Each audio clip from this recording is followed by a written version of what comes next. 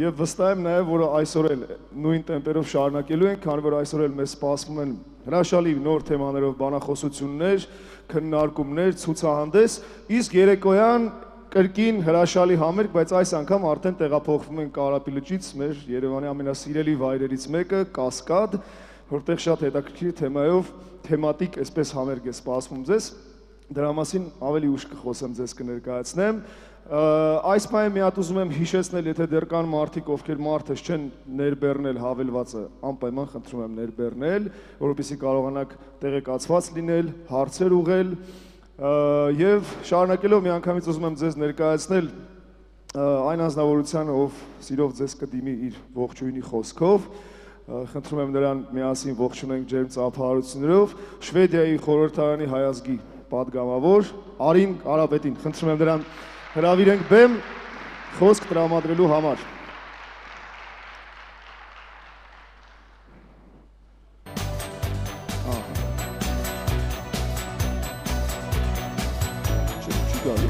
Բարև ձեզ, բարի գալուստ, ոնց եք, լավ, դուք ոնց եք, համեցեք, խնդրեմ, խոսքը ձեզ։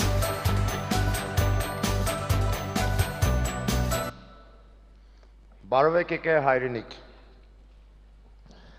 Երեխեք, ես Արին Կարապետն եմ, Շվեդիայի ազգային ժողովի պատգամավոր։ Այսօր իմ համար ասենք մի օր կլինի, որ ես միշտ իմ կյանքի մեջ կհիշեմ, որտեղ առաջի անգամն է իմ մայր լեզվով առանց թղթի ես մի հատ ելույթ ունեմ։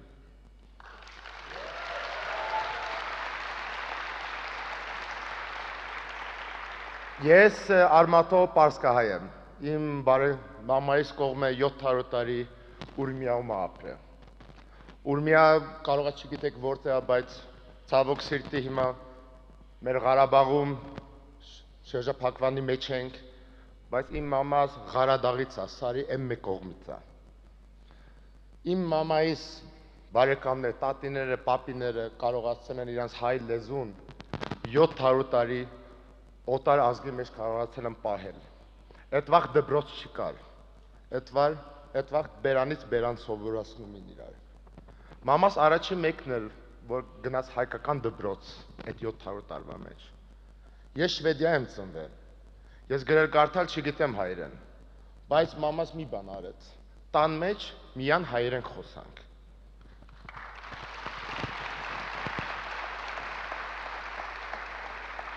Այդ խոսքով ուզում եմ ասեմ, որ ինչ է մեզ միացնում։ Հիմա չեմ ուզում մեկին նեղացնեմ, բայց ես քաղաքական գործիչ եմ, ես պիտի անկեղծ լինեմ։ Մեր հայ լեզունն է։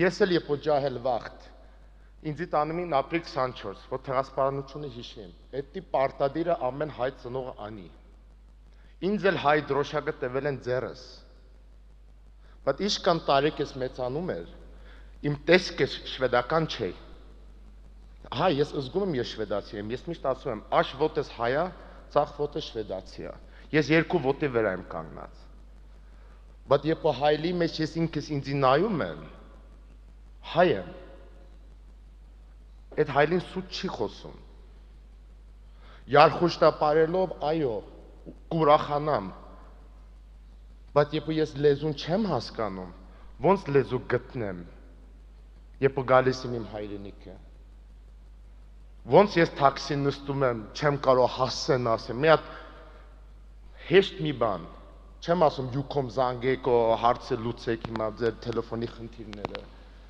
Կամ ուզում ես հետս ռեստորան, սխալ բան, մի բան պատվիրել ես սխալ եմ բերել, հետո հարցը չես կարող լուծես, հետո պիտի հայերեն, անգլերեն խոսած, մի բան ռուսերեն խոսած, սա օրդ փչացավ։ Անկեղծ։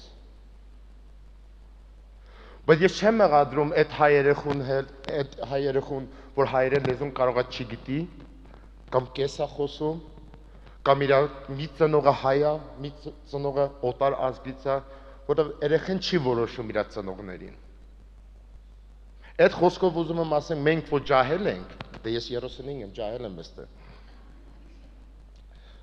Ուզում եմ ասեմ, որ իրար մի դատեք, իրար մի կերեք, տարբերություն մի դերեք իրար մեջ։ Որտեղ մենք փոքր ազգ ենք։ Միշտ ասում ենք հույսը դնենք Սփյուռքի վրա։ Ես ասում եմ հույսը մի դրեք Սփյուռքի վրա։ Հույսը պիտի դնենք տանց վրա, որ իրաց հայրենիքի մեջ ապրում են, օրվա ամեն խնդիրների մեջ։ Չնայած ինչ որ էլ ասեք։ Հայաստանի Հանրապետության տղեն, որ այստեղ ծնվում է, գիտի 18 տարեկան պիտի դա փոստ կանգնի։ Բայց ես կարող եմ ոնց որ կամավոր գամ կամ կարող եմ հերվից նայեմ։ Ես այս հնարավորությունը ունեմ, որտեղ ես շվեդական քաղաքացի եմ։ Ազգով հայ եմ, բայց պասպորտով չէ։ Կարող եմ դիմել, բայց այդտենց պարտադիր չեմ, որ այդ ամեծ սահմանը պահեմ։ Ինչ եմ ուզում ասեմ։ Լեզվի կողմից ես չգիտեմ ընկերս էստեղ Լևոնը էստեղ է կամ քնելա այնտեղ։ Այդտեղ են պատճառն է, որ ես կարող եմ էստեղ կանգնեմ հայերեն ձեր հետ խոսալ։ 2016 թվականին Շվեդիայի Հայաստանի դեսպանատունը Ստոկհոլմում այդ տղուն բռնում եմ, ասում եմ ես մի հատ հայ ընկեր չունեմ։ Արի Facebook-ով ընկերանանք։ Ու այդտենց էր։ Տղեն վազելով էթում էր, ես էլ հետևից վազել եմ բան։ Ու սկսել ենք ընկերություն անել։ Դե Լևոնը իսկական հայաստանցի հայ է, այսինքն պատի նման։ Ես էլ պարսկահայ, իմանում եք պարսկահայ ոնց է։ Լավ ես, ոնց ես, այսինքն ոնց դինամիկը մեռնելու վրա է, միջև հա։ Ու իմեին բարբարն էլ փոխվել է։ Հիմա ես չգիտեմ, պարսկահայ եմ, հայաստանցի հայ եմ, երբ խոսում եմ։ Քանի անգամ մի հատ ռուսական բառ եմ ասում, մի անգամ էլ չեմ անում պարսկական բառ եմ ասում, կամ արևմտյան բառ եմ ասում։ Բայց Լևոնը մի հատ պայման դրեց, ուզենանք ընկերություն անենք, պիտի հայերեն ինձի պատասխանես։ Այդ 3 ամիսվա մեջ ես ներքին պատերազմի մեջ եմ։ Բայց շատ շնորհակալ եմ, Լևոն։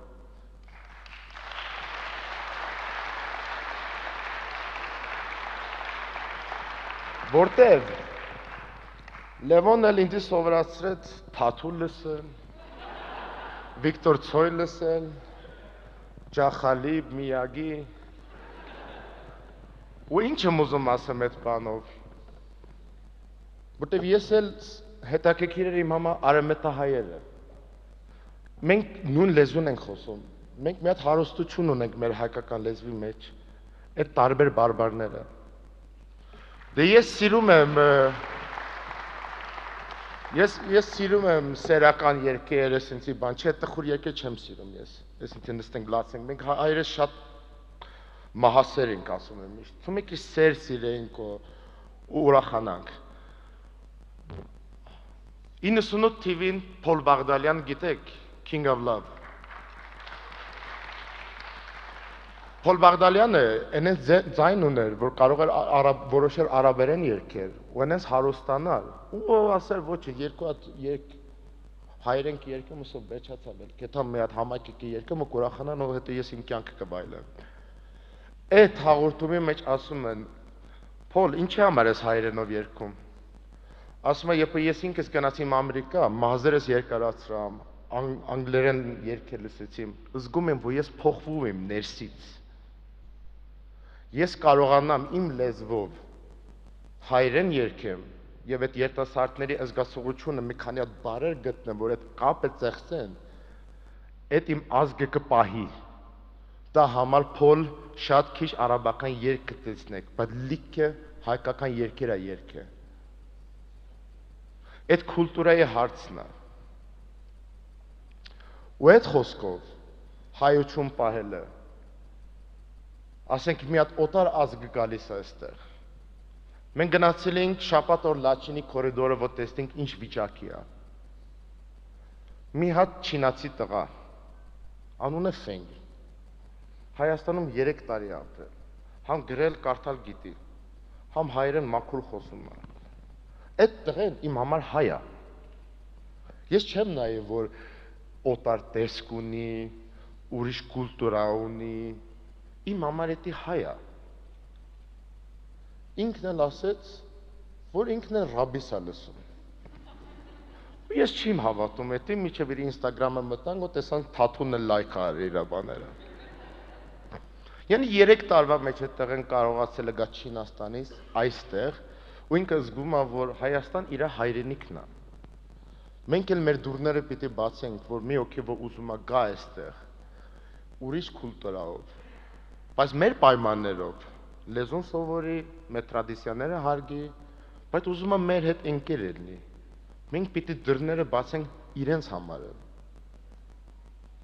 Ու ինչ եմ ուզում ասեմ, մենք որ Սփյուռքի ապրած ենք, Instagram-ով, TikTok-ով, հիմա ինչ մեդիա պլատֆորմ ունեք, Հայաստան չի օգնի, չի փրկի։ Ձեր ծնողները անիմաստ պատճառով չի գնացել օտար երկիր։ Ամենը իրանց պատճառը ունեցել են։ Բայց բոլորս պարտադիր ենք այդ հնարավորությունները այդ երկիրը տալիս է, համ այդ երկիրին օգնենք, համ մեզի ինքները զարգացնենք, համ խելքներս գործի դնենք ու մտածենք, ես ոնց եմ կարող հետ կամ Հայաստան չէ օգնության կողմից։ Մեր մշակույթը այս ձեռը վերցրել, այս ձեռը ասել է խնդրում եմ ինձ օգնեք, տամը աշխարհը մեզի չի լսում։ Այս թևը պիտի բաց թողնենք, թեքվենք ու սկսենք շինարար լինել։ Գնացեք Պարսկաստան, Իրաք, Սուրիա, Լիբանան, հարցրեք բոլոր ընդի բնակչություններից, հայերը ովենք են, հայերը շինարարներն են, բանվորներն են, տանկի որ ինովացիա են բերում, բիզնեսմեններն են, այդ ազգին որ կարող ենք վստահենք, այդ մշակույթը մեր մեջ եղել է, բայց այս վերջի 100 տարին կորցրել ենք էդի։ Բայց մեր սերունդի պարտականությունը այդ է, որ մեր ծնողների սխալները չկրկնենք։ Այդ փետը որ իրանք են կերը, մենք չենք ուտելու։ Բայց մենք մեր ձևը պիտի փոխենք, ոնց ենք մտածում։ Ով որ կարող է գա իր հայրենիքը աշխատի, կառուցի, ինովացիա բերի, այդ մարդկանց է պետք այս երկիրին։ Եվ ես հույսով եմ, մի օր ես էլ հետ կդառնամ հայրենիք եւ վստահ եմ շուտով եմ դառնալու հայրենիք։ Շնորհակալ եմ։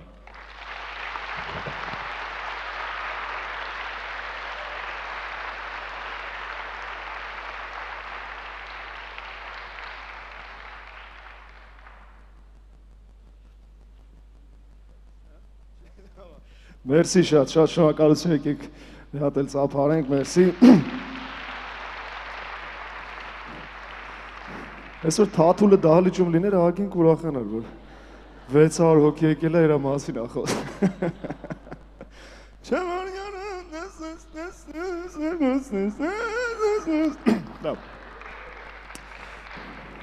Չմոռանանք իհարկե, որ թաթուլի կողքին մենք նաև ունենք կոմիտաս, վերջապես։ Օրներ ուրբաթ, լուսի շաբաթ, գաշտեր իրենք մալաքյավեր։ Լավ, շարունակելով, սիրելի ընկերներ, ուրեմն Design the Now, Pixar-ի մասին վստահ եմ, այստեղ բոլորը գիտեն, Pixar-ը ծոր սենց հայկական էքսկլյուզիվ հաջողություն լինի, որը բոլորիս համար մեծ ուրախություն է իսկապես, և այսօրվա մեր գլխավոր բանախոսը Pixar-ի ուսուցման և զարգացման բաժնի ղեկավար Մադլեն Մինասյանն է։ Տիկի Մինասյան, մեծ սիրով ձեզ հրավիրում ենք բեմ, խնդրում եմ համեցեք։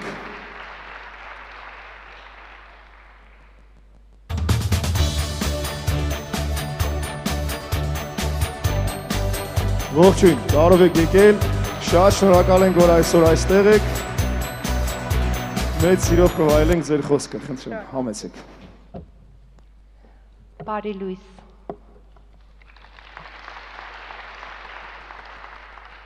How fortunate we are to live in a time where we can embrace and be embraced by an independent Armenia. An Armenia that we need, one that needs us, and gives us what the French call a raison d'être, or a reason for being. You see, Armenia as a nation state is a dream that our grandparents longed for, a dream that our great-grandparents perhaps could not even fathom, a dream that was not realized for over 800 years since the day of the Cilician Kingdom. And yet here we are, in the Republic of Armenia, in this gorgeous hall. in a city whose pulse is like no other, in a country that is full of opportunities, filled with challenges and struggle, but ample with potential to fulfill our collective d'être, reason. Having a large diaspora, our nation is like a complex puzzle. However, it's much bigger than the puzzle that probably got you through the COVID pandemic. Imagine that it's a 10 million piece puzzle. Each of us holds a piece of that puzzle in our heart, within us, here in Armenia and throughout the diaspora where you all live. And we must find a way to bring this piece to the collective table, to tomorrow's Armenia. The completion of this puzzle is paramount to the continuation of our ancient people, to our culture, to our history, to our unique mark in this world as beacons of survival, and as a promise to not only survive, but to thrive. Some of our fellow Armenians have already made their mark and brought their piece of the puzzle to this table and firmly placed it in the creation of this image. Thousands of pieces were brought to the table by my boss and friend, founder of Pixart and CEO, Hovhannes Savoyan. With the dream of empowering the creator in all of us, a small team set out to build a big platform, a global platform that provides creators with the power to advance their passions through intuitive tools and exclusive content. Since then, Pixart has been downloaded over 1 billion times.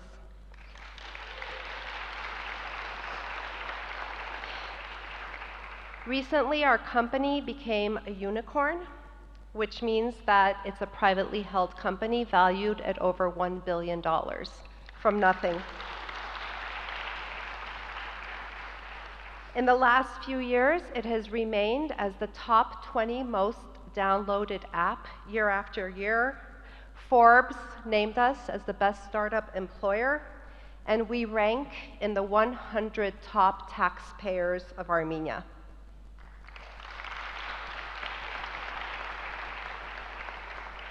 This morning, 1,000 of my colleagues woke up and we brought our unique and creative piece to the table. Whether through our tax contribution, through the building of a global brand, or through awakening storytelling and others, we are bringing forth the collective Armenia our people needs. Hovhannes and our team, we're definitely not alone in doing so. There are so many more pieces that compose this image that we want to have in Armenia. Pieces of innovative creativity, binding together through the arts, like in fashion. I'm wearing an Armenian brand today. Through music, which is the piece my husband brings to the table. Through art, through the rebirth of Armenian cuisine and delicious Armenian wine. There is no shortage of beautiful puzzle pieces here that you can pick up, marvel at, be inspired by, and most importantly, link yourself to. Alarmingly, the pieces on the table are nearly not enough.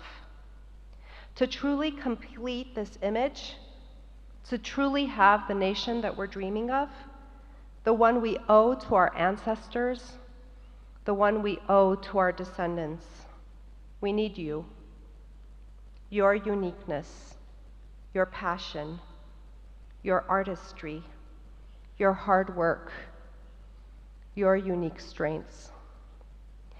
I remember reading a blog that was titled, "This is not your grandmother's Armenia."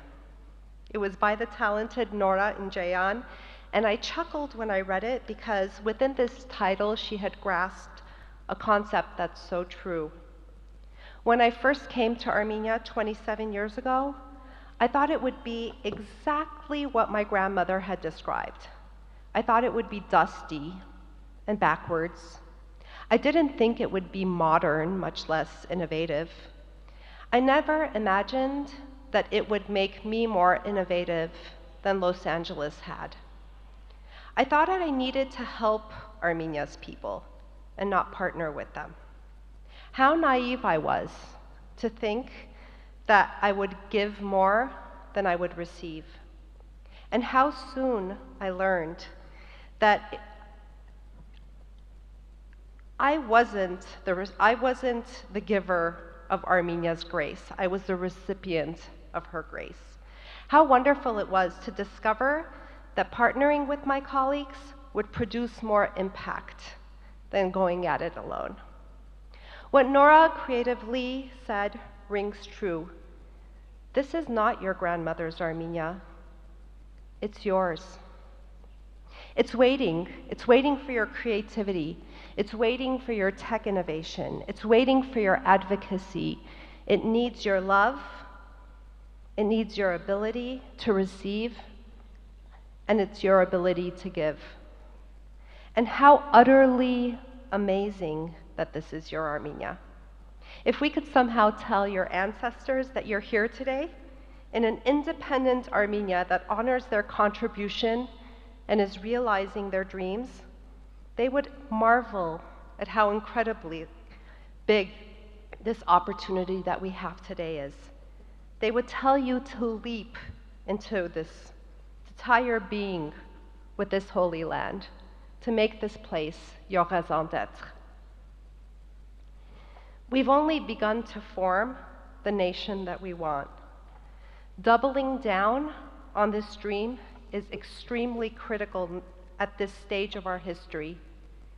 This is crucial, especially today, as we face very deep, very real, and very troubling challenges.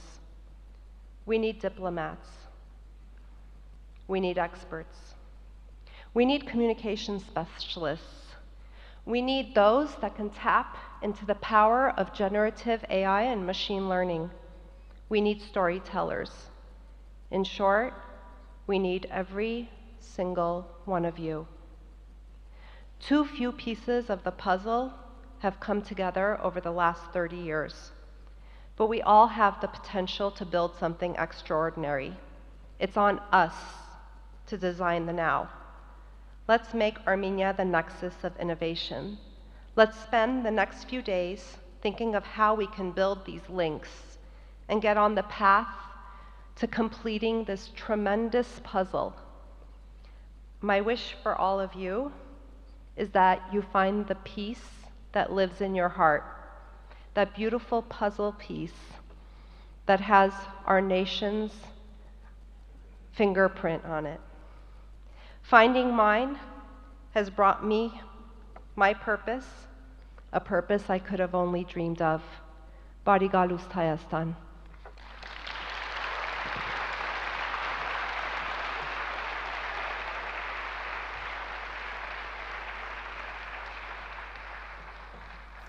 Շնորհակալություն. Thank you very much. Ես հուզվում եմ։ Չգիտեմ ինչու շատ հուզական եմ դարձել։ Ոյ, բարի գալուստ Հայաստան։ Շարունակենք։ Եվ այսպես։ Հեսա մենք անցնելու ենք պանելային քննարկմանը, բայց ինձ մոտ սցենարում գրված է, որ ես մի հատ էլ պետք է հիշեցնեմ հավելվածի մասին ձեզ, շնորհակալ արդեն շատ եմ ասել։ Մի հատ հարցնեմ, էլի կա մարդ, որ Pine application-ը դեռ չի քաշել։ Կա, բոլորը ունեն։ Ահա, շատ լավ է։ Ես խնդրում եմ օգտագործել, որովհետև քննարկման ժամանակ դուք կարող եք գիտեք արդեն հարցեր ուղղել բանախոսներին եւ այսպես։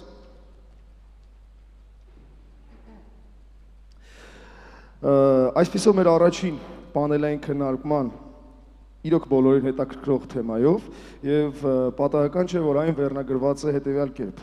Անկեղծ խոսակցություն սահմանելով Հայաստան-Սփյուռք հարաբերությունների առաջնահերթությունները եւ երիտասարդության դերը կապերի ամրապնդման գործում։ Ուրեմն պատրաստվում ենք անկեղծ խոսակցության եւ այդ խոսակցությունում ես համար կվարի Նիդերլանդներում գործող consultancy ՀԿ-ի ղեկավար, Սփյուռքի գործերի գլխավոր հանձնակատարի գրասենյակի հետ համագործակցությամբ Leadership KTM-ի համահիմնադիր Հայկ Խանամիրյանը, որին եւ խնդրում եմ հրավիրենք բեմ։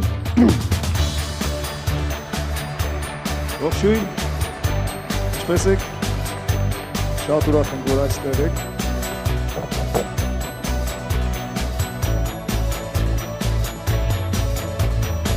Ես հրավիրեմ նաև բանախոսներին, թե դուք խոսք ասեք նոր հրավիրեմ։ Խնդրեմ, սիրով, իհարկե։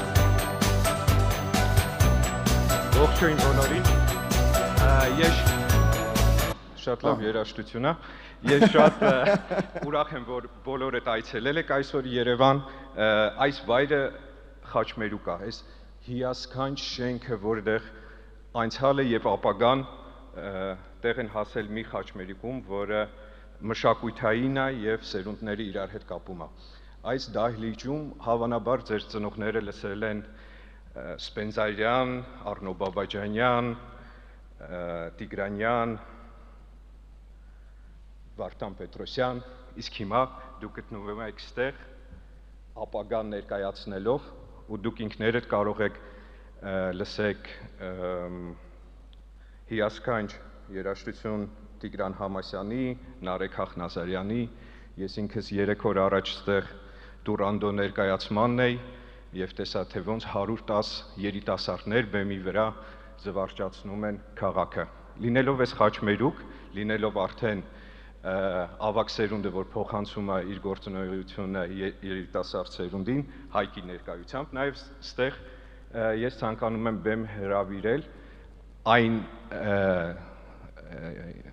մարդկանց, որոնք այս խաչմերուկից կանրադառնան Սփյուռքի հետ կապը ամրապնդել։ Առաջինը խնդրում եմ բեմ գա Վահեն, Նիկոլան, Սյուզաննա եւ Տիգրան։ Ես եթե կարելի է ընթերցեմ նաև որ ավելի այսպես մանրամասն ներկայացնեմ Ես խնդրում եմ ծափահարություններով ողջունել բոլորին եւ ասպես ՀՀ Սփյուռքի գործերի գլխավոր հանձնակատար Զարեհ Սինանյան, ԱՄՆ Միչիգանի համալսարանի Դիրբորն հայկական հետազոտական կենտրոնի գիտաշխատող Վահե Սահակյան, ՀՀ Գիտությունների ազգային ակադեմիայի հնագիտության եւ ազգագրության ինստիտուտի Սփյուռքի հետազոտությունների բաժնի ավագ գիտաշխատող Սյուզաննա Բարսեղյան, Բրյուսելի բաց համալսարանի գիտաշխատող Նիկոլա Թավիթյան եւ Շիլլերի միջազգային համալսարանի պրոֆեսոր եւ վերլուծաբան ֆրանսիահայ Տիգրան Եգավյան։ Ողջունում եմ բոլորին,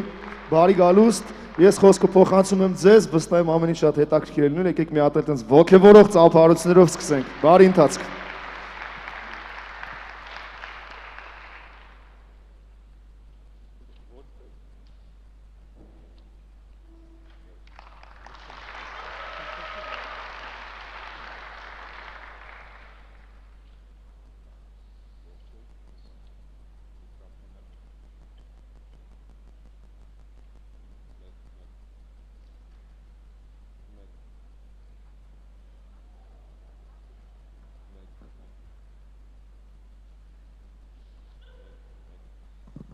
Մեկ Ժողովուրդ ջան, մենք որպես երիտասարդներ այսօր կարող ենք գտնվենք աշխարհի ամենահետաքրքիր վայրերում, բայց մենք որոշեցինք գալ այստեղ։ Ես գիտեմ, ձեզանից յուրաքանչյուրը կարող էր անցկացնել այսօրը Սոչիում, Այբիցայում, Միկոնոսում, Գելենջիկում, բայց դուք որոշեցիք գաք Երևան, որտեղ Երևանը այդ խաչմերուկն է, որտեղ երիտասարդությունը հավաքվում է սովորելու ավակ սերունդից։ Ես առաջի հարցը ցանկանայի սկսել Սյուզաննայից։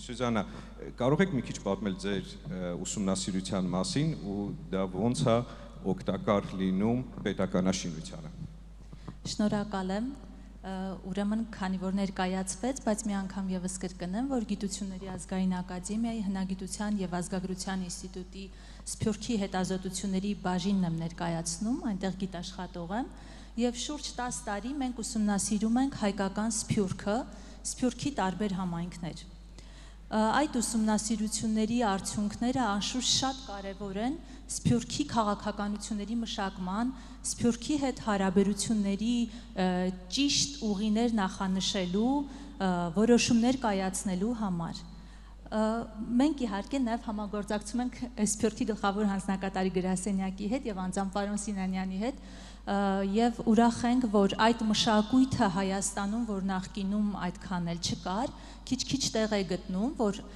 քաղաքականությունները մշակվեն հենվելով հետազոտությունների վրա։ Ուրեմն մենք բացահայտում ենք Սփյուռքի այն կարևոր մարտահրավերները, խնդիրները, այն սպասելիքներն ու ակնկալիքները Հայաստանից, հայրենիքի ընկալման այն շեշտադրումները կամ ինքնության ճգնաժամի կամ ինքնության զարգացման այն կարևոր հարցերը, որոնք շատ կարևոր են քաղաքականություններ իրականացնելու համար։ Այդպիսով մեր հետազոտությունները, որոնք արել ենք Փարիզում, Մարսելում, Լիոնում, Կիևում, Թբիլիսիում, Մոսկվայում, Լոս Անջելեսում, Պրահայում եւ այլուր աշխարհի տարբեր քաղաքներում, որտեղ հայաշատ հայկական համայնքներ կան, եւ դրանց արդյունքները որպես գիտական արդյունքներ եւ որպես քաղաքականությունների մշակման համար լուրջ առաջարկներ շատ կարեւոր են հենց պետության զարգացման գործում Սփյուռքի ներառման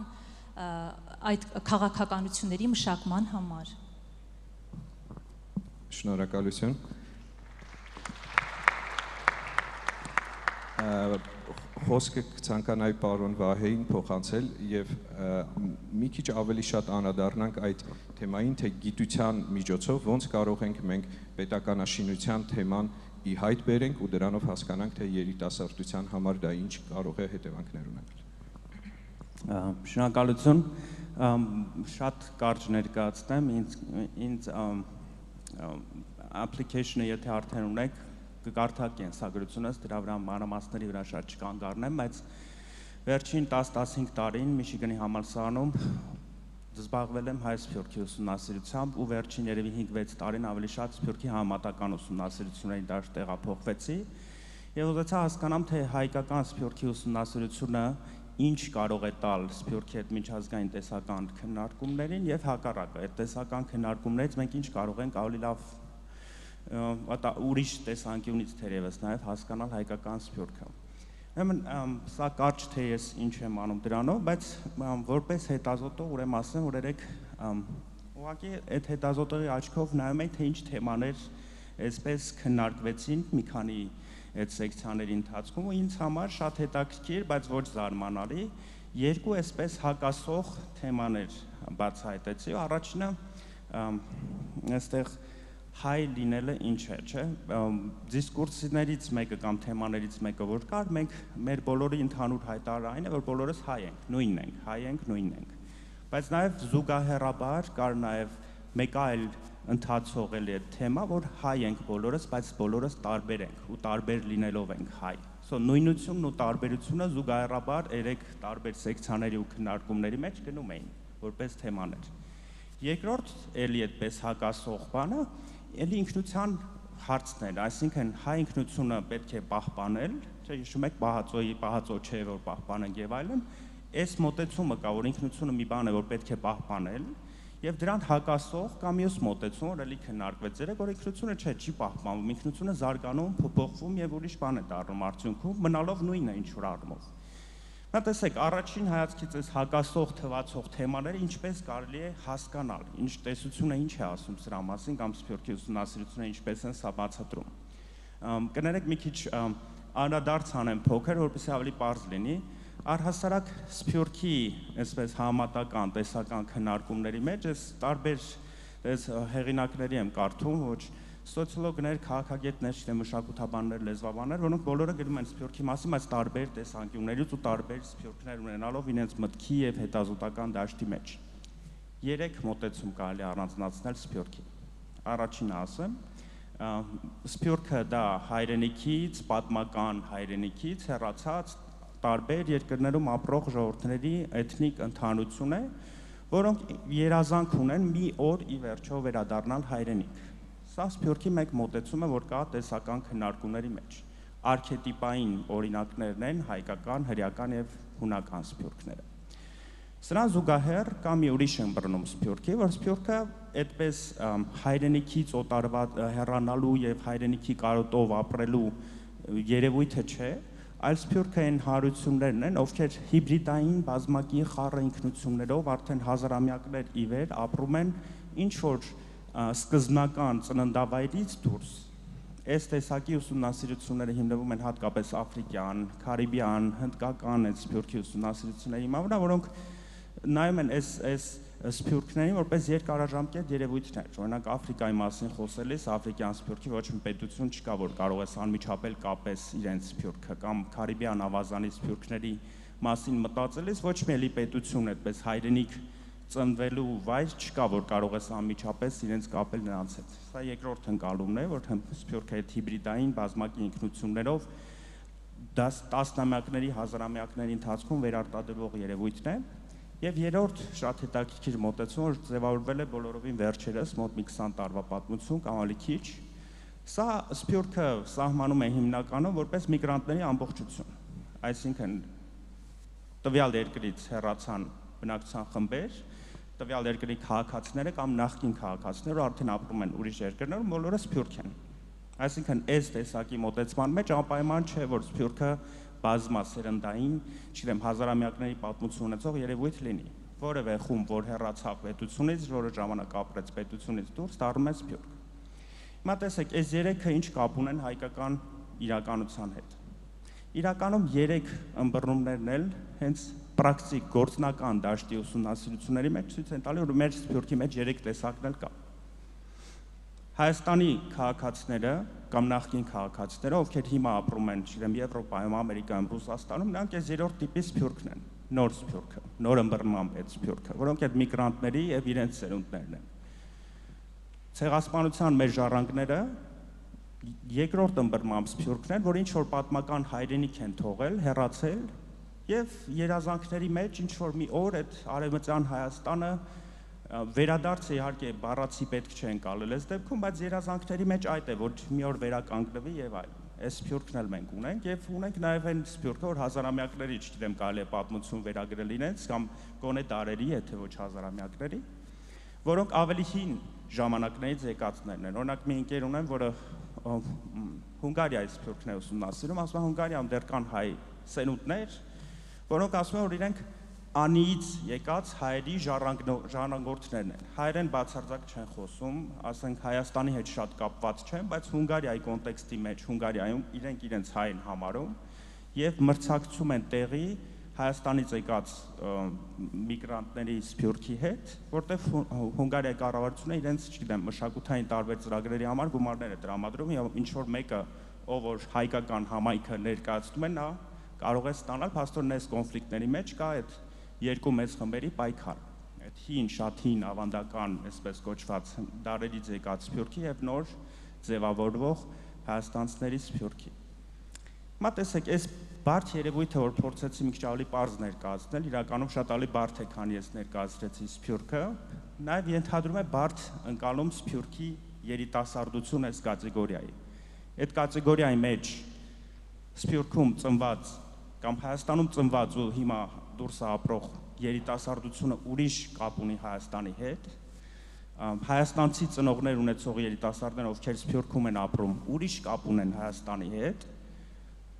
սփյուռքում 3-րդ, 4-րդ, 5-րդ սերունդները Հայաստանի հետ լրիվ ուրիշ կապ ունեն կամ չունեն։ Սա շատ կարևոր է հասկանալ, թե մենք ի վերջո, երբ որ ծրագիր ենք մշակում, քաղաքականություն ենք մշակում, սկսած ամենաբարձր, չգիտեմ, մեծ քաղաքականությունից, վերջացրած փոքր կազմակերպության մակարդակի քաղաքականություններով, շատ կարևոր է հասկանալ, թե ի վերջո մեր այդ թիրախային խումբը, եթե երիտասարդություն ենք ասում, սփյուռքի երիտասարդություն ենք ասում, որ սփյուռքը նկատի ունենք եւ որ երիտասարդությունը նկատի ունենք։ Դրանից շատ ավելի հստակ կդառնան մեր աշխատանքային գործնական նպատակները, ինչպես հետո հասնել այդ նպատակների իրագործմանը։ Շատ ամփոփ կերպով ուզեցի ներկայացնել այդ սփյուռք հասկացության բարդությունը եւ սփյուռքի երիտասարդության հասկացության բարդությունը եւ առաջարկել, որ քաղաքականությունների մշակման, իրագործման ընթացքում միշտ այդ նկատի ունենանք, որ այնտեղ շատ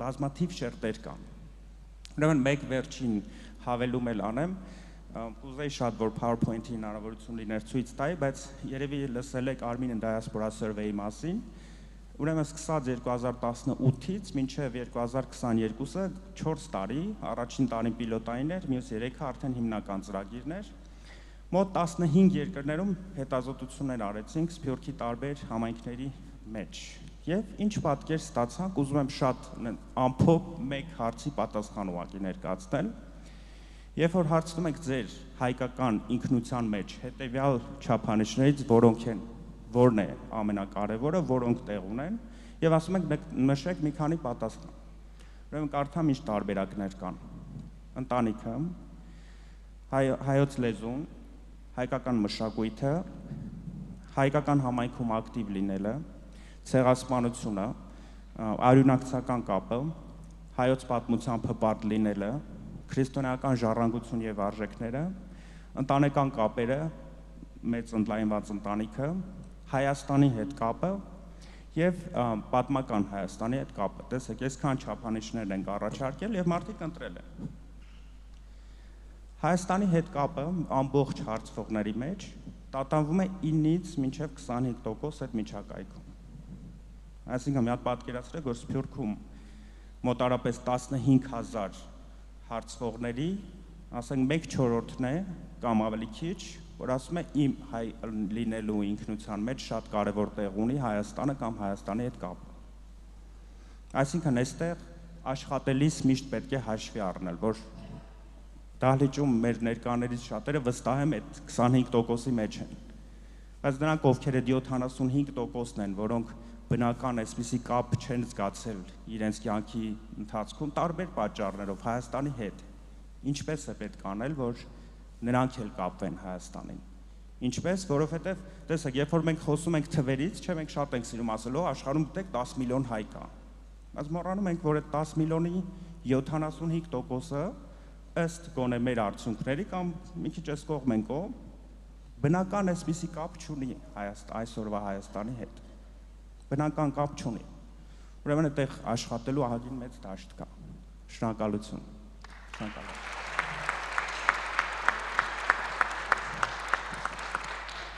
Մերսի Վահե, այդ թեմայի շուրջ այդ 25%-ը, որ գիտակցում է, 75%-ը, որ դեռ process-ի մեջ է այդ հասկանալու, ինչ տեսակի մտածելակերպի փոփոխություններ են հարկավոր, հարցը կցանկանայի ուղղել պարոն Սինանյանին, մտածելակերպի փոփոխությունի թեմայի շուրջ, ինչ է հատկավոր։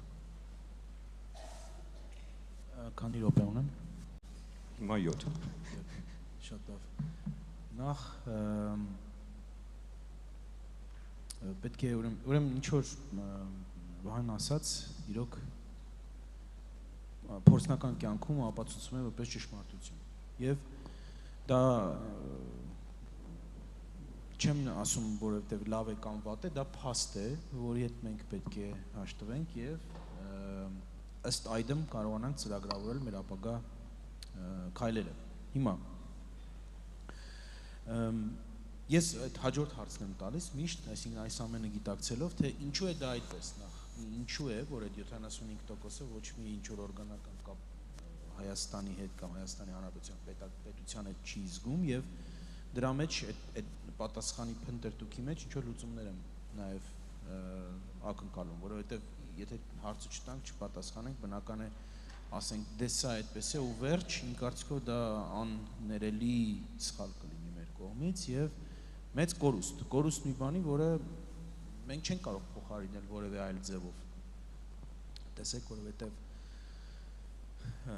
արդեն փոքր ազգ ենք, պատմականորեն մեզ անընդհատ փոքրացրել են տարբեր ձևերով եւ աշխարհագրականորեն եւ դեմոգրաֆիկ իմաստով այսօր ունենք այն ինչ որ ունենք Հայաստանում ըստ վերջին տվյալների մոտ 2.7 միլիոն բնակչություն կա, դուրսը ինչպես ասեցիք տարբեր գնահատականներով 7-ից 10 միլիոն եւ մենք այսօր Հայաստանում որպես պետություն նաեւ հայկական պետություն ամեն օր զգում ենք այդ դեմոգրաֆիկ սակավության հետևանքները դա արտահայտվում է եւ մեր պաշտպանունակության մեջ դա արտահայտվում է եւ մեր տնտեսական կշռի մեջ դա արտահայտվում է մեր ապագայի, այսպես տեսլականի եւ պերսպեկտիվների մեջ հաշվի առնելով այն միջավայրը, որտեղ մենք գոյատևում ենք, գիտեք, երկու հարևան ունենք, որոնք բացահայտորեն թշնամի են մեզ եւ իրար հետ մոտ 90-95 միլիոն մարդ են։ Հետևաբար կարծում եմ շատ աշխատանք ունենք այդ ուղղությամբ, նաև 75%-ի ուղղությամբ։ 25%-ի իմաստով մենք այլ խնդիրներ ունենք, այսինքն շատ ուրախ ենք եւ անչափ ես շնորհակալ եմ ճակատագրից, որ այդ 25%-ը կան դուրսը, այդ թիվը լինի 1.5 միլիոն, 1 միլիոն, 2 միլիոն, հսկայական թիվ է մեր իրականության համար։ Եվ այնտեղ հիմնական խնդիրը մնում է, թե ինչ է մեր այսպես պատասխանատվությունների բաժանումը, չէ՞, ով ինչ բեռ պետք է կրի։ Ըստ իս, մինչ պայմանականորեն ասենք 18 թվականի հեղափոխությունը կամ եթե մի քիչ ավելի ճշգրտում անեմ, մինչև 20 թվականի պատերազմը, այդ պատասխանատվությունները շատ աղավաղված ձևով են արտահայտվել եւ դա արվել է այսպես համարյա միտումնավոր ձևով, այսինքն Հայաստանի շատ բան պետք չի եղել, որովհետեւ Հայաստանն իր առջև շատ սահմանափակ նպատակներ է դրել։ Ասել են դե փող ուղարկեք, լավ է, ուղարկեք ընդ մենք Արցախում ջրատար ենք քաշում, ինչ որ ճանապարհ ենք սարքում, որոնք գիտեք խոսում է պետականության ու պետության չկայացածության, ոչ պետական մտածելակերպի մասին, այսինքն սրանք ինֆրաստրուկտուրային պրոյեկտները պետք է պետությունը անի։ Դրանով պիտի պետությունը զբաղվի։ Սփյուռքը պետք է զբաղվի, չգիտեմ, ավելի ռազմավարական այլ ուղղություններով, որոնք իրատեսական են իր համար, ըստ իս։ Հիմա մենք անընդհատ բախվում ենք այս խնդրի հետ եւ մի քանի բաներ ասեմ ձեզ, որ ականջին հաճելի չեն, բայց մեր իրականության արտահայտությունն են։ Օրինակ պատերազմից հետո Միացյալ Նահանգներում է եւ սա շատ եմ լսել, բայց սա միջադեպ է, երբ ես ոչ միայն լսել եմ, այլ հակադարձել եմ դրան։ Մարդիկ ասում էին, դե այս պատերազմում մենք պարտվեցինք, իսկ Հայաստանում լսել ենք, որ մարդիկ ռեստորան են գնում, երեկոյան դուրս են գալիս բոսնում են, համերգներ կան, իսկ մենք ստեղ տառապում ենք, մենք շատ հայրենասեր ենք, մենք ձեզանից ոնց է էլի տենց Սփյուռքում մարդիկ դե որ կարոտ են, հայրենիքը շատ են սիրում, շատ ավելի հայրենասեր են։ Ու դուք պատկերացրեք, ես պետք է նստեմ ու դա լսեմ ու հանգարտ ձայն չհանեմ։ Ու չի կարող նման բան լինել։ Չի կարող նման բան լինել ու ես մեր շատ լավ մարդիկ էին իրենք, որոնք իրականում շատ սրտացավ են Հայաստանի համար եւ ինչ որ բան են անում։ Ի տարբերություն շատ այլոց, որոնք բան չեն անում, պարզապես սրտացավ են։ Եվ այդ մարդկանց ասեցի կներեք։ Հիշեք, Հայաստանում ապրողը հարկեր եմ ուծում։ Այսինքն ոչ թե օգնություն է ուղարկում, տարին մի անգամ գալա է անում, հավաքում են սիրուն, բոլորը գեղեցիկ ֆոտոներ են անում, գումար են հավաքում, ուղարկում ինչ որ բարեգործական։ Չէ, իրենց աշխատավարձի մի մեծ մասը տալիս են պետությանը, հարկեր են ուծում։ Այնպես ինչպես բոլոր քաղաքացիները իրենց պետություններում։ Իսկ հարկ ինչ է նշանակում։ Հարկ նշանակում է պետություն։ Պետություն ինչ է նշանակում։ Պետություն նշանակում է անվտանգություն, սոցիալ ապահովություն, առողջապահություն, կրթություն, այսինքն այն ամենը, որ հասարակությունը թույլատրում են գոյատևել։ Եվ ասեցի երկրորդը Հայաստանում բնակվողները կռվում եւ մեռնում են հայրենիքի համար։ Այդ 4000 մեր նահատակ զինվորների ջախջախիչ մեծամասնությունը իհարկե եղել են կամավորներ եւ այլն Հայաստանից են։ Եվ սա անտեսել եւ ասել, բայց դուք ինչ սրտով եք գնում ռեստորան, մի փոքր թուրմբռնում է իրականության, որտեղ հիշեք, մարդիկ գնում են ռեստորան եւ վայելում են եւ այո, օպերայի բակում կասկադում մենք համերգ ենք անցկացնում, որտեղ մենք պետք է ապրենք։ Մենք պետք է ապրենք, դրան զուգահեռ պետք է նաեւ լուծենք մեր խնդիրները, պետք է պատրաստվենք պայքարել, բայց պետք է ապրենք։ Եվ մենք ի վերջո Հայաստանում կրում ենք այս բեռի ջախջախիչ մեծամասնությունը։ Հարցը ինչն է Սփյուռքի բեռը, ինչն է Սփյուռքի բաժինը այս ամենում եւ սրա պատասխանը իհարկե բարդ է եւ ուղղակիորեն կապված է Հայաստանի հետ։ Ի տարբերություն ոմանց Հայաստանում եւ այս տարիներ կա Հայաստան, որ ասում են մարդ այդ Սփյուռքը բան մոռացի, ինչ ես գլուխներս տանում ես քո Սփյուռքով։ Դա կարծում եմ, կրկնում եմ, շատ վատ մոտեցում է, կարճատես, պարզապես աշխարհը չընկալելու հետևանք է, որովհետև եթե մենք ունենք խնդիր, եթե դու բողոքում ես, ասում ես, գիտես, մենք էգզիստենցիալ պատերազմ էինք մղում, Հայաստանը միլիարդներ էր ծախսում, իսկ Սփյուռքը մինչև հիմա հարցնում է, ասում է մեր $120 միլիոն ինչ եղավ։ Ես ասում եմ, եթե տենց հարց են տալիս, նախ մի կողմ դնենք այդ քաղաքական կողմը, որ այդ հարց տվողները հարց են տալիս, որովհետև ուզում են հարց տալ, ոչ թե չգիտեն պատասխանը, եթե տենց իրական հարց կա, մարդիկ ուզում են հասկանալ ինչ տեղ ունեցավ, դա նրանից է, որ չգիտեն, բացատրել է պետք, որ գիտեք, սենց եղավ պատերազմի ժամանակ եւ Սփյուռքից այսքան գումար հավաքվեց, այսինքն Սփյուռքի բեռը այդ գումար հավաքելներ եւ չգիտեմ, փափուկ ուժ գործածելներ պատերազմի ժամանակ եւ երկու տեղն էլ կներեք մեծ մասով ոնց որ ձախողում եղավ։ Հայաստանում էլ ձախողում եղավ, Սփյուռքում էլ ձախողում եղավ եւ հաճախ երբ որ ասում եմ մենք ազգային ձախողում ունեցանք պատերազմի ժամանակ, օրինակ մարդ կար մեկը մի օր Սիբիրում էր միտեղ, չեմ հիշում, Եկատերինբուրգ էր, Տյումեն էր, ինչ էր, ասեց ես ոչ մեկին ոչ մի բան չեմ պարտվել, դուք եք պարտվել։ Հիմա դա իհարկե առողջ մոտեցում չի, եթե տենց մտածենք ոչ միտեղ չենք հասնելու։ Ուրեմն, մեր խնդիրը Հայաստանում պետք է լինի հասկանալ ինչու այդպես եղավ Սփյուռքում, ոնց շտկենք, ինչ առաջարկ անենք Սփյուռքին, ինչ իրատեսական նպատակներ դնենք իրենց առջև, ինչ ձևով ենք մենք հարաբերվում, որովհետև Սփյուռքը հաճախ նայում է մեզ, եւ սա շարունակական երևույթ է, չեմ ասում մենք այդ հարցը լուծել ենք։ Նայում է ասում է լավ, ասեք, ինչ անենք, ինչ կարող ենք մենք անել մեր հնարավորություններում եւ միգուցե հուշեք ոնց ենք դա անելու եւ մենք դա անենք։ Այս հարցում Հայաստանն ձախողվել է եւ մեր գերնպատակը Սփյուռքի գլխավոր հանձնակատարի գրասենյակի սրան պատասխաններ տալը։ Իսկ դա նշանակում է ոչ միայն աշխատանք Սփյուռքում, Սփյուռքի հետ, այլ աշխատանք ներսում Հայաստանի հետ, որովհետև կրկնում եմ, այս իմաստով էլ Հայաստանը ձախողվել է։ Շնորհակալություն։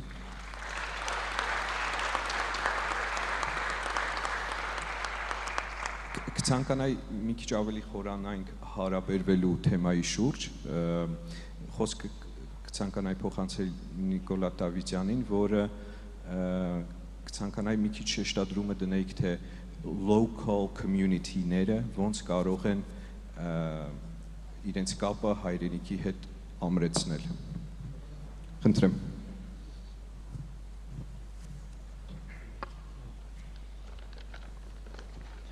Եվ անգլերենով կխոսեմ, բայց գիտեմ, որ թարգմանություն կա, քանի որ I think you'll understand me better in English than in Armenian. So thank you very much, Haik, for this invitation to take part in this discussion. And I did prepare a few notes that I'd like to share with you, based largely on my own experience and the questions I've tried to answer. We're talking here about the local dimension of the diaspora, local communities, as a part of the Armenian nation as a whole. I wondered what I might tell you, tell a group of committed and experienced young people such as yourselves on such a subject, something that you don't already know. Let me start by telling you a little bit about myself. I spent a great many years in advocacy. You might call it public interest lobbying. I made it my mission to be an interpreter between outside interest groups and the powerful European institutions. So I was in Brussels much of the time. I helped people make common cause to increase their impact. It may not come as a surprise to you, therefore, that I was also very interested in Armenian advocacy in Europe as well. Then in 2016, as we all know, Artsakh was attacked. Some of us were worried that this could be a sign of things to come. I myself was especially worried that the EU showed absolutely no interest in the war at the time. It issued a 3-line statement and went back to its daily business. The world's largest political union, one which prides itself on being an international peace and human rights project, had nothing to say and nothing to do for Artsakh.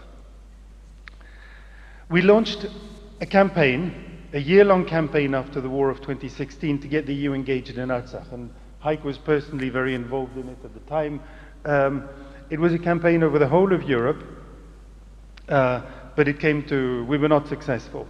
And our failure should have been a warning. If the EU refused to meet with such people as the Artsakh human rights defender, we had Ruben Melikian and then Artak Beglarian, who was part of a workshop last night, So if the EU wasn't prepared to meet the human rights defenders of Artsakh, if they refused to send anyone at all to Artsakh, if even their peace projects involved no activities in Artsakh, so even the peace projects that were supposed to help resolve the conflict involved absolutely no engagement with Artsakh, they were actually acting as if Artsakh did not exist. Not that it wasn't recognized, mind you, that it did not exist. How would they react if the war broke out again? And as we all know, the war did break out again. Unfortunately, hardly anyone among us was interested in doubling down or in finding out why we had achieved no result. And when the war did start again, in 2020, the EU acted again as if Artsakh did not exist. Many of us demonstrated and tweeted in demonstration, but no last-minute contacts could compensate for years of neglect. I realize in what I'm saying here there's some echoes of what many other speakers have said, and I hope you find how to weave all our contributions together. And I'm thinking of one speaker yesterday afternoon who talked about Artsakh and how to tell our story there. I observed that when it came to political action, and that's the point, our Armenian world was, and still is by and large, unable to act. And I mean us collectively, I'm not pointing fingers. My little talk here, however, is not about advocacy. It's about failure.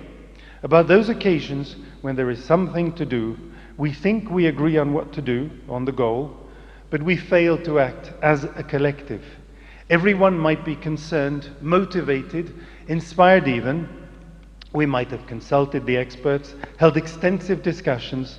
Some among us have the required skills, we have capable leaders, we have a vision, and then it all leads nowhere.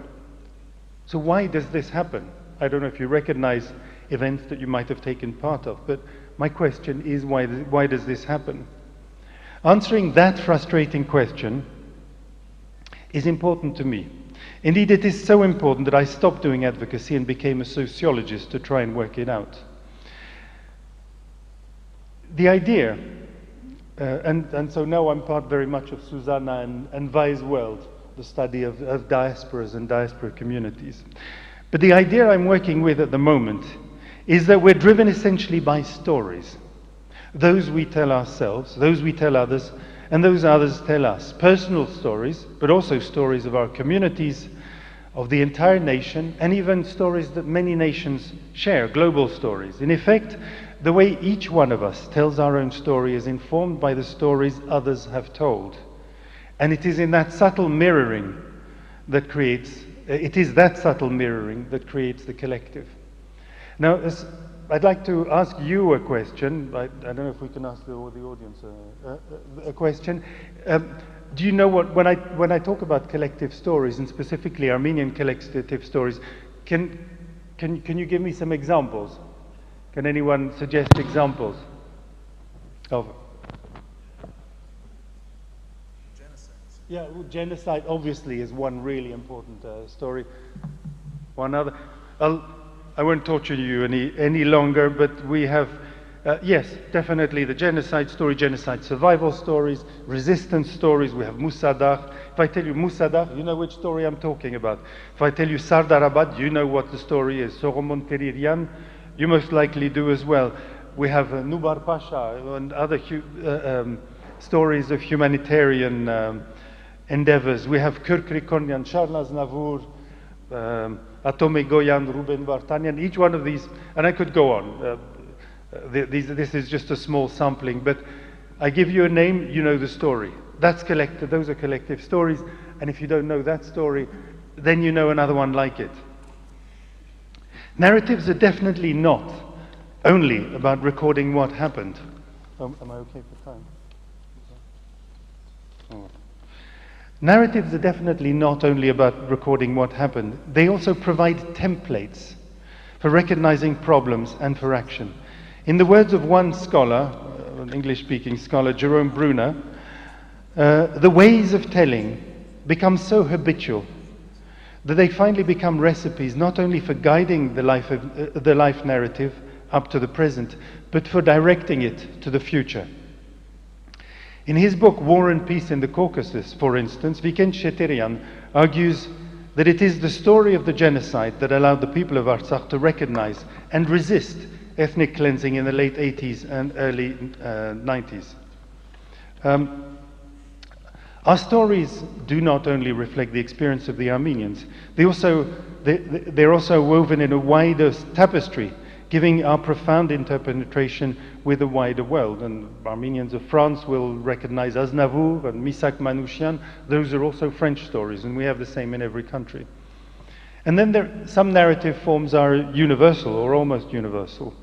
One such narrative is the story of the nation state. It goes like this: there was a nation dormant and oppressed, and one day that nation shook its shackles, rose and gained its freedom over the territory of its ancestors. That is a story that has changed the world radically over the last 200 years. That is the story that gave us the nation state, which hardly existed before that. But as far as the Armenians are concerned, that story ill fits our common destiny. The land of the Republic of Armenia today encompasses only a fraction of the Armenian people, as we all know, and we've been talking about this. According to one geographer, Michel Bruno, the Armenians are among the most diasporized people in the world. Among 70 or 80% of us would be living outside of Armenia. We're therefore not a nation like any other, and I think sometimes we forget that our story is unique. We often compare it with, for instance, the Jews, but even that comparison had shortcomings.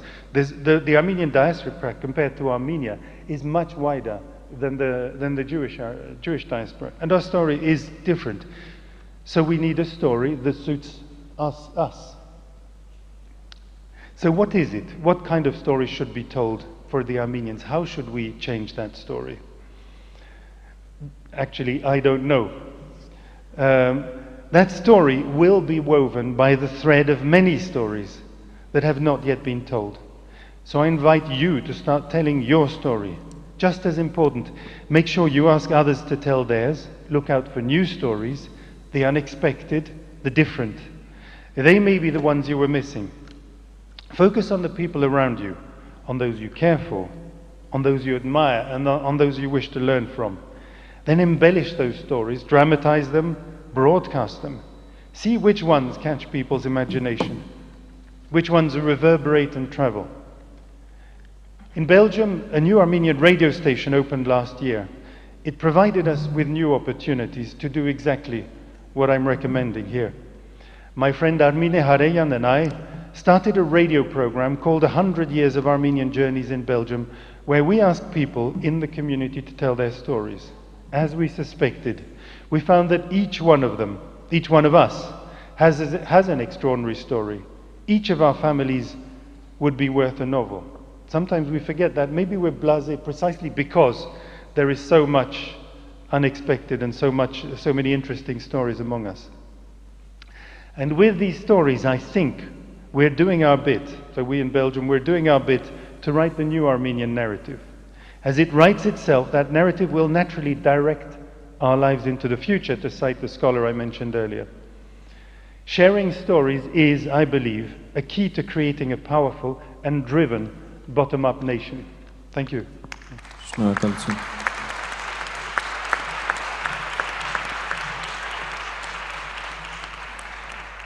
Նիկոլայի ասացի կարևորությունը այն թեմայի շուրջ էր, որ այն պատմությունները, որ մենք կարող ենք, որ մենք ունենք, պետք է կարողանանք նաև արտահայտենք, կարողանանք պատմենք մեծ հանդիսատեսին։ Այս ամեն ինչի մեջ նաև հայկական գիտակցությունն է դեր խաղում, կցանկանայի Տիգրանին հարցնել իր գործի մեջ, իր ուսումնասիրությունների մեջ ինչ հայկական գիտակցության թեմայի շուրջ հետևանքներ եք դուք կարողացել ուսումնասիրել։ Շնորհակալություն։ Լավ, պետք է խոսովանեմ, որ նախ խոսիմ իմ տեսանկյունից, որ ես կպատկանեմ դասական ու սփյուռքեն, արբեդահայ ու սփյուռքեն, այդ սփյուռքը, որ ապրեցավ առանց հայոց pedagogiություն, այդ սփյուռքը, որ նույնիսկ այդ գիտակցությունն է, որ հայությունը կրնա կոհադեվել առանց հայոց pedagogiությունը։ Դա կարևոր բան է, որ բացառը ինչու համար 44-յա պատերազմը մեզ համար ապտակ եղավ։ Ապտակ եղավ ինչ իմաստով, որ հայրենիքի հասկացողությունը, ինչ կվերապերի իրեն, վերացական բան էր։ Իսկ պետականություն հասկացողությունը այլ շոշափելի իրականություն է, որ մենք պատճառ չենք ըմբռնելու եւ հասկանալու։ Այսինքն մեծ խնդիր մնա։ Հիմա փորձեմ այս մարտահրավեր մակրավել ձեզի։ Ինչ մարտահրավեր թեմատիկան կգտնելու։ Ոս այգական դիլեմա կա։ Գա ասքի հասկացողությունը, ինչպես մեր բարեկամը շվեդային բացատրեց իր վկայությամբ, եւ գա պետականության հասկացողություն։ Հիմա նպատակ ինչպես nation state ստեղծենք հասկ պետությունը, որ իրար չհամատրեն եւ կովկովի ելեն եւ ամերաշխությունը գտնեն։ Ասե ըստ իս առաջին հարցը, որ դիպորցեմ, այսինքն բացատրել եւ ներկայացնել 10 վայրկյան ունի, չէ՞։ Ընդհանուր առմամբ, եղավ։ Տեսեք, Ֆրանսիային ես ծնած եմ Ֆրանսա, հայրս Սուրիային է, մայրս Բելգիկային է, մեծած եմ Պորտուգալ, ապրած եմ Սուրիա, Լիբանան եւ իմ հագական գիտակցությունը Սուրիա, Լիբանան գոկագոր, այսինքն այդ համագական գիտակցությունը ոչ պետականության կապված է եւ ես անդրադարձա, որ ընդհանրապես որ խոսենք Ֆրանսիայի բարակայի մասին, պետությունը որ ասկ կստեղծե։ Մենք Ֆրանսիայի մեջ հավերեցանք հեղափոխությունը 1789 թվականին, այդ ժամանակին չկար ասքի հասկացողությունը, պետությունը կար, այդ պետությունն է որ ստեղծեց ասքի գիտակցությունը։ Հայաստանի բարական լրիվ հակառակն է, լրիվ հակառակն է։ Եթե մենք անդրադառնանք մեր այս պետությունը, ինչ է ամենալ ուշագրավ եւ հատկանշական իրականություն, այն է որ մենք կբացենք պատմական, այսինքն պետական ներողություն մշակույթ, պետական ավանդությունը եւ ասի ամենալ մեր խոցելին, այսինքն կետը։ Շատ չպիտի կրկնեմ ընդհանրապես համամիտ եմ բոլոր զեկուցումներով, որ շատ ճիշտ նշել, այսինքն գետերն մատնանշեցին, բայց պետք է անդրադառնանք, որ հիմա մտանք նոր հանգրվանի մեջ, որովհետև պատմությունը գարակացնե, process-ի մեջ գարականե, հիմա մենք Սփյուռքի մեջ լուրջ խնդիր ունենք, այն է որ միջին արևելքի հայությունը, որ կներկայացներ Սփյուռքի դասական գորիզը, այլևս անգամ մաշված են, որ չի պիտի կրնան հետակային նոր կադրեր պատրաստել Արմենիան Սփյուռքի համար։ Մինչև այս վերջին 10-20 տարիների ընթացքին այնքան եղած են լուրջ իրարանցումներ, հրմշտուկներ, քաղաքական մեծ փոփոխություններ, որ այլևս չեն կրնար, այսինքն Լիբանանի հայությամբ, Սուրիա հայությամբ ապավինի, որպեսզի նոր կադրեր պատրաստենք Սփյուռքի գոյատևման համար։ Հետևաբար եկեք պրագմատիկ գնանք, ոչ սկացական, մեկ միակ այլընտրանքն է հայոց պետականության զորացնելը։ Եվ ինչպես զորացնել հայոց պետականությունը նոր գործիքներով, նոր գայթակղություններով, որոնք կրնանք խտանել եւ նպաստավոր դերակատարություն խաղալ հայոց գիտակցության զարգացման, որպեսզի այդ հին պարադիգմեն, հին հարացույցն որ կար ասքի հարացույցը դառնա պետական, ինչպես պետական ասքեն երթալ միջև պետական հարացույցը։ Բայց պետական հարացույցը մշակելու համար երկու բան պետք ունենք։ Առաջինը օրակարգ, երկրորդը տեսլական։ Կրկնեմ անգլերենով agenda եւ vision։ Agenda մեզ սարքելու համար պետք է բնականաբար որ սփյուռքահայ դարերը մասնակցին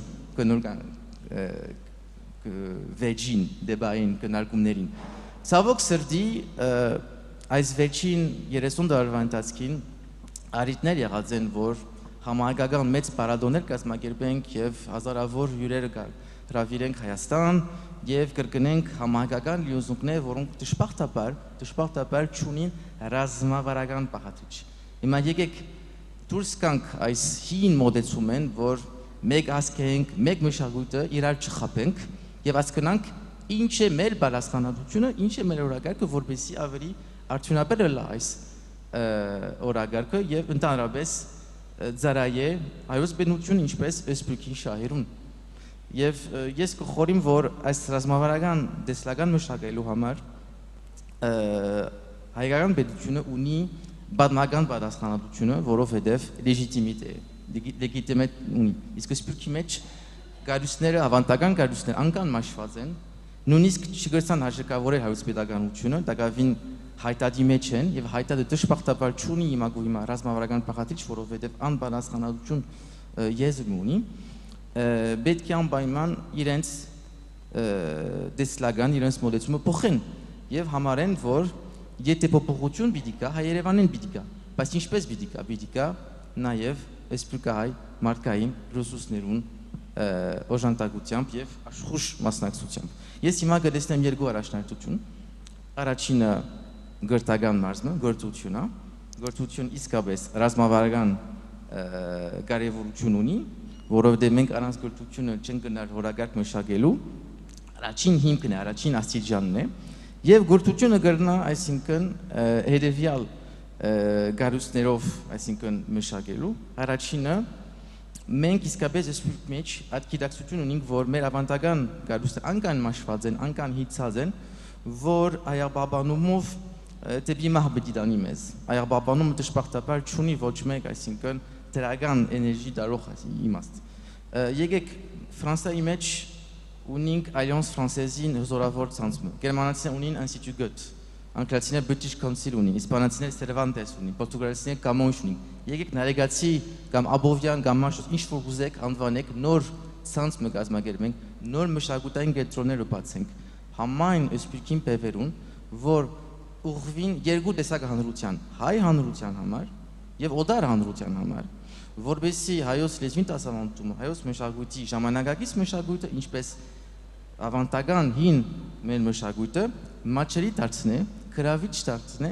այս ամբողջ ցանցին։ Ասի է շատ կարևոր նյութ է։ Երկրորդ առաջարկս իսկապես մենք պետք ունենք շատ կարևոր բան է, որ ես այս կաղաց եմ պատրաստել, մենք պետք ունենք ժողովրդական on-line համալսարան սփյուռքի մեջ։ Դժբախտաբար սփյուռքի մեջ միակ համալսարան որ գործում է հայկական համալսարանն է, որ խոսերի ցիրքի մեջ է, որովհետև բոլոր դահանտները արդեն դուրս են, Ամերիկային, Կանադային, տարբեր տեղերում են։ Այդ ժողովրդական on-line համալսարանը ստեղծելու համար լուրջ համակարգություն կարողի Երևանի եւ տարբեր սփյուռքահայ կարևոր բևերում։ Երրորդ առաջարկը think tank պետք ունենք, որովհետև եւ որ տատանանք սփյուռքի մասին, միայն ցեղասպանության մասին չէ, նույնիսկ միայն ազնավուրի մասին չէ, միայն գերագուրի մասին չէ, այլ ռազմավարական տեսլական մշակելու մասին է։ Եվ think tank-ը մշակելու համար դարիներ կուզե, երկար ժամանակ կուզե, որ այսինքն կարենանք արհեստավարժ մագարտակի հասնելու, ասկիա իսկապես մանավանդ մեր ներկա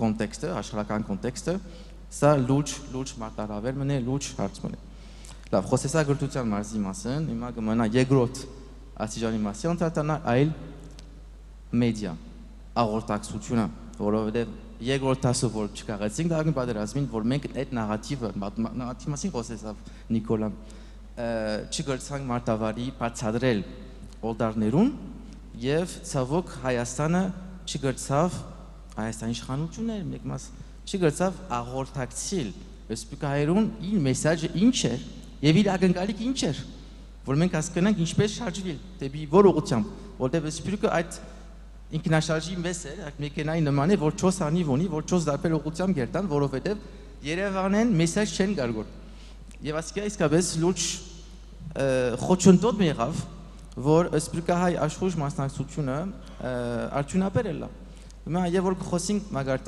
մամոլի մասին, սփյուռք ունի լավ տերտեր, ունի լավ լրագրողներ, բայց այդ լրագրողները, այդ գայքեչները դժբախտաբար կամ անգախ չեն, կուսակցական են, կամ չունին որոշ դեսլագանը, ներողություն, գիտակցությունը, որ սփյուռքը միայն գլենդել չէ, միայն արֆողվիլ չէ, միայն բուրչամուլ չէ, այլ համահայկական բան է, որտեղ մենք ապրենք համաշխարհայնացում, գլոբալիզացիա աշխարհի մեջ եւ իսկապես մամուլը, ընկերային ցանցերը լուրջ պատասխանատվություն ունի գրում։ Ադոր համար առաջարկս հետևյալն է. Հայաստան ունի լավ գարուսներ, ունի լավ լծակներ, բայց իրեն գոբաքսի օդար լեզուն իմացող արհեստավարժ լրագրողներ, որոնք կարենան ծառայել հետևյալ նպատակի համար, այլ ունենանք մեր հայկական CNN-ը, մեր հայկական BBC World-ը, մեր հայկական Al Jazeera, որ կարենա մեր պատումը, մեր նարատիվը բացատրենք, նկարացնենք համայն հանրության հետևյալ լեզուն է, անշուշտ հայերեն, արմենահայերեն, արևելայերեն զուգահեռ, բայց ռուսերեն, անգլերեն, ֆրանսերեն, արաբերեն, ինչու՞ չէ թուրքերեն, որովհետև ոս ունենք միլիոնավոր տաքուն հայություն Թուրքիու մեջ, ունենք համշինի հայությունը, որ իսկապես առնուք ռազմավարական կարևոր ունեցող համայնք մնե, մեզի կգտնվին կանում շատ մերձակից երկիր մեջ եւ այս գիտակցությունը իսկապես ունի այսինքն գրե ռազմավարական բաղադրիչ։ Հետևաբար,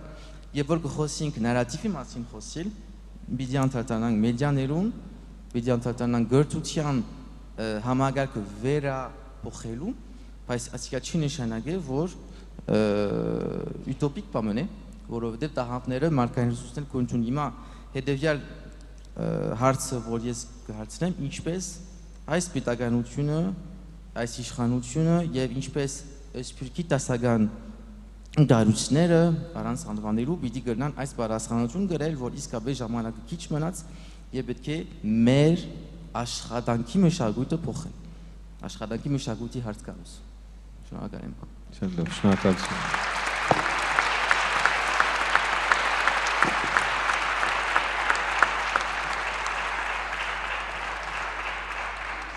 Այս ընթացքում մենք հարցեր ստացանք հանդիսատեսից, առաջի հարցը Սյուզաննային է, հետո երկու հարց կլինեն պարոն Սինանյանին, մոտավորապես 15 րոպե ունենք ընդհանուր առմամբ, հարցը կուղեմ անգլերեն լեզվով, Susanna, in 2022 about 25,000 Armenians applied for Armenian citizenship. You mentioned that a research in different cities around the world has been conducted. Do you have an approximate number of Armenians who are willing to relocate to Armenia in the coming years? Շնորհակալություն հարցի համար, շատ կարճ պատասխանը, որ ոչ ես չունեմ այդ վիճակագրությունը եւ կարծում եմ, որ որևէ տեղ չկա այդ վիճակագրությունը։ Դա այդ տեղափոխված քաղաքացիների թիվը պայմանավորված է նաեւ ռուս-ուկրաինական պատերազմով մեծամասամբ եւ քաղաքացիությունը ստանալու պահանջը այդ հիմքով է առավելապես պայմանավորված, քան ազգային հենքի վրա կամ իրական Հայաստանի քաղաքացիություն ստանալու ձգտմամբ։ Կարճ պատասխանը այդպիսին է, բայց քանի որ հարցը ինձ է ուղղվել եւ խոսքը իմն է, կարող եմ ես իմ խոսքի շարունակությունը ասել, թե ոչ, որտեվ ես մտածեցի նախաբան որպես ձեր ուղղված հարցը եւ չվերջացրեցի։ Շատ լավ, հեսա հետ կվերադառնանք, որտեվ հարցի թեմայի շուրջ Վահեն հետազոտություն ունի, մի հատ կենտրոնանանք այս թվերի վրա։ Շատ կարճ պիտի ասեմ, ես հիմա տվյալները ձեռքից տակ չեմ, որ ձեզ թիվը ասեմ, տոկոսը ասեմ, բայց եթե գնաք www.armeniandiasporasurvey.com այնտեղ 3-4 տարվա հետազոտության արդյունքները կարող եք հանել եւ այդպիսի հարց ունենք մոտ ապագայում պատրաստվում եք արդյոք տեղափոխվել Հայաստան մշտական բնակության։ Այդ հարցի պատասխանի բաները կարող եք նայել։ Շնորհակալություն։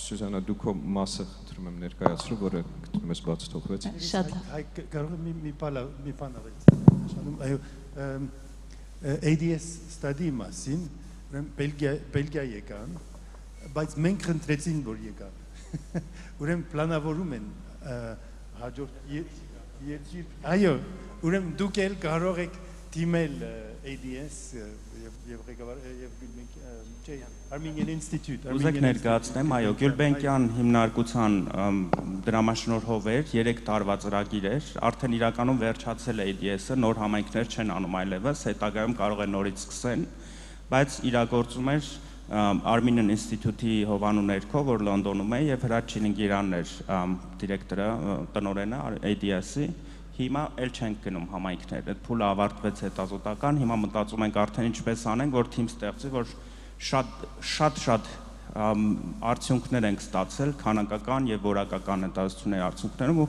դրանք պետք է վերլուծել, այդպես որ մնան չի օգտագործի, պետք է վերլուծել, հիմա մտածում ենք ինչպես թիմ ստեղծել, որ վերլուծենք արդյունքներն ավելի խոր։ Շնորհակալություն։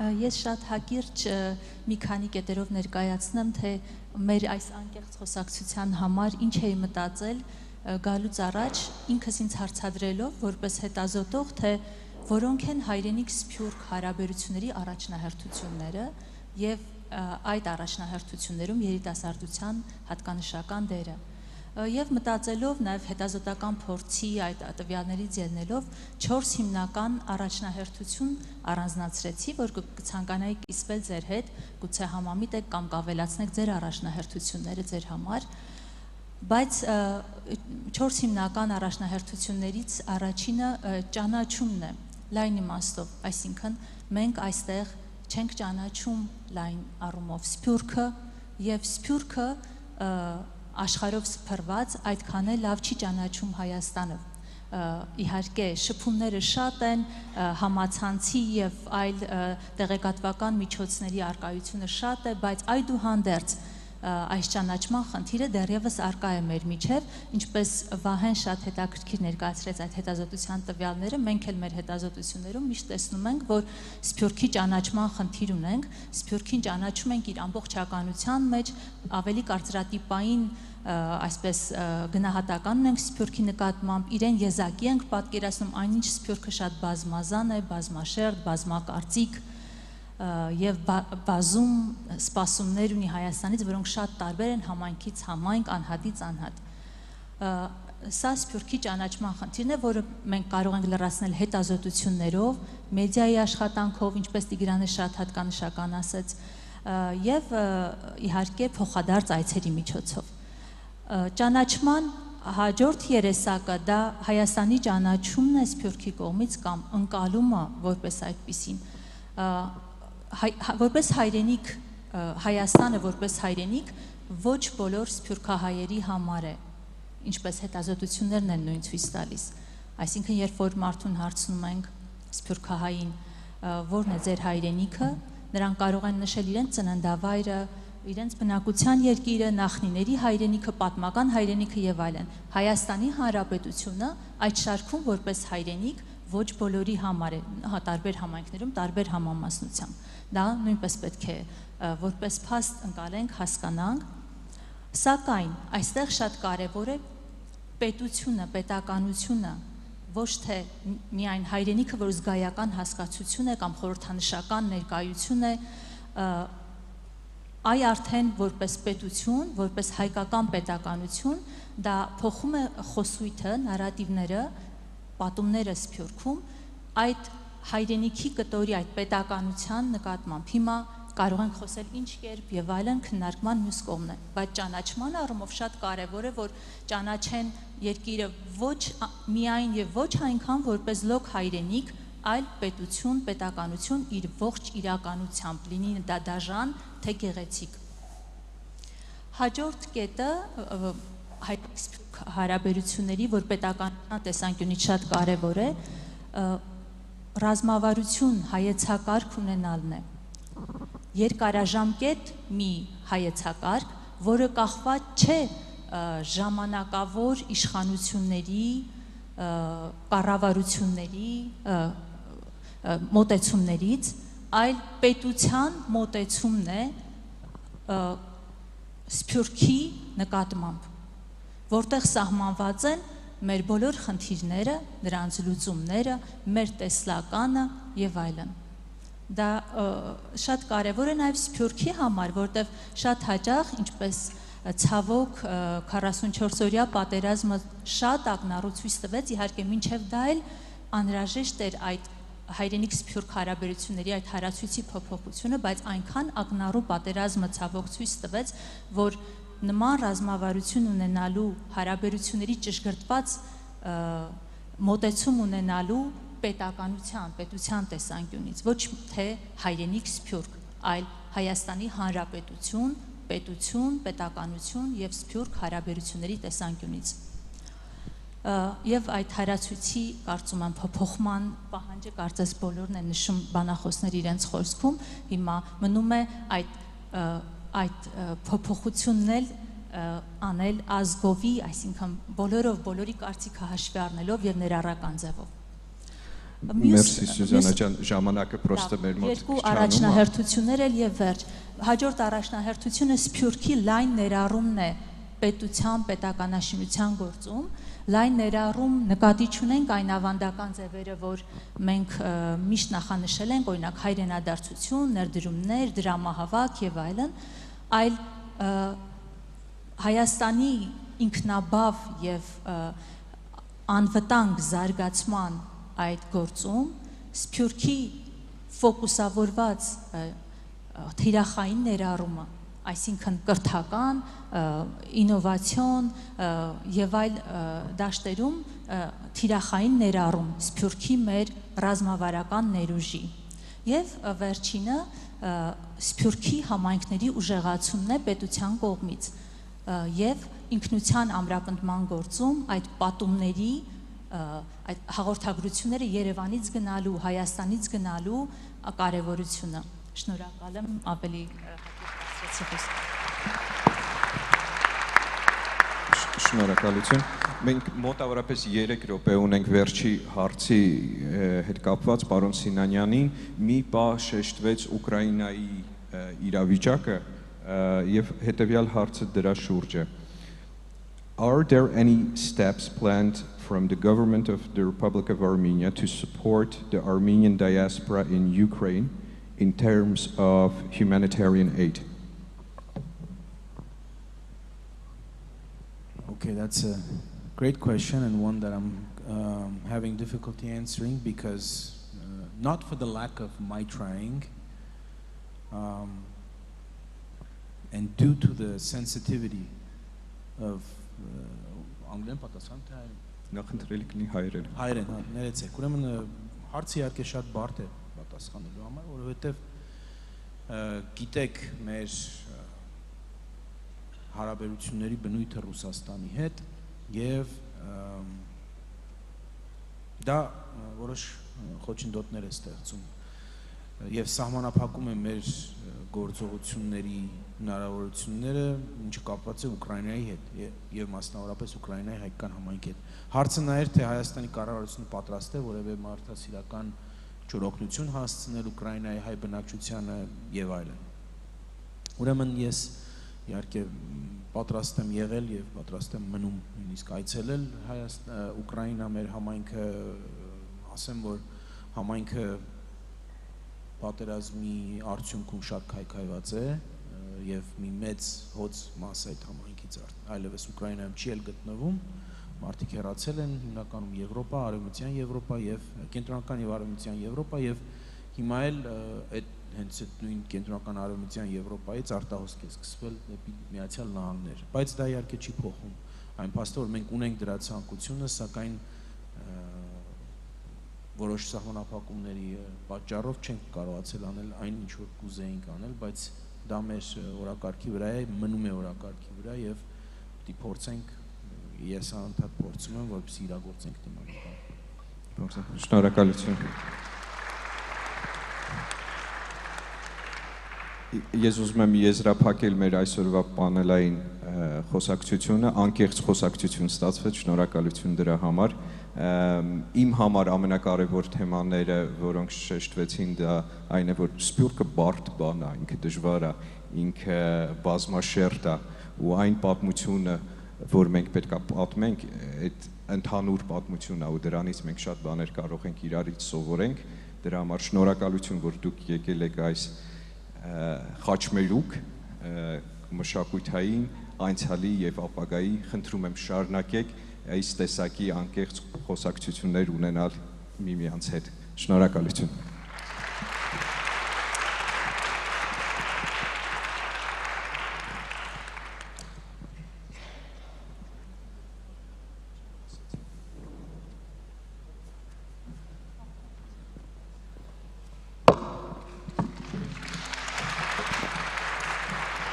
Շնորհակալություն շատ։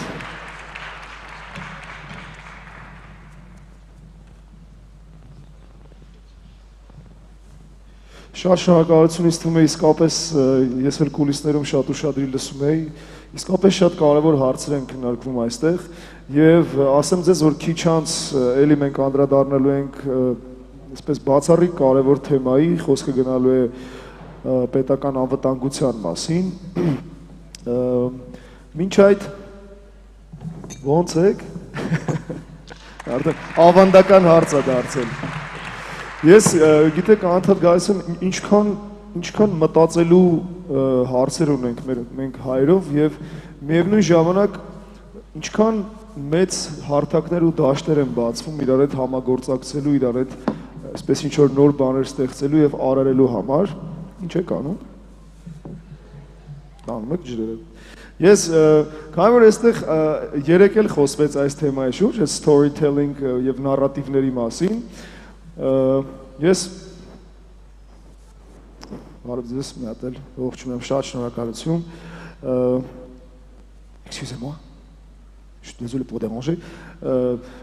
Քանի որ խոսում եք պատմությունների մասին, about storytelling, would you like me to tell you a funny story about Armenia? If you want, because everything is very serious here and I'm here to make some fun things. It's in chance անգլերենի մա ցույց տամ իբր մի երկու բառ գիտեմ, էլ։ Ուրեմն, here's a story about an Armenian guy. Բայց հայերեն պատմեմ թե անգլերեն։ Հայերեն։ Ուրեմն էսա պատմությունը, ասում է մի օր դրակոնը, the dragon,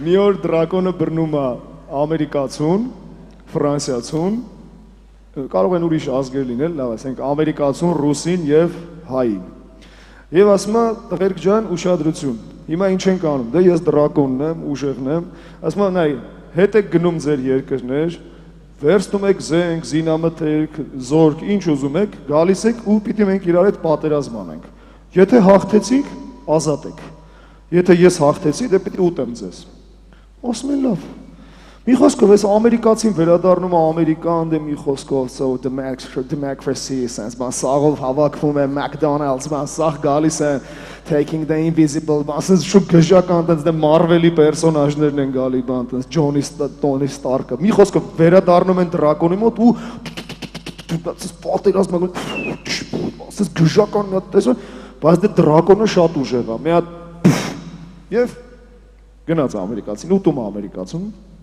այս ռուսը վերադառնում է Ռուսաստան, ընդեն մտնում է, չգիտեմ, Պուտինի մոտ հարցեր բան, զարոձին ու տանկեր, բաներ, կալաշնիկնովներ վերցնում են, գնում են, էլի կռիվ, դրակոնի հետ պատերազմ, մի սենց կրակ, բան ես կոմենքում, բայց դե դրակոնը շատ ուժեղ է, մի հատ փավ, ռուսին էլ է ուտում, այս հայը վերադառնում է Հայաստան ու մնում է Հայաստանում։ Արդեն ազատ է, ինչ մի հատ է գնա։ Ուզում եմ ասել մեկ-մեկ երևի կան հարցեր, որ կարելի է առանց պատերազմելու լուծել, հուսամ կստացվի մեզ մոտ այդպես անել։ Ինձ մի հատ պետք է հուշեն, արդյոք ես կարող եմ արդեն հրավիրել մեր հաջորդ բանախոսներին։ Իդեպ մի բան ձեզ խնդրեմ, քանի որ հաջորդ թեման, այսպես պետական ազգային անվտանգության թեմայի շուրջ լինելու, խնդրանք, այսպես արգելված է տեսաձայնագրել։ Երեք հիշում եք, չէ՞, որ Սամվել Մարտիրոսյանը խոսում էր կիբեր անվտանգության մասին, հիմա կարող ենք այստեղ մի բան ձայնագրենք, Բաքվում մեկը կլիկ անի, ասի ջան, տեսեք ինչքան հետաքրքիր բաներ իմացանք, այնպես որ խնդրում եմ չձայնագրել։ Հրավիրենք ձեզ արդեն։ Չէ՞ դեռ, սպասում ենք։ Դե լավ, նստենք, սպասենք մի քիչ։ Չէ, ես գիտեք ինչ եմ ուզում առաջին, անեկդոտ պատմող չես, լուրջ տղա եմ, տես մի նայեք եկել եմ, չմասնավ։ Ես անընդհատ բան եմ, հնարավորություն եմ փնտրում, որ իջնեմ դահլիճ ու ձեզ հետ շփվեմ մի քիչ, եթե դեմ չեք, մեկնեց հարց ու փորձ, էլի 2 հարց 3 պատասխան, օրինակ բարև ձեզ։ Ձեր անունը ինչպես է։ Բելա։ Ինչպես եք Բելա ջան, լավ։ Դուք որտեղից եք։ Ես Հայաստանից եմ ծնունդով, բայց հիմա բնակվում եմ Բարսելոնայում։ Բարսելոնայում ես մի անգամ եղել եմ։ Մի հատ բան պատմեմ ձեզ Բարսելոնայի մասին։ Մի անգամ անեկդոտ է, որ Փարիզում էի սովորում, մի 5 տարի այնտեղ c'est pour ça que je parle français un peu, voilà. Համեցեք։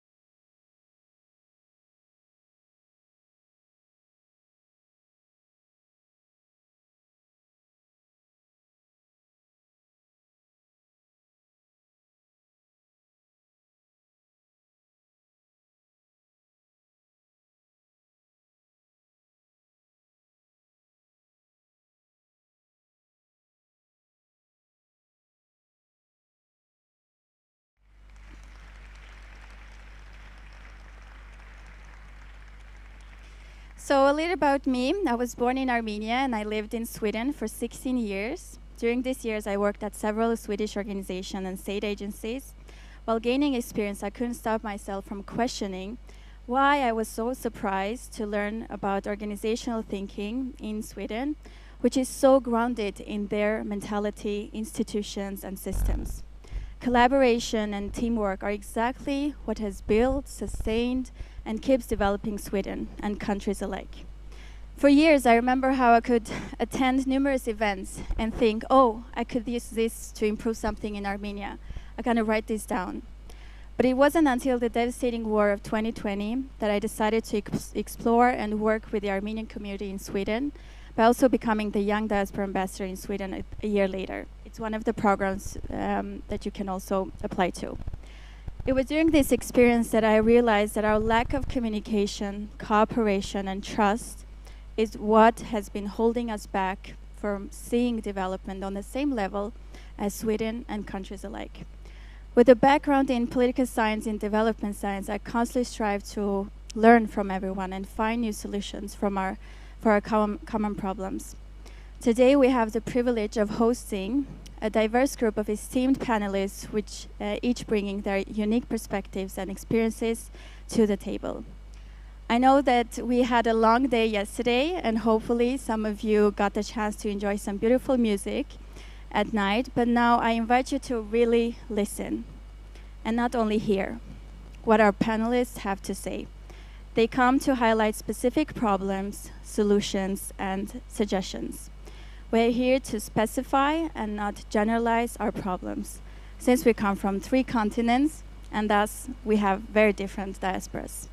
So first, we have Andre Vartan-Pogosyan from Australia. Please come up.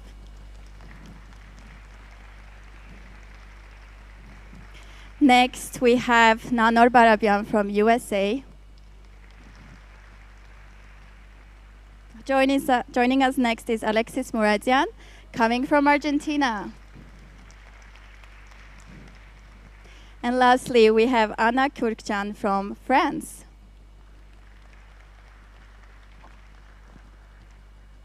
I'm just going to take my seat.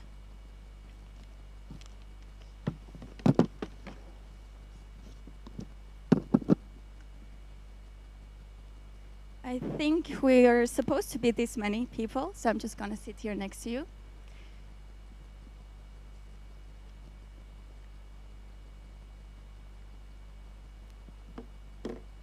So, I think everyone is gathered now too.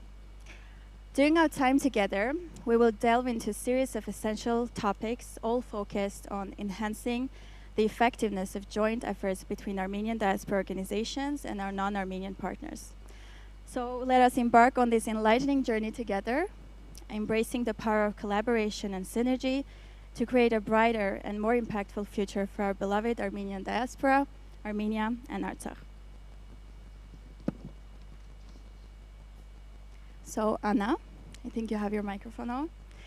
She was born and raised in Armenia, moved to Paris initially for her master's degree and lately for her professional life. Today, she represents G2IA, a French-Armenian association that stands for Armenian Interprofessional International Grouping, where she is implicated as a project manager and collaborates on a volunteer basis. Anna has more than 13 years of professional experience in event management and is specialized in logistic coordination. Actually, Anna is working as an events logistics coordinator at Warner Brothers, Discovery Sports Media Company.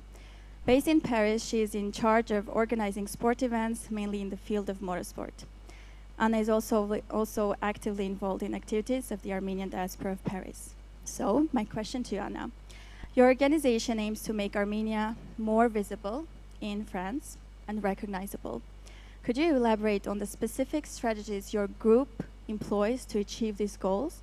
How do you engage with famous Armenians to promote Armenia efficiently? Thank you. Okay, can you hear me? Hello, everyone. Thank you very much for this opportunity to present my experience at G2IA. As Inessa shared, I was born and raised here. I have done my bachelor degree in French University in Armenia, then moved to France Firstly, for my master's degree, I came back to Armenia and go back there mostly for my professional life. So speaking about G2IA missions, to highlight that my first work here was in this association, where I worked as event coordinator, and at that time, it was like in 2014, our mission was organizing and helping border villages, organizing like festivals, exhibitions, etc. And I kept the contact with them when I moved to Paris. And to answer to your question more detailed, so while living in Paris, in France, I guess we have like a big challenge to get to know people about Armenia. By both sides, from French people, also by Armenian people. Lots of Armenian people, unfortunately, they came here like during Soviet Union, so long time ago. They have their vision on Armenia, which has nothing to do with actual Armenia. It hurts, and we are trying to work on it. The second point, especially as G2IA is like international and or association that tries to link French and Armenian companies. Why not also for doing business? We cooperate a lot with French companies, French structures. So our most challenge actually is to help on the branding of Armenia, to let people to know where Armenia is. Because sometimes we hear, okay, invest in Armenia, but where Armenia is. Most of people, from my experience, I heard a lot, when you say Armenia, they have an idea where Armenia is located.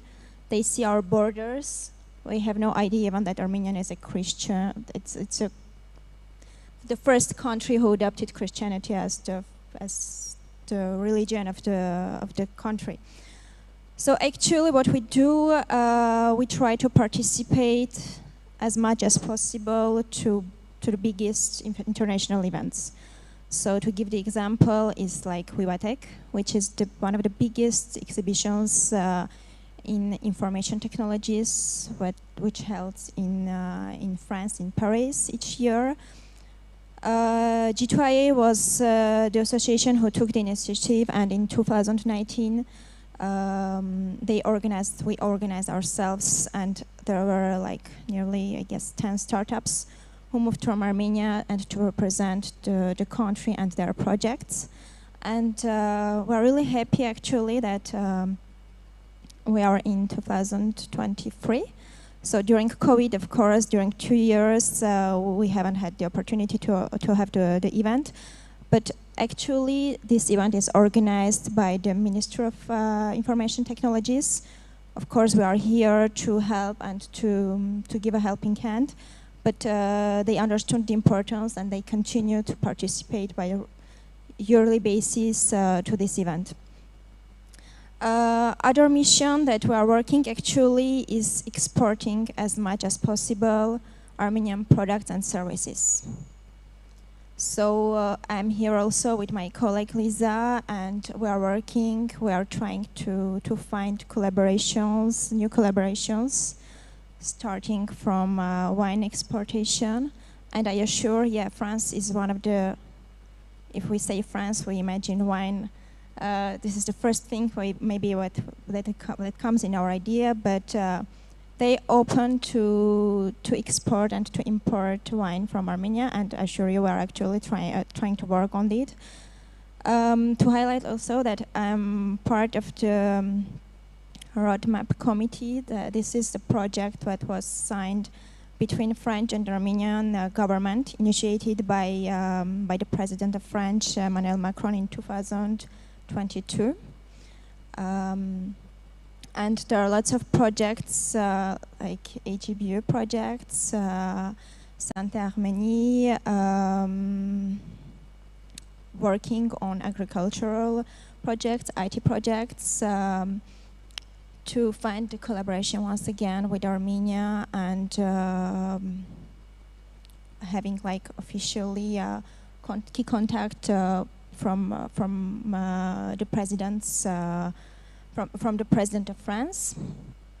What can I say also? Yeah, your second part of your question was the integration of famous people in our work.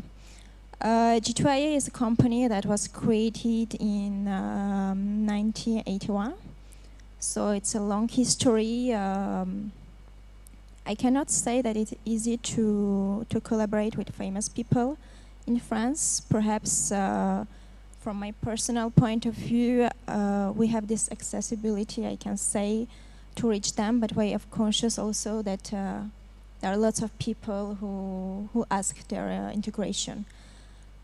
I can say they, hopefully, it's not only Aznavour, but lots of famous Armenian people. It may be like Andrei Manukyan, who is always here to help. But yeah, it's one of the challenges because it's not really too easy to integrate them. I guess that's all. If you have further questions. I will ask you more questions later on. Thank you so much. Thank you. Next on, we have Nanor Barabanyan. Nanor is a world history and English teacher and runs an educational nonprofit, Hidden Road Initiative, HRI, working in border villages in Armenia and Artsakh. Nanor was born in Syria, raised in Lebanon, and moved to US at 15 years old. After graduating from University of California in Santa Barbara with a degree in political science, she went to Stanford University to earn an MA in education. She spent the next 9 years teaching in low-income neighborhoods at East Palo Alto, did I pronounce it correctly, and Redwood City. In September 2020, Nanor permanently moved to Armenia to run her nonprofit full-time, teach online, and consult with other nonprofits. Let's give her applause for permanently moving to Armenia.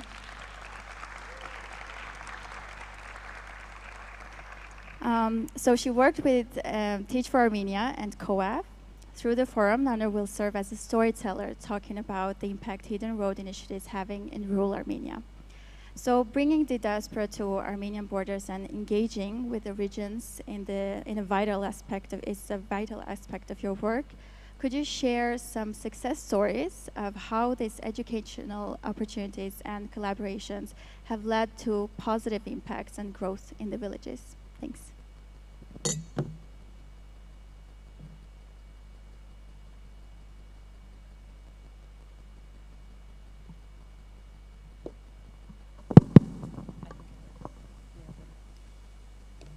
One of them is working. Let's see. Okay. Thanks. Hi, everyone. Thank you for having me. On behalf of the organization, we're very grateful to be here. So your question was what success stories have we had? How have we collaborated with other organizations and diasporans? So we are a diaspora organization. In fact, a lot of the founders today are here with me who are just my college friends. So if any of you are college students today, I really, really encourage you that college is the best time where you're around people who are just on fire. You have time, you have energy, you have love for one another, for hopefully Armenia and Artsakh. So that's where we were, 2009, UC Santa Barbara, big party school, and we did party. But besides partying, I know there was a sense at the time within UCSB ASA, which is the Armenian Student Association, where you heard from Maher yesterday. There was this energy of, let's do something more than visit Armenia in the summer. Let's do something more than just do a genocide march. Let's do something more than just fundraise and send money somewhere. So at the time, I was on a trip to Armenia in 2009 with AGBU for the now Global Leadership Program. And I fell in love with this one village, Akhbratsor, which most of you probably have never heard. I didn't know. It is one of the highest elevated villages in Armenia, right by the other side of Sotsk in Vartenis. And at the time, there was barely electricity, there was no running water, there was no road, hence the organization was called Hidden Road, because there was no road. And the diaspora community at the time, which was my ASA, really came to just say, hey, we got you, let's do something together. The main issue at the time was the lack of road was inhibiting a lot of women, especially to get to the hospitals, to be able to get help for their pregnancy, for people to be able to go to university. They were stuck in the snow for months. At the time, being 1920, we couldn't build the road physically, although years later we were able to advocate through the government to have the road built, so thank God for that. So it's no longer a hidden road. But at the time, a group of us said, let's bring internet, a virtual road, which at the time didn't exist in the village. So with the help of the government, the specific organization that works within implementing governmental satellites within schools and bringing computer labs, we brought the first computer lab internet to Apparat. From then, again, to your question of how did the diaspora collaborate, the entire ASA at the time was like, let's not just stop here, let's do more. I said, okay, what can we do more? Let's make a branch of ASA focused on hidden villages. So we built the Hidden Road as a club. At the time, Hasmik, who's here, was like, you know what? I have another hidden village that really has been ignored by a lot of organizations or government at the time. So she brought kindergarten to that village, and she renovated 2 kindergartens with the Hidden Road Club, and today they're providing jobs for many, many people within the village.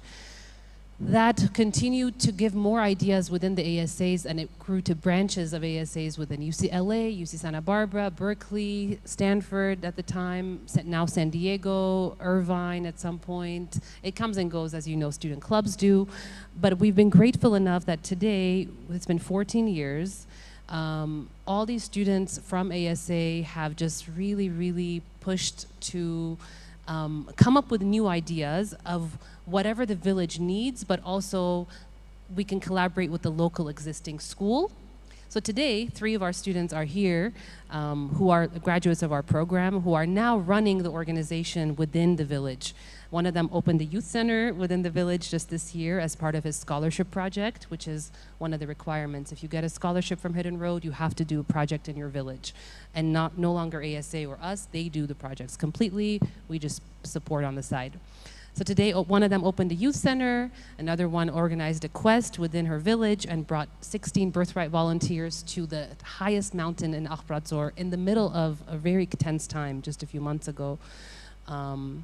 So it's been amazing, and I would not have been able to do any of it without the support of all of the organizations in diaspora and individuals like Sose Sarin, who just came in the war, middle of September, October 2020, organized, volunteered with the evacuated shelters, organized and worked with the soldiers, artists. I mean, it's unbelievable the amount of diaspora support, and none of it we could do without them. So I'm very grateful for that collaborative spirit.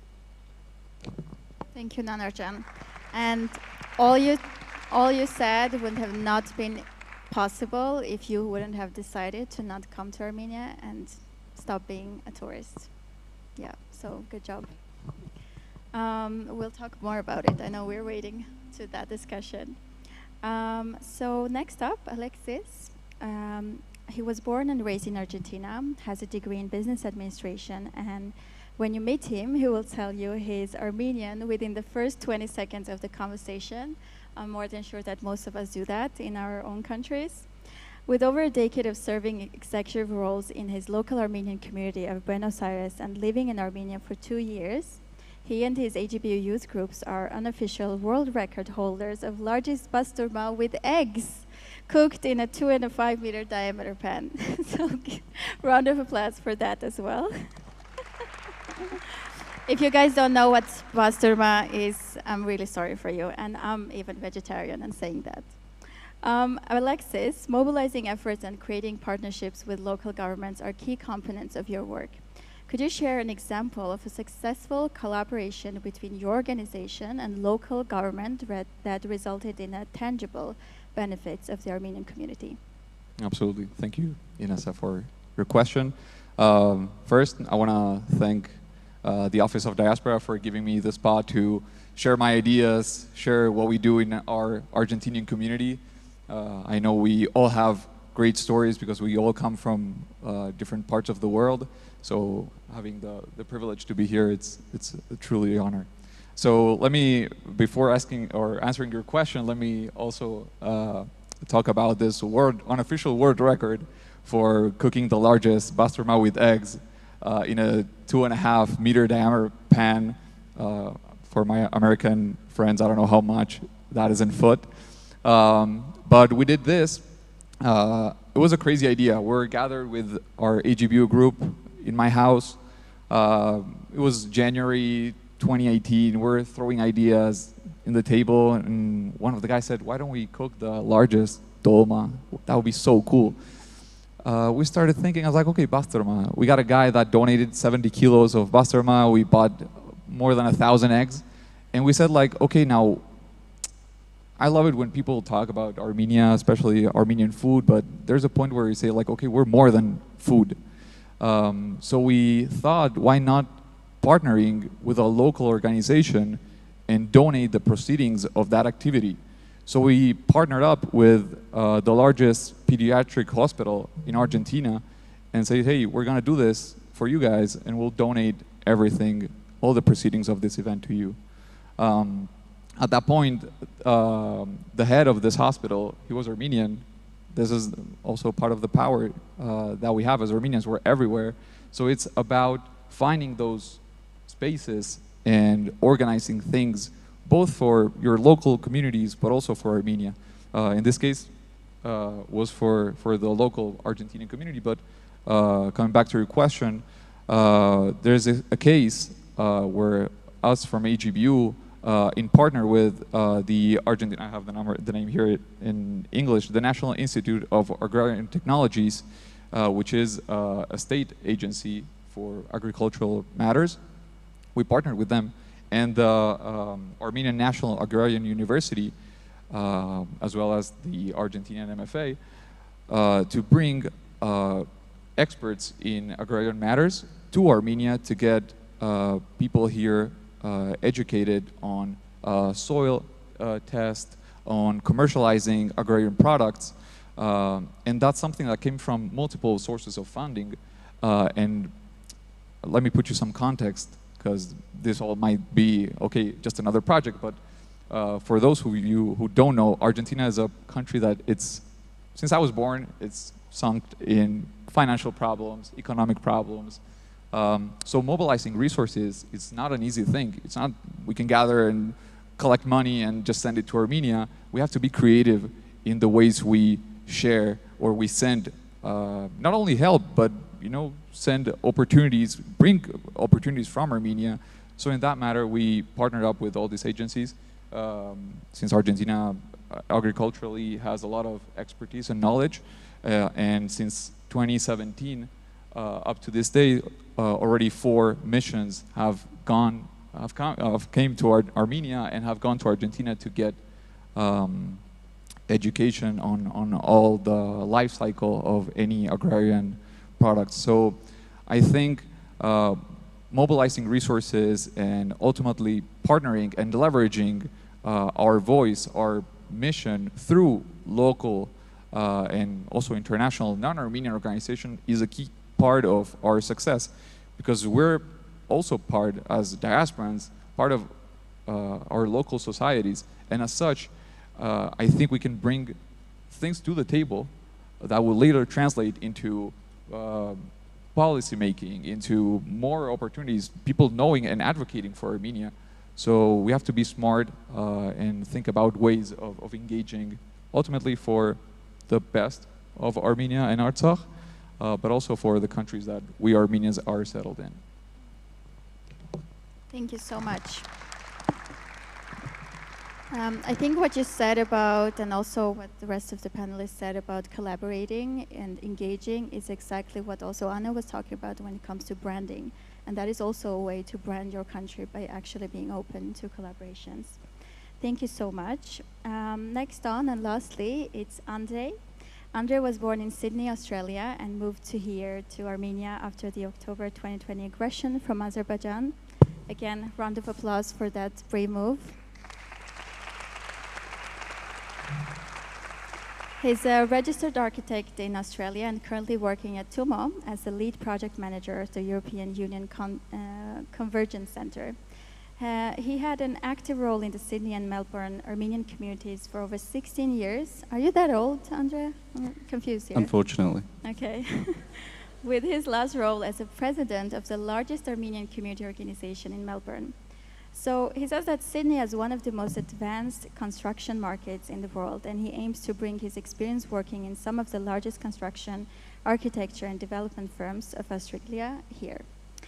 So Andrea, when you talked before, you emphasized the importance of community sports and the role it plays in connecting people. How do you envision leveraging sports as a powerful tool for unifying the diaspora and strengthening ties with Armenia and Artsakh? Thanks. Awesome. Thanks for the question. It's really good to be here. And it's been great meeting everyone. I'm not sure how many of you were here yesterday, but it's been a blast. So what I might do is I might speak from a little bit of a higher vantage point before I get into sport. The conversation I came here that I wanted to have was about how we organize our community groups in the diaspora. And I thought some of the issues we were facing were very specific and idiosyncratic of Sydney and Melbourne, so the Australian Armenian communities, the largest ones. But after hearing some people speak yesterday and this morning, you can start to connect the dots and see that we're facing very, very similar struggles. And it's not just about cultural preservation and those types of issues, but about dwindling, I guess, relevance of being Armenian in some of these countries. And from a systematic viewpoint, I'd just like to quickly speak a little bit about Australia. And I promise this is to do with the theme. Australia, for those of you who don't know, is a thriving democratic country in Oceania, and it's got a very small population, but it definitely has a much bigger presence in the world than some other countries with much larger populations. And that can be put down to its open democratic system based on values, based on principles which some of the most rich and powerful people in the country uphold. So it's a government that actually works on values, doesn't only espouse values, but actually upholds them much of the time, not all the time. And when we look at Australia, there's an organization called Transparency International, which I'm sure a lot of you have heard of, which was a spin-off from the World Bank, when the World Bank wouldn't get political and wouldn't really do anything about corruption. And they decided to start opening offices all over the world, and eventually they landed on Australian shores, and they went to a state called Queensland up in the north. And they found that Queensland had this thing called the CCC, which was it's a corruption commission that was used to keep the police and law enforcement in line. And this was back in the 70s, this thing didn't exist globally, but what they found was Australia had created a fourth branch of the separation of powers of integrity. And so they'd managed to further decentralize the power structure, remove some of the power from the executive branch of government, and create a more long-term, fairer system. So the reason I'm talking about this is because Transparency International took this and used it as a model globally, because they essentially hadn't thought that something like this existed. Now, Australia has this very advanced theoretical and in practice understanding of long-term, fair, transparent, legitimate governance. Now, in our community groups, I've found from my experience, we tend to have a very, very centralized power structure. So I myself was voted into those various groups that I represented. However, there was always an additional level of authority or levels of authority that didn't necessarily have elected people. And with no comment on intention, I'm sure everyone's intentions are very, very good. But basically what it would do is it would constrict our communities from really thriving. And these systemic issues are still present today, and we continue to govern ourselves in this way. When we, in Australia particularly, we're embedded within a system that we can literally just look across the fence, copy a system that exists, that's tried, that's tested, and that we can learn from. But in a lot of these organizations, we insist to reinvent the wheel and keep these sort of authoritarian type, top-down hierarchical structures. So that's the question I want to propose, is why do we do this? Why do we keep our community organizations stagnating in the diaspora systemically? And I can use sport as an example because I'm not sure, again, if many of you know this, the coach for the Australian national basketball team is an Armenian, Brian Gorgian, and they won third in the Olympics at the last Olympics. And these types of people who understand these systems and structures very well, for example, the Australian basketball system, how do you play representative, how do you move up the ranks? These people can definitely and want to apply their knowledge to the community, but have been unable to in many circumstances. So I really want to talk about this, and I really want to hear what people have to say, because I know the solution is not simple. It's talking from a very, very high level point of change. But I think it's absolutely probably one of the most important things to address if we want to see thriving community groups in Australia. Thank you so much. So we actually have some questions coming in, so you're more than welcome to tune into Pine, the app, and ask more questions if you need to, but we got enough. So let's start with Anna. Let's see. So what strategies are employed to engage the non-Armenian public in France and involve them in the projects initiated by G2IA? Could you tell about more of that? Okay. Yeah, thanks for the question. So maybe the first thing to highlight is that the actual president of G2IA is a French person, Philippe. Even if I have some doubts if really he has no Armenian grandmother, or I don't know, but yeah, I guess he is the only and the first president who have really no Armenian origins. As I told, G2IA is like an international association, and the fact that the actual president is a French person, it helps firstly for collaborating both with French government and also with the Armenian government.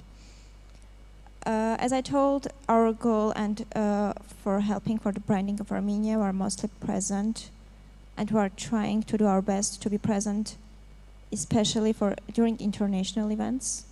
Sometimes maybe events that are our target is not really Armenian people. Also, they are always welcomed to take part.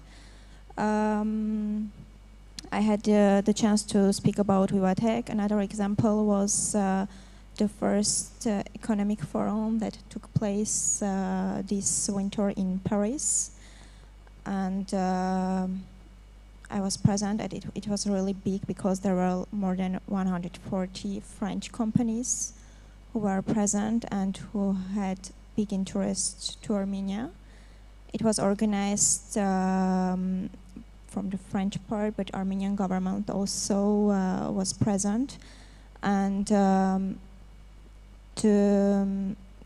the mission we have and the vision we had during organizing this forum, that G2IA also was part of the organization and logistic part.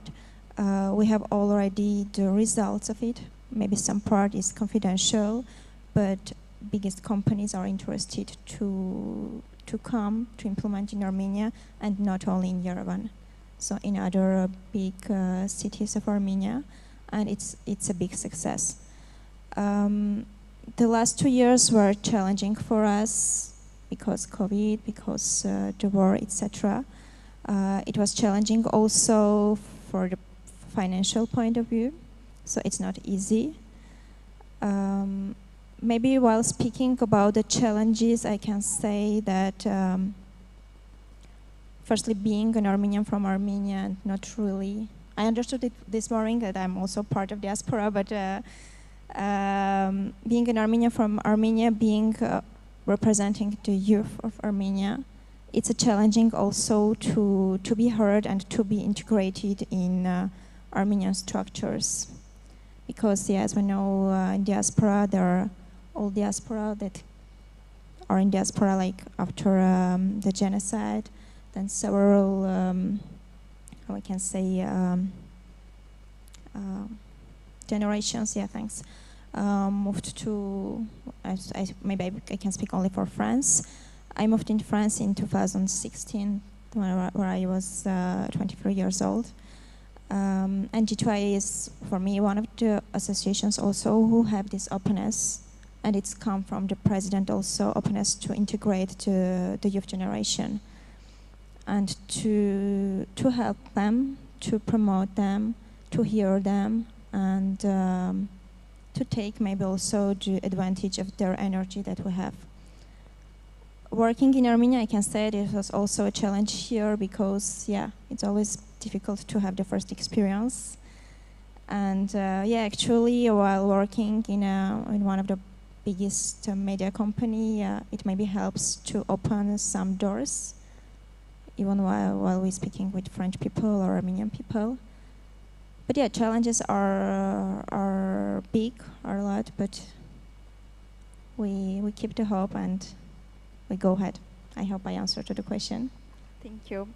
I think you did, in the sense that you mean that, you know, your organization is more than open to integrate Armenians to the organization, and them being able to work on the projects that you're working on, right? Yeah, Armenians and not only Armenians. Right. Okay. In that case, I definitely think that you answered the question. Let's see, another question. There are several questions that are for everyone. I'm not sure that we can do that, but there was something about how do we... Right, so about charitable organizations, I think Nana should be able to speak about this. In the diaspora, we hear that not all charitable organizations serving Armenia are legitimate or follow through. This is a big one. What are some ways to combat fraudulent charitable organizations? And most importantly, how do we partner with reliable contacts in Armenia when establishing our own organizations?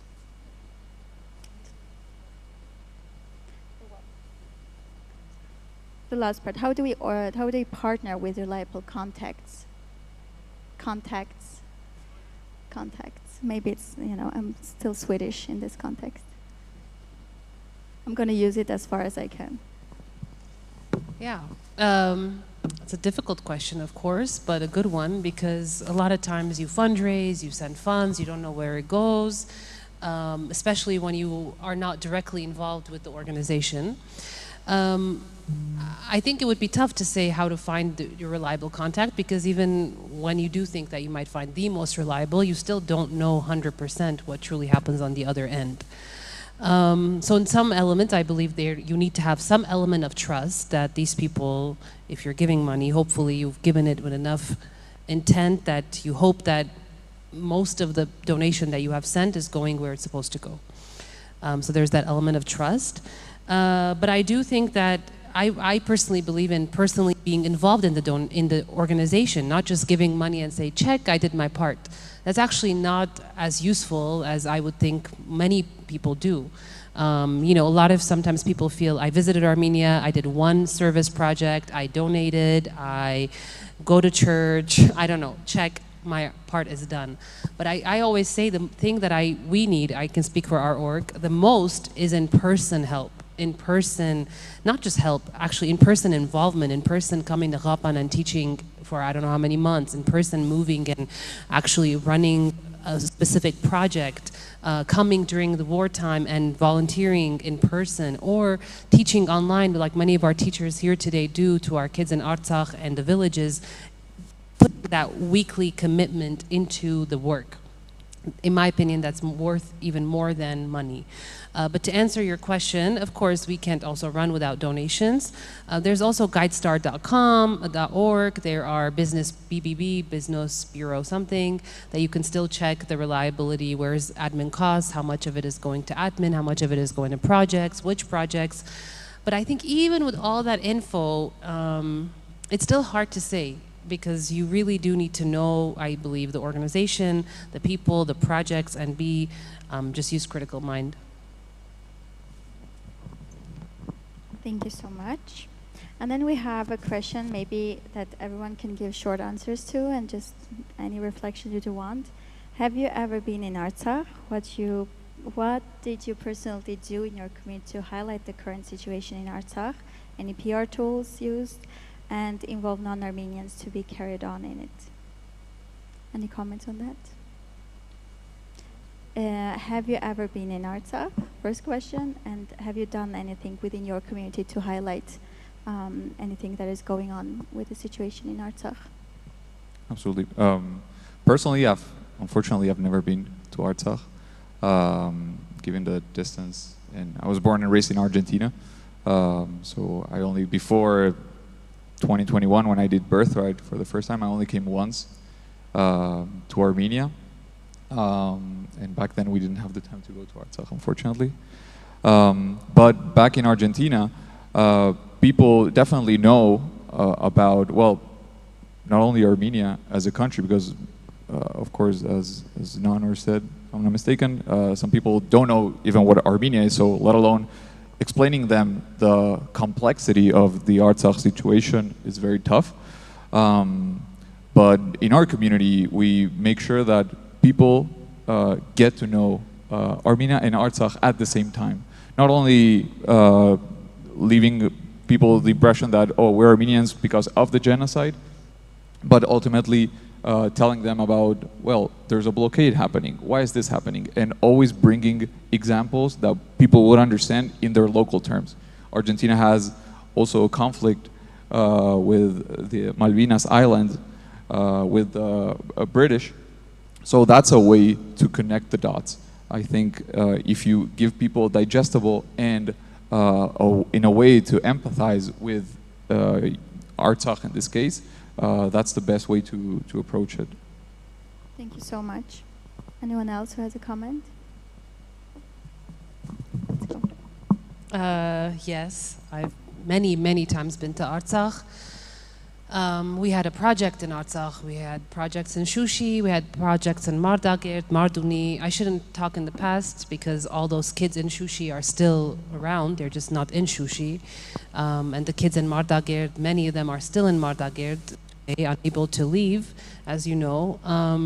It's a horrific situation that since COVID started, we tried to start an online program to teach English once a week, twice a week, from diaspora and students, teaching Artsakh and Armenian students in our program, specifically from villages, so not necessarily Stepanakert or Yerevan. When the war happened, many of you, maybe you were involved in sending 6,000 backpacks to us in the middle of the war, which I really appreciate.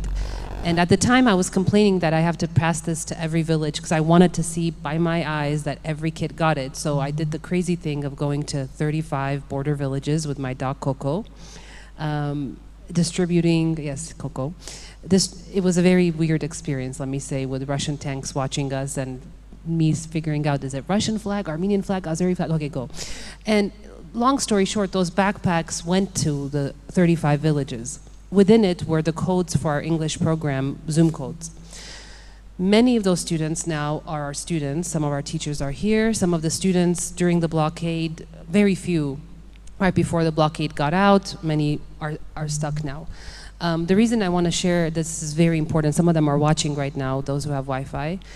Many of our students currently cannot go to university. One of our main programs of our organization is helping them get into college.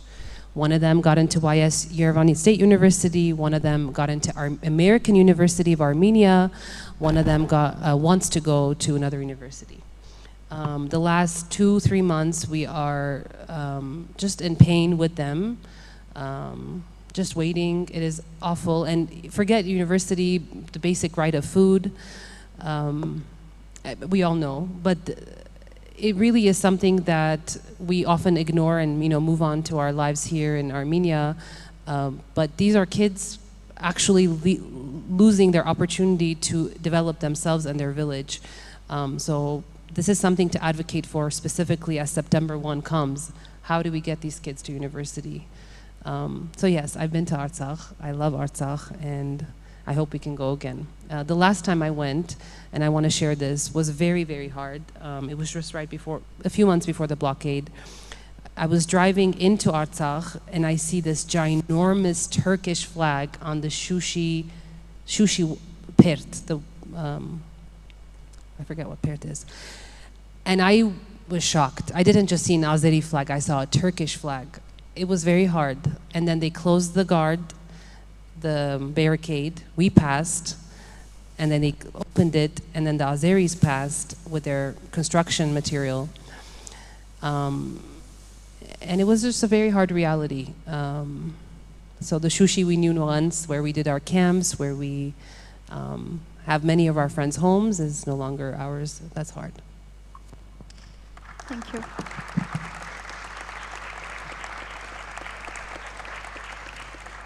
I would also like to share about the fact that while we were doing the program of Diaspora Ambassador program through the Diaspora Office, we got the chance to go to Artsakh for 3 days, and I know that I've been talking about this on every opportunity I get, but it was the most life-changing experience for me because it was the first time I went there, and this was in 2021, so I did see the Turkish flags as well. And I must say that Shushan, who was attending yesterday, if you guys were here, she was talking about Artsakh Hub. I must tell you guys that there are opportunities to help, to engage in different ways. Since I contacted Shushan and this initiative called Time for Artsakh, and we did some session with some kids, and I was telling them about career opportunities since I work within that field.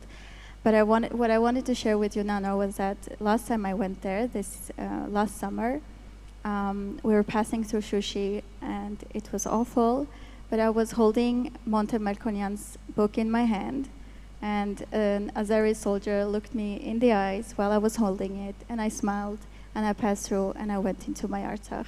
So we should all strive for that and not be afraid of visiting when it will open. So, yeah. It's really important that everyone keeps asking this question, and I'm really happy that someone actually asked this question as well.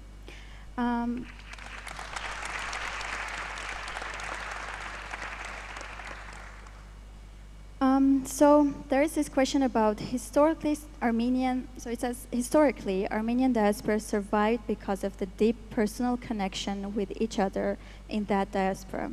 So don't you think that in nowadays electronic reality, we also need to make good platforms where everyone from diaspora can present themselves so the personal relations within and among diasporas can get stronger? I know that Serge Tankian yesterday on his greeting speech talked about High Connect, and there are definitely different platforms as well. But what do you guys think about this whole creating a platform, actually having detailed and data on and being able to contact each other? Can someone speak about that? Maybe Andre's on. Yeah. I think this feeds into my earlier point of how we can decentralize some of these systems that might be holding back the diaspora and youth. So firstly, I think that the youth is engaged and is shot ashkhujen, like it's that I haven't seen fade away in all my time, and just while I've been in Armenia too, going through hiring processes, you can see that very similar type of spark in a lot of young people here. This aspiration, commitment, dedication to what they want to do, and I don't think that gets lost across the ocean. So.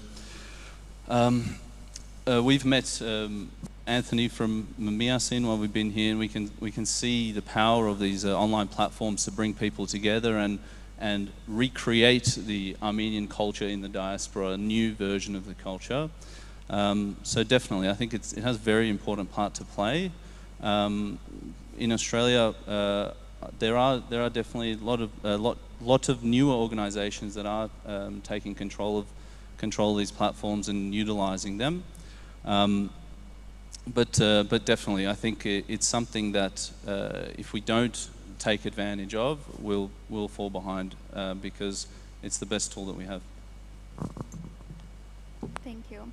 I might add another question so that you guys can also talk about it from a different perspective.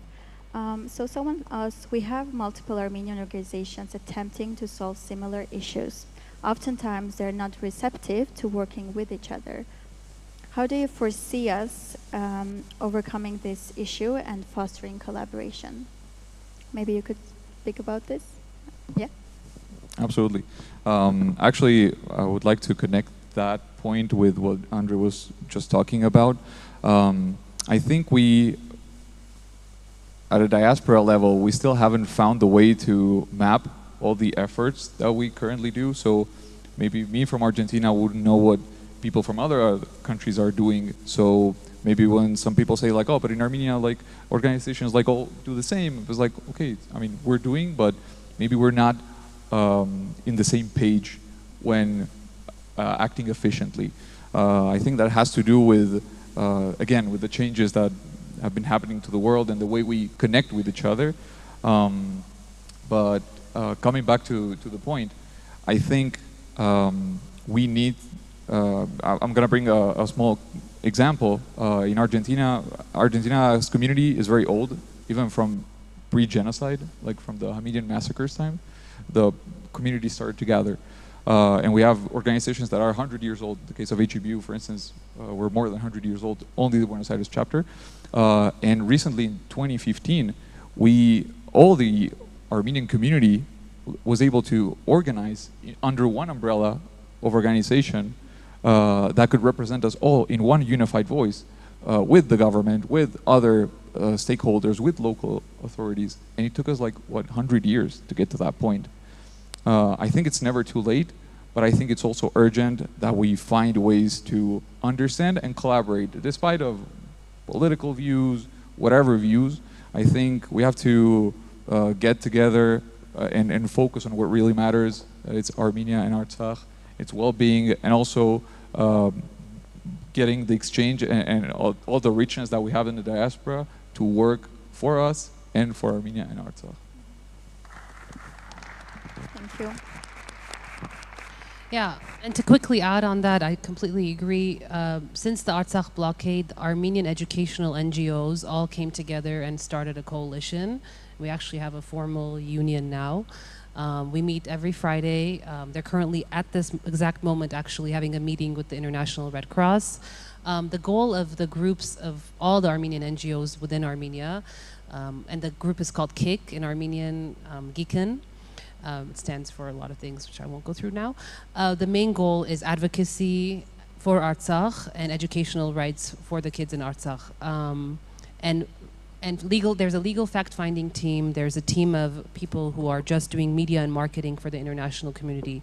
So I'm glad that finally this kind of coalition exists. Teach for Armenia started it, and now it's slowly making its way to bringing all these groups together and see, what do you do? What do you do? What's our emergency plan when the next war starts, God forbid? Who's going to provide what? Where's the educational centers? Where's the shelter, et cetera, et cetera. So.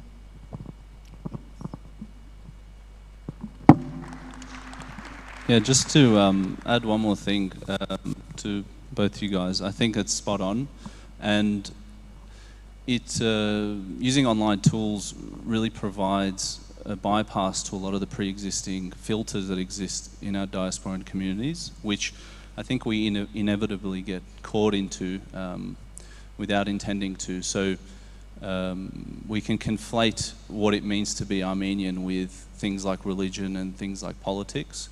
But if we can have these online platforms that basically the only prerequisite is, are you Armenian? Doesn't matter what your views are. I think that's probably the quickest and the easiest way to create the next stage of what it means to be Armenian. Thank you, Andrea-Jan. We were chatting with Anthony, and we were talking about the fact that you had talked to Katrin Hakopian, who is the president of an Armenian Swedish organization. So in Sweden, we actually have about 20 organizations that are gathered within a big organization. And within this association, I must say, there are very different associations doing different things. And maybe in order to cooperate with, both non-Armenian organizations and also in diaspora, we should maybe start by actually cooperating within the country and creating this type of platforms that you mentioned. And we have so much to learn. And while I hear you talk about, the 100-year-old history that you have in Argentina, it kind of calms me down to understand that, okay, we are a young diaspora and we have a lot to do, but we can also learn from each other. Thanks a lot. So there is one question about one of the challenges. Someone says, maybe this person is here, so you can just raise your hand if you're here. One of the challenges I've faced and know many others have is getting non-Armenian organizations to care about engaging with Armenia. What suggestions do you have for how to do that better? Maybe you could answer that, Anna? So one of the challenges I've faced, and I know many others have, is getting a non-Armenian organizations to care about engaging with Armenia. So maybe you could talk it from like economic stand of view. Okay, I'll try to answer. I think actual government is really open.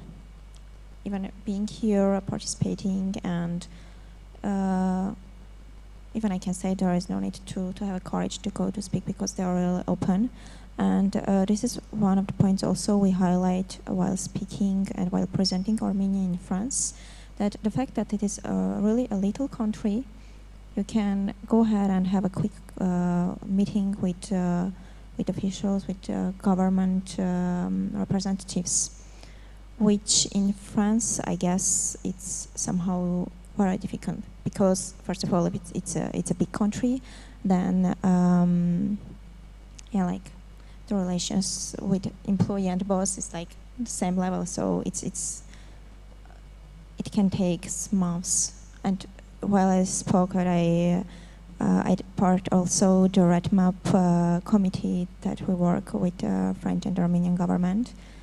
If we say that it is an urgent matter, we need to go ahead quickly, they say like the answer is okay, so we do our best to have a solution like in several months. No, it's urgent. Artsakh question is urgent, and there are lots of urgent questions. So this is also the difficult methods of working, the deadlines and the time management is different. And I think, yeah, while we say it's really quick and easy to have access, till now the feedback that we got, it's confirming. I can attest to the fact that many organizations or Armenians living in the diaspora don't really realize that it's really quick to get answers from Armenia if you need something, just as fast as you can answer. Like call Gigi, I think it's as fast that you can be in contact with like a minister of any organization. So I definitely I agree with what you said. Yeah, just if I can add, there were like 2 days ago while speaking with G2IS president, I say, okay, so we were speaking about challenges and difficulties that actually we have. And once again, as a French person, the first thing he highlighted is like, in Armenia we used to do everything in the last minute. Perhaps in France, everything needs to be planned. Even in family, if you need to meet your cousin, you need to plan it like months ago, weeks ago. But on the other hand, I say, okay, it might be a challenge. In Sweden, we don't even meet our cousins. So okay, we have chance. You can come to France to meet me. And yeah, but I said if you look from the other point of view, in Armenia it's last minute, but even if it's in the weekend, you will always find somebody who knows somebody who knows somebody, and you will find a solution. So I guess it depends from what. Definitely looking at it from a positive way. Yeah. I think you're manipulating us, though. If I may, I want to, of course, agree with Anna on this point. And unfortunately, all our wake-up calls when talking to non-Armenian partners are in difficult times. The war, the blockade, we always expect from our non-Armenian partners fast answers at the critical times. And that's homework that we have to do before the crisis happens.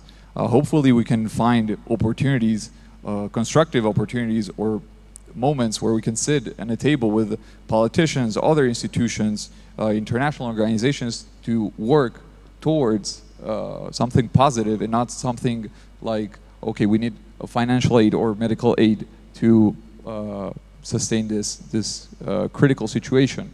Of course, countries have their own agendas. We don't have to be sometimes naive that because of we understand how terrible the things are happening in Artsakh right now, but expecting that from, in this case, an Argentinian politician, that's something that we have to work before. And for that, again, I can't stress enough the importance of taking the place that we need to take in our local communities, making sure that we're everywhere, both in politics as a moving force, but also like in ordinary things. For instance, in all the Armenian schools, we have this project that kids in their senior years, they run a restaurant to collect funds to travel to Armenia. And for some of these kids, for me, for instance, it was my first time coming to Armenia, otherwise I wouldn't have been able. And those restaurants, those activities, most of the people attending are non-Armenians. And we have a lot of cases of people that say, oh, I've traveled to Armenia because of you guys. Because they walk into the school and they see all the information about Armenia and Artsakh. They come, they sit at our tables, they get to know us, and they get to know about this country in the middle of the Caucasus. And they say like, wow, how I never heard of it. And we show them in videos all the cultural beauties that we have here. And it's a way of branding. I think we have to be very unified in our voice, but also very smart when branding our country and mobilizing our soft power. Of course. So to piggyback on this, I really also think sometimes you just have to be bold and not be shy to say what's going on, even if you might be like, this might not be the place. So whether it's in your workplace, school, college. For example, my profession is teacher. So when I was teaching in East Palo Alto, the curriculum of the California textbook at the time had one paragraph on the genocide. That wasn't going to be okay with me. I went to actually, I didn't even go to administration. I just changed the curriculum. I made the unit plan completely from scratch about genocide, getting primary sources from gened.com. If you don't know, it's Genocide Education Project is fantastic. They have all the resources if you're a teacher. So I went there, got all the resources of the primary sources of Armenians, primary sources of Turks who lived at the time but reported, and then missionaries, so non-Armenian and Armenian sources. I gave the kids all the sources and I gave them the UN definition of genocide. I asked them, now be a critical thinker, look at these sources, look at the criteria of genocide. If you see any in your own, I'm not going to tell you if this was genocide or not, I want you to look. If you see genocide, put it in the UN definition. By the end of the lesson plan, my class of complete African American and Latino kids were in tears. I'm not joking, so much that they were livid about the fact that this wasn't recognized at the time. They all came with me April 24th to Mount Davidson in San Francisco and wrote poems, read them in front of 300 Armenians in San Francisco, came to the marches with me. To this day, I get emails from my students when they say, who are in college now, and say, Miss B, that's what they call me, what can I do about Artsakh? I hear what's happening to the Armenians again by the Turks. I'm not joking, and I'll cry about it. So it takes boldness, what you were saying, and starting in your own local community, and starting with just your small, whatever you're doing. Just share the facts, the rest. I don't want to be simple and say it'll do on its own, but at least one student from that group of people or one person from the group of people might actually take more action than none. A spark. Yeah, to piggyback on that point, I I think there's a lot of work that needs to be done prior to these crises occurring too. And I think if the diasporan community exists within a country that it can get behind, so if you're living in Australia, Australia is essentially founded on giving immigrants a fair chance to make a life. So these types of principles, they're universal and everyone can support. And I think it's about ensuring that our communities can also share these principles with the country that we exist within, especially in those countries that do value those things. And they're not simply a cover for a more, sinister underside. So aspect. And second, there's a lot of professionals, some of which are here today from Australia, who work within the government, who work within how you can, write grants, which organisations are successful, why are they having such great connections. These types of big countries, rich countries like Australia, they have a lot of money to give to these communities. It's just there's a certain amount of knowledge that has to be known in order to be able to access these things, and there's plenty of people there who can do that. So it's about tapping into those people as well. I love how every single person here is actually talking about the ways to engage non-Armenians into our own problems and create solutions together. I often feel that, as all of you kind of said, that we expect people to help us, to engage with us, to do something for us, without actually showing any interest in their culture, in their problems, and kind of being this island. And I'm guessing, I always try to understand the reasoning behind the things that we do and think. And I'm guessing, this is the way that we've survived through this all of these years. This is how we've become so a homogeneous group. But with the times changing, I think that we have to understand that it's not about, zulvel. It's not about that we're speaking about. It's more about actually going and shaking hands with people and doing something for them, and then being able to expect something back from you. So I was wondering if we have any questions from the audience. We might be able to do this a bit more interactive than the chat version. If anyone wants to ask anything, you're more than open to do that. Yes, go ahead.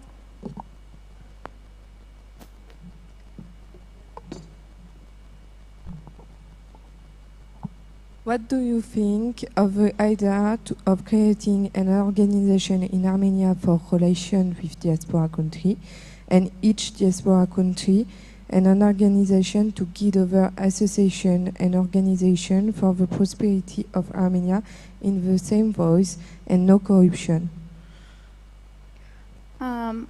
I think your beautiful French dialect was so hard, I honestly didn't understand what you said. May I just read that myself?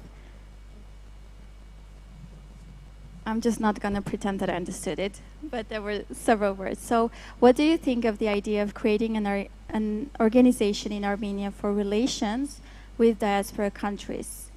And in each diaspora country, an organization to guide other associations and organizations for the prosperity of Armenia in the same voice. Did you catch that? So I'm wondering, isn't this really what Diaspora Office is doing? And if there is any lack of that, what do you think about that? Okay, so a diaspora, in every diaspora country, an organization to guide other countries back to the organizations. Any comments? Yeah, actually, as a former member of the Office of Diaspora, actually that work, in a way, is being covered already by the state through the Office of Diaspora, but also through the Ministry of Foreign Affairs. Adding to that, of course, we have non-official ambassadors everywhere that are the actual communities. Maybe on that note, the way, and circling back to my previous points, is making sure that within our communities, we're organizing properly with a unified voice. Because if I go knock on the door and tell this person, non-Armenian, like, hey, this is our agenda, please let's collaborate on this, and I leave, then Nanor goes, knocks the same door, and talks about a different agenda, the guy will say like, or the girl in this case, will say like, hey, Alexis just knocked my door, you guys are both Armenians, like get together your ideas and come back to me. I think that's something that we can do in order to better engage or better transforming our message. And Armenia will always open our arms to people coming and helping or collaborating in any way. But I think that homework is more on the diaspora and how we collaborate rather than Armenia doing something about it. I don't know if that goes in line with your question, but again, as a member of the Office of Diaspora, former, there's a lot of projects, there's a lot of work being done. Well, this forum is a great example of it. I think we have to see what's in there and take it. I mean, the opportunities are there and the resources are there already. Thanks. Another question, do you have any collaboration with Armenian organizations in other countries? You know, that could be our old diaspora communities, like in Turkey or anywhere else. This was specifically about Turkey, and I know that there were a lot of questions to our Mr. Atom yesterday about staying Armenian, how do you do, what do you do? Do you have any comments on collaborating with organizations in Turkey? This is a hard one. Let me say that maybe there haven't been any approaches from my organization at all. And again, the thing that you're saying, we're always expecting the Diaspora Office maybe to kind of guide us, and that was also something that I was doing while I was Diaspora Ambassador. But then after a while, you realize that they don't have all the solutions, and you can't expect them to have all the solutions or the guidelines, and they're not supposed to tell us what to do. So I'm just guessing that if we want to collaborate or if we have wanted to, then we should have done. But this is a good, remark on that. Go ahead, Dunder. And I'll take a question there as well. Yeah, sorry, I'll give it to you after this. So basically, raises a question that we discussed in the organizing committee for this event too, and that's about the representation of Armenia in the diaspora, especially in the more satellite communities that are pretty far away.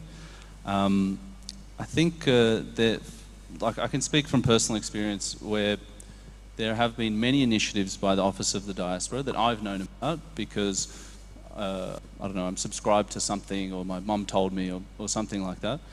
And the rest of the community just has no idea that they can apply to be a youth ambassador, or they can do the Igor's program.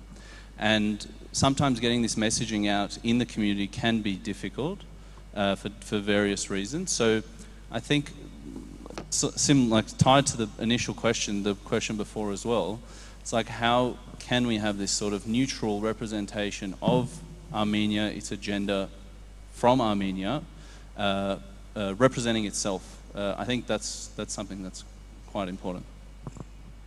Thank you, Andrew John. And we have a question here. Hey, everyone. First off, thank you for being here and talking about all these issues.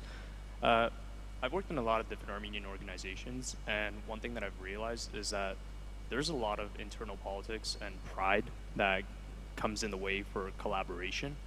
So, other thing is that they're all competing for the same donor pool. So they're all competing for funds and support and donations from the Armenian community.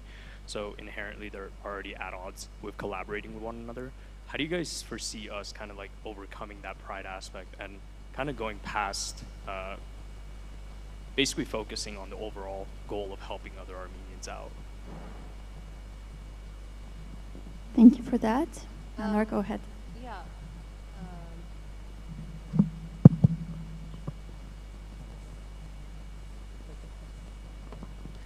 Sorry, I seem to not be tech savvy. As the founder of a very small nonprofit compared to the big ones, I haven't necessarily found too much maybe it's me, maybe I'm naive, but I haven't found that competitive spirit too much. Perhaps because I've also gotten to know the directors of these other organizations really well. In fact, I find them a little bit more collaborative now than maybe I have had in the past. There's one director once said to me, there's so little of us that it's not worth to compete. There's so much need that's not even worth to compete over who's doing what, because there's just need, period. And I've always thought, when people were like, why are you starting your own org at the time when we started back in 2009?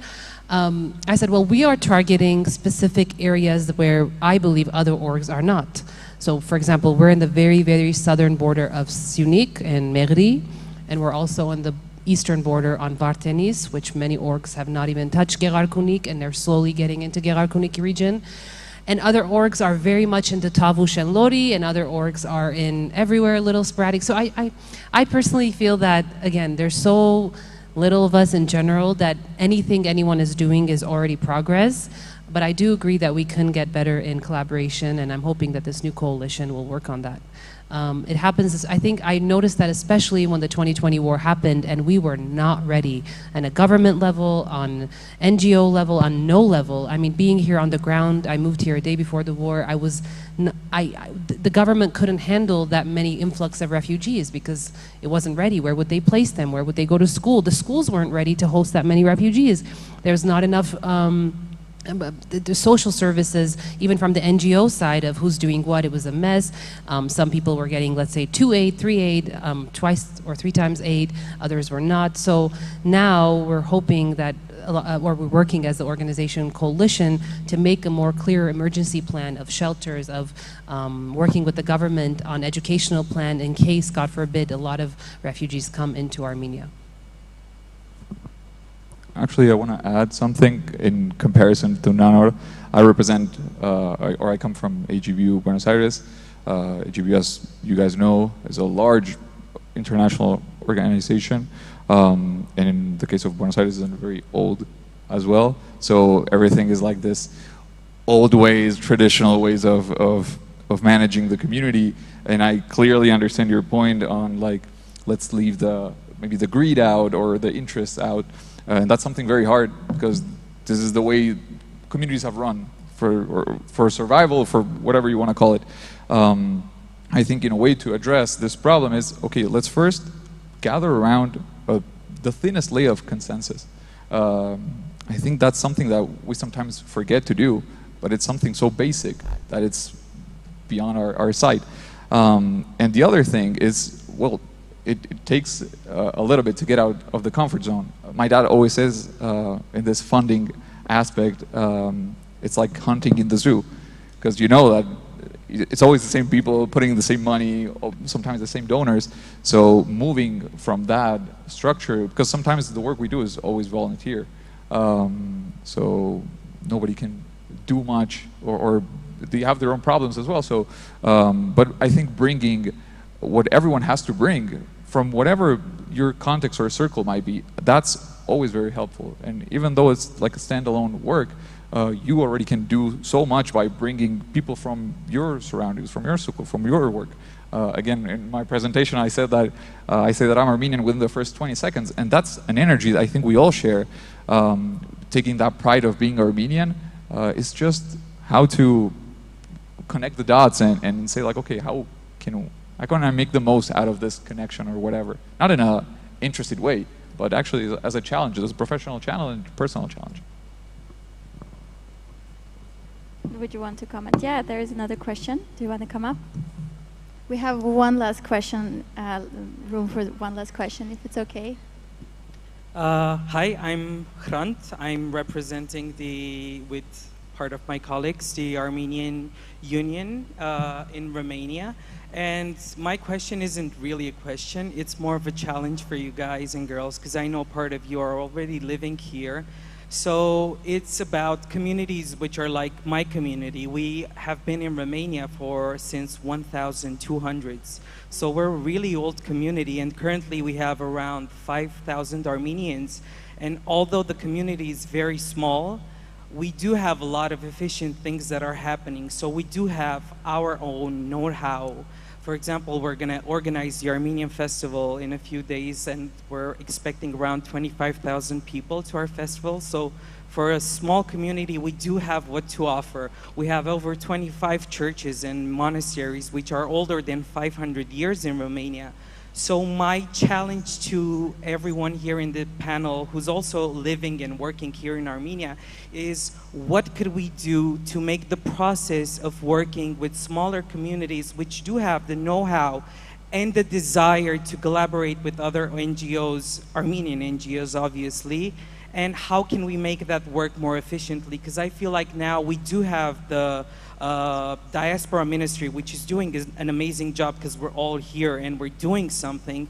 But I feel like communication-wise, we still have a lot of work to do. And coming back to the question related to Turkey, because we're a small community, I also represent the Armenian Church Youth Organization, which had its meeting a few weeks ago, and yesterday's speaker was mentioning that he felt sad that he's alone at this conference, but at that conference there were over 10 people representing the Armenian community from Istanbul. So I do think that we Armenians are amazing people, but we really do have some issues with communication. So I think that's something that I'm kindly asking to our youth that has moved back to Armenia, to do your best to connect us people from the diaspora, because you know what it means to be in the diaspora and what you could do as ex-diaspora members living in Armenia to connect us, the Armenians living abroad, with the organizations here and outside.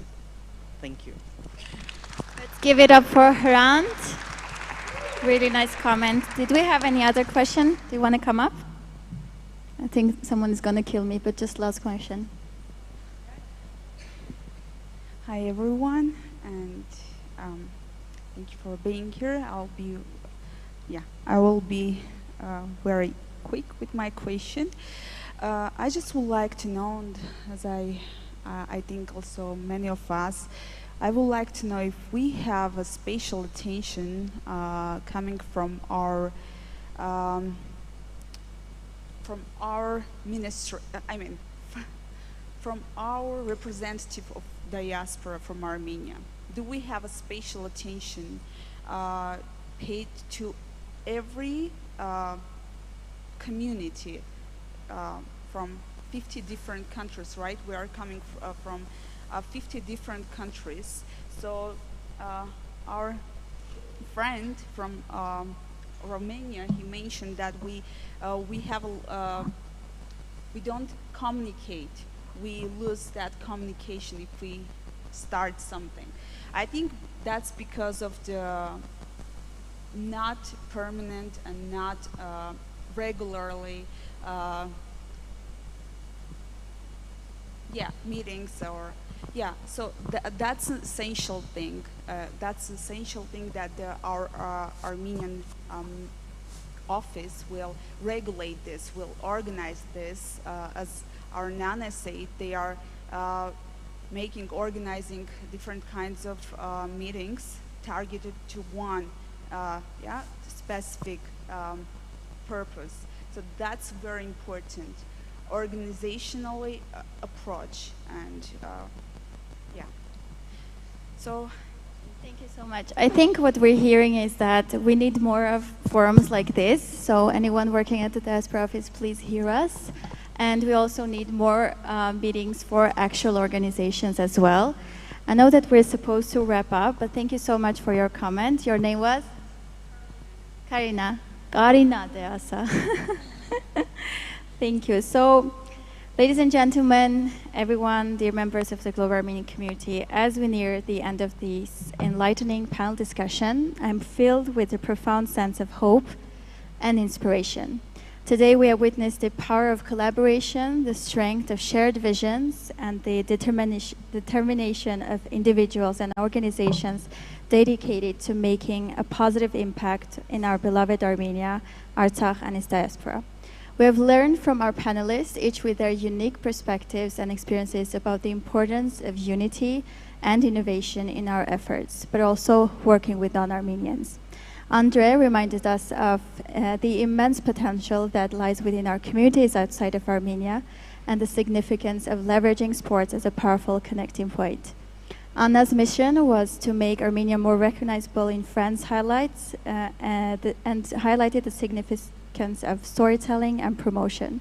We must continue engaging famous Armenians, even though it's really hard, to work closely with our governments. Alexis, with his focus on mobilizing and efforts and governmental collaboration, demonstrated the potential of combining forces to create lasting change. Nanor's dedication to bringing the diaspora to Armenia's borders is an urgent call to action. We must support educational opportunities and collaborate with local communities to ensure that we not only preserve our lands in Armenia and Artsakh, but also empower them to thrive. So throughout this discussion, we explored crucial topics from empowering youth, measuring impact, and fostering cultural understanding to identifying common goals. The consequences of every act are included in the act itself. I don't know if you heard about this, but this is George Orwell talking about something very crucial. And then if you would combine it with what I said about first, do no harm, I think what we'd get is that these approaches combined can help us to identify unintended negative and positive impacts, to calculate the most effective approach and act. Act to develop, act to help, act to cooperate, act to make our and other lives better. Thank you so much.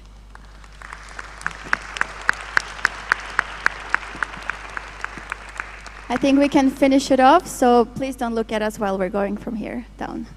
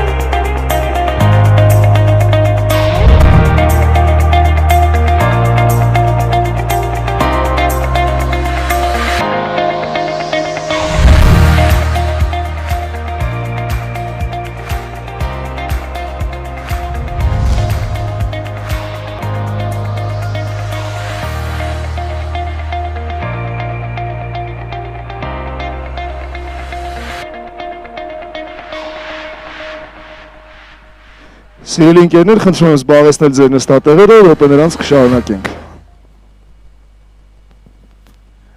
Dear friends, please take your seats. Дорогие друзья, пожалуйста, займите ваши места. Chers amis, je vous prie de prendre vos...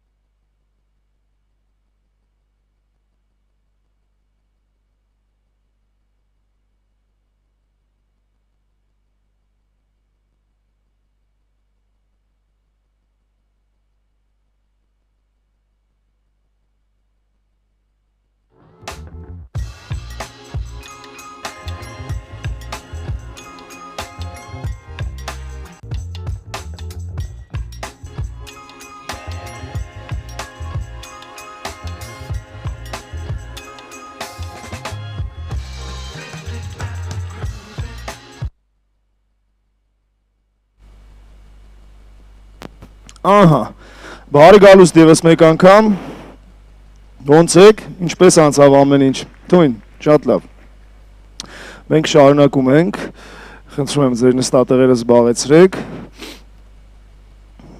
ահա, գնացիք նկուղ, ով գնաց նկուղ, մի հատ կծափարեք, տեսնեմ, որ կողմն եք, ես չեմ եղել երբեք, իդեպ ասեմ, վաղը, եթե չեմ սխալվում, այդպես փոքրիկ էքսկուրսիա է սպասվում, ովքեր որ այսօր չեն եղել, վաղը կարող են գնալ եւ տեսնել օպերայի նկուղը։ Մեզ հիմա սպասում է շատ հետաքրքիր պրեզենտացիա։ Իդեպ պրեզենտացիան տենց մի բառ է, որ մենք այսպես հաճախ օգտագործում ենք, բայց ինձ թվում է ընդհանուր առմամբ բոլորիս կյանքում լավ ճիշտ պրեզենտացիան, ինչ որ մի գաղափար լավ ներկայացնելը շատ կարևոր բան է։ Եվ ես ուզում եմ ձեզ խնդրել միասին բեմ հրավիրենք այդ պրեզենտացիայի համար մեր լավագույն գործընկերներից ՀՀ էկոնոմիկայի նախարարության ներդրումների աջակցման կենտրոնը պրեզենտացիան ներկայացնելու համար բեմ եմ հրավիրում ներդրումների աջակցման կենտրոն հիմնադրամի ներդրումների խթանման եւ արտաքին կապերի ավագ մենեջեր Սերգեյ Ջավադյանին։ Պարոն Ջավադյան,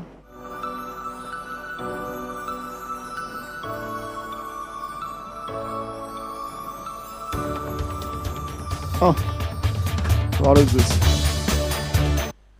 Ինչպես եք։ Համեցեք խոսքը ձեզ խնդրեմ։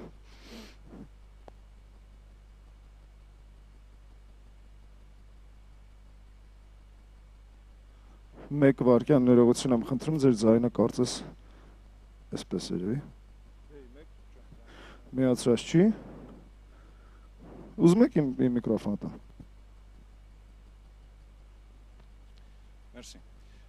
Հարգարժան մասնակիցներ, Շնորհակալություն եմ հայտնում Հայաստանի Հանրապետության ներդրումային միջավայրը եւ գործարար հնարավորությունները ներկայացնելու ինձ տրված հնարավորության համար։ Նախքան սկսել ասեմ, մենք էկոնոմիկայի նախարարության ենթակայության ներքո չենք գործում, վարչապետի ենթակայության ներքո ենք գործում եւ կարող ենք արդեն անցում կատարել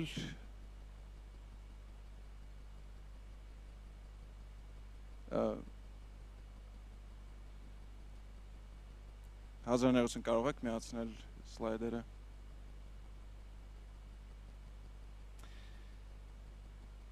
Շնորհակալություն։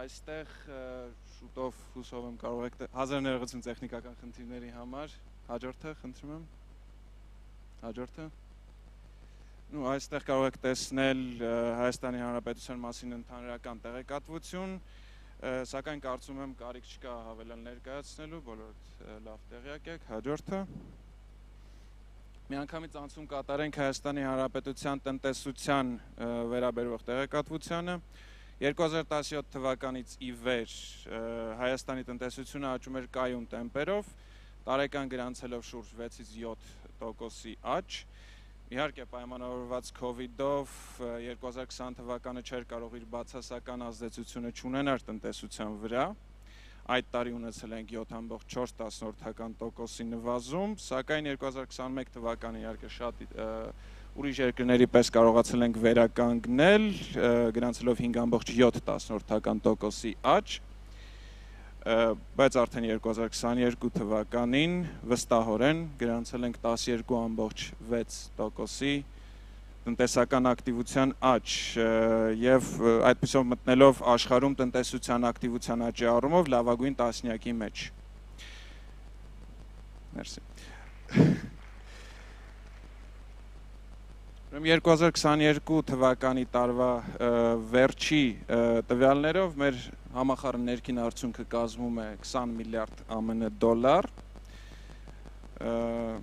Հիմնական ոլորտներն են գյուղատնտեսությունը, արդյունաբերությունը, շինարարությունը, իսկ գերակշիռ մասը առևտուրն ու ծառայությունները, որտեղ ըստ էության իրենց մեծ մասնաբաժին ունեն զբոսաշրջությունը եւ տեղեկատվական տեխնոլոգիաները։ Խոսելով ներդրումային դաշտի եւ գործարար հնարավորությունների մասին, հարկ է նշել հեղինակավոր վարկանիշային ցուցակներում Հայաստանի զբաղեցրած դիրքերը։ Հաջորդը խնդրում եմ։ Եվ այսպես, տնտեսական համագործակցության եւ զարգացման կազմակերպության վարկանիշի համաձայն Հայաստանը 83 հետազոտված երկրից գտնվում է 9-րդ տեղում, ինչը խոսում է ներդրումային դաշտի ազատական լինելու մասին։ Եվ ըստ Heritage Foundation-ի իր տնտեսական ազատությունների ինդեքսում Հայաստանը գտնվում է 58-րդ տեղում 177 երկրից։ Հաջորդը։ Հայաստանի ֆինանսական ու մակրոտնտեսական կայունությունը արտացոլված է մեծ եռյակի կողմից հրապարակվող վարկանիշներով։ Այսպիսով Moody's-ի վարկային վարկանիշը Հայաստանի համար սահմանված է BA3, իսկ Fitch-ը եւ Standard & Poor's-ը Հայաստանի վարկային վարկանիշը դասակարգում են BB- եւ B+։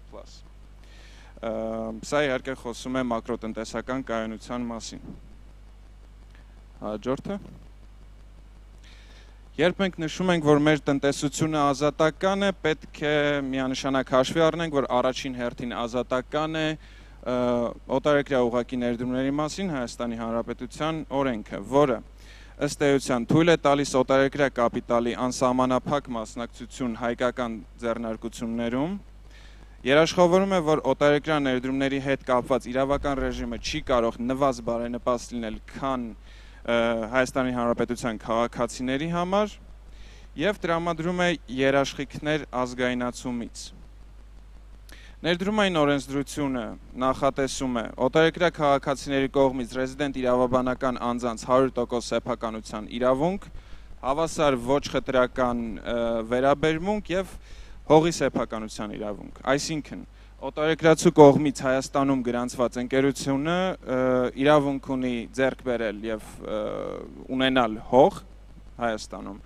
իսկ օտարերկրյա քաղաքացիները կարող են ունենալ հողի երկարատև վարձակալության պայմանագրեր։ Չկան նաև սահմանափակումներ տարադրամի փոխանակման, աշխատողների աշխատանքի վերցնելու, գումարային փոխանցումների եւ եկամուտների հայրենադարձման վրա։ Հայաստանը, հաջորդը, Հայաստանը միջազգային տնտեսական տեսանկյունից վարում է ակտիվ բաց դռների քաղաքականություն։ Մենք ունենք փոխադարձ ներդրումների պաշտպանության համաձայնագրեր 43 երկրի հետ եւ կրկնակի հարկումը բացառող համաձայնագրեր 51 երկրի հետ։ Միևնույն ժամանակ Հայաստանը հանդիսանում է հաջորդը ներդրումային վեճերի կարգավորման միջազգային կոնվենցիայի մասնակից, ինչը հնարավորություն է տալիս ներդրումային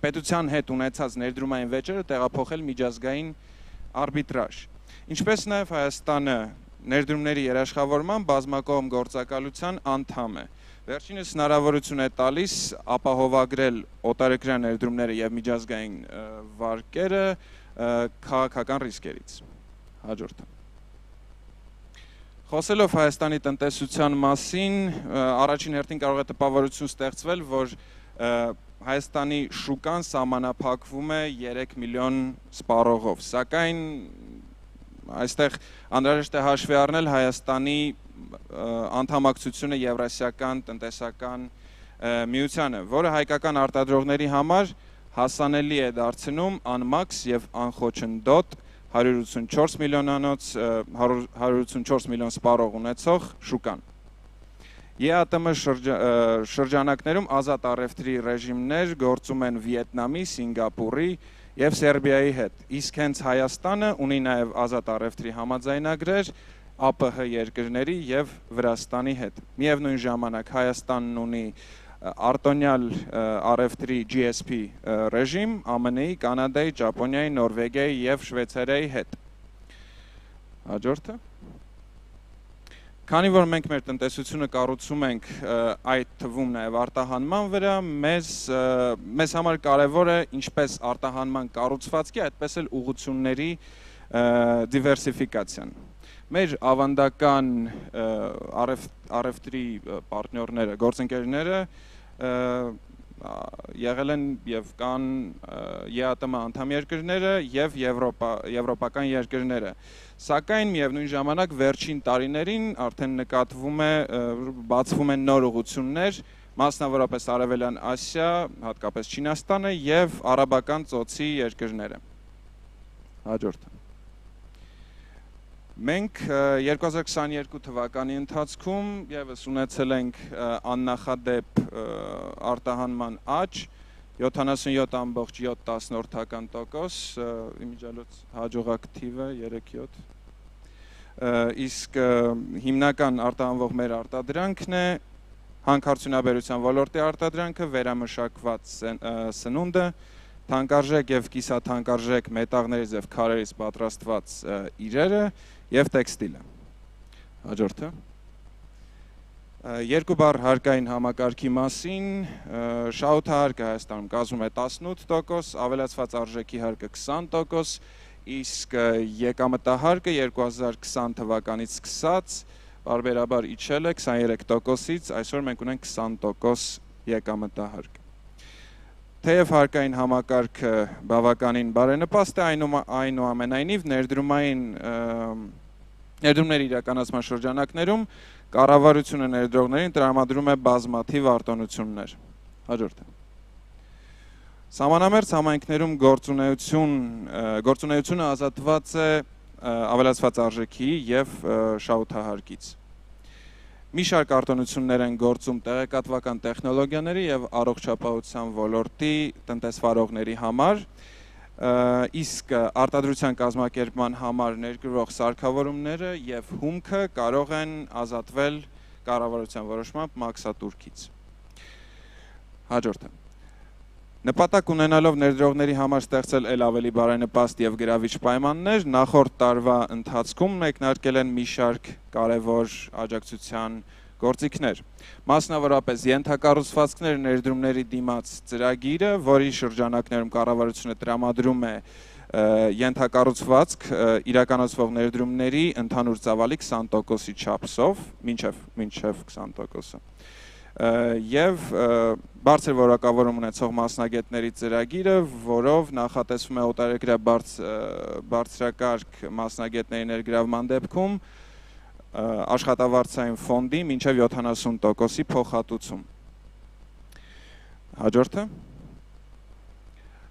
Կարևոր հանգամանքներից է նաև Հայաստանի Հանրապետությունում բիզնես գործունեություն սկսելու պարզությունը, ընկերության գրանցումը կայանում է 1 օրվա ընթացքում, անհրաժեշտ են բավականին քիչ քանակությամբ փաստաթղթեր եւ ընկերությունների գրանցումը իրականացվում է մինիմալ ծախսերով։ Նաև կուզենամ ձեզ երկու բառով ներկայացնել ԱՏԳ-ները, Հայաստանում գործող ազատ տնտեսական գոտիները, դրանք են Ալյանս, բարձր տեխնոլոգիական ուղղվածությամբ, Մերիդիան, ոսկերչության եւ ժամագործության ուղղվածությամբ, դրանք երկուսն էլ գտնվում են Երևանում, Էկոսը հրազդանում է տեղեկատվական տեխնոլոգիաների ուղղվածությամբ եւ Մեղրին արդյունաբերական եւ լոգիստիկ ուղղվածությամբ ազատ տնտեսական գոտի։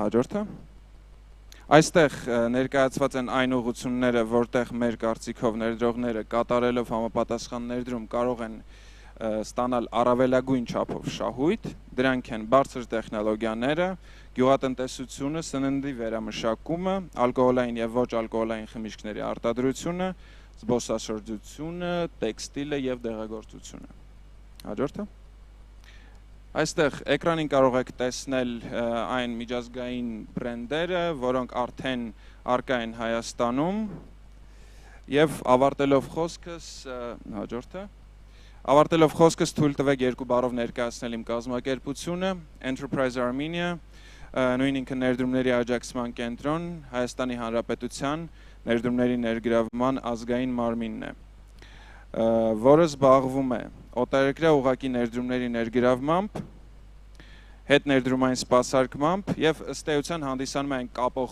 օղակը պետական սեկտորի եւ մասնավորի միջև։ Հաջորդը։ Իհատել։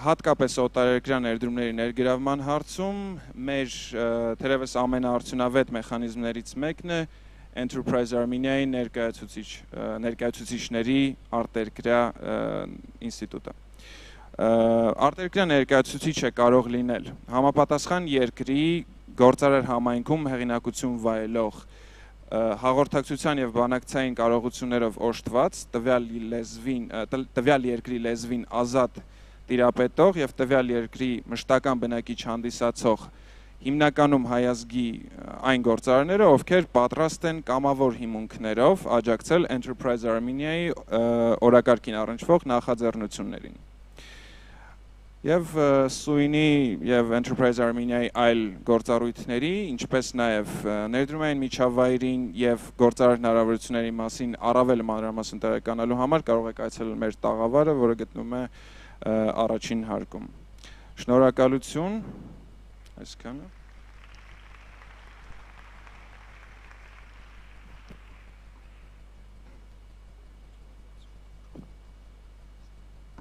Շնորհակալություն, մերսի շատ պրեզենտացիայի համար։ Ես եթե նկատել եք ընթացքում ինչ-որ անեկդոտներ եմ ձեզ պատմում, բայց փորձում եմ ուղղակի ծիծաղելու համար չէ, հենց թեմատիկ տոնեք, երեք туриզմի ու իմիգրացիայի բան հիշում եք։ Հիմա մի հատ էլ պրեզենտացիայի մասին մի հատ այդպես կատակ պատմություն կա, որը առնչվում է նաև հայկական ջինին, ջինը գիտեք, չէ՞, Ալադինի մեջի ջինը։ Ասում եմ մի հոգի գնում է ավտոշուկա, դե տարբեր մեքենաներ են եւ այլն, մի հատ հին տենց, չգիտեմ ինչ-որ մի հատ մաշված ավտո է, էլի տենց ասենք, մի 06, չգիտեմ, դրսից եկածները գիտեն 06-ը որն է։ Մի խոսքով մոտենում ասում է ինչ արժի էս մեքենան, այսօր սիրուն sense կոստյումով մի հատ մարդ է լինում, ասում է 1 միլիոն։ Ասում է 1 միլիոն ինչ դրամ, ասում է ոչ։ Ասում է ռուբլի, ոչ։ Ասում է չհասկացան, կարող է դոլար։ Ասում է ոչ, 1 միլիոն եվրո։ Ասում անկեր ջան, դու խելագար չես, ոնց կարող ես մաշված մեքենան հո Ֆերարի չի ես, ինքը ոնց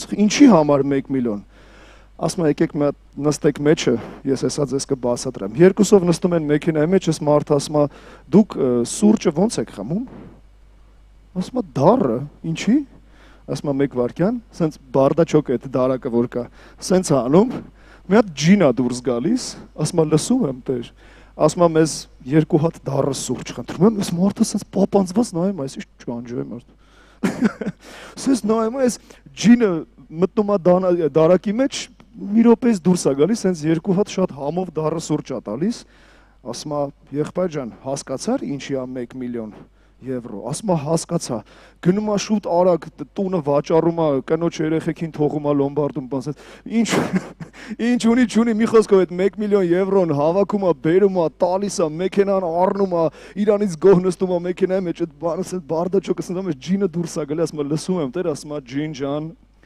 ուրեմն անձամբ իմ հաշվին 4 միլիարդ եվրո, Մայամի ափին 3 հատ վիլլա, մեկ ես ջին ասում եմ ցավը տանեմ կներես էլի ես մենակ սուրճ եմ եփում։ Լավ պրեզենտացիա բայց արեց էլի դրա համար էլ վաճառեց։ Լավ, անցնենք սիրելի ընկերներ մեր պանելային քննարկմանը։ Եկեք մեկնարկենք արդեն, թեման հետևյալն է, բացահայտելով հայրենիքի հնարավորությունները, կամավորություն, աշխատանք եւ բիզնես։ Եվ բացահայտելու համար բեմ եմ հրավիրում նիստի մոդերատորին Սենսյան ոնց է ճիշտ կարդալում Սենսյան կլաբ թե Սենսյան կլաբի համահիմնադիր եւ գործադիր տնօրեն, Armenia 3 Project նախկին տնօրեն, Reanimania փառատոնի եւ Repeat Armenia-ի համահիմնադիր Լուսինե Քասարջյանին։ Լուսինե ջան, համեցեք խնդրում եմ։ Շատ ուրախ ենք, որ այսօր այստեղ եք մեզ հետ։ Խնդրեմ, ձեր նստատեղը զբաղեցրեք, ինչ ես հրավիրեմ բանախոսներին։ Եվ այսպես, նիստի բանախոսներն են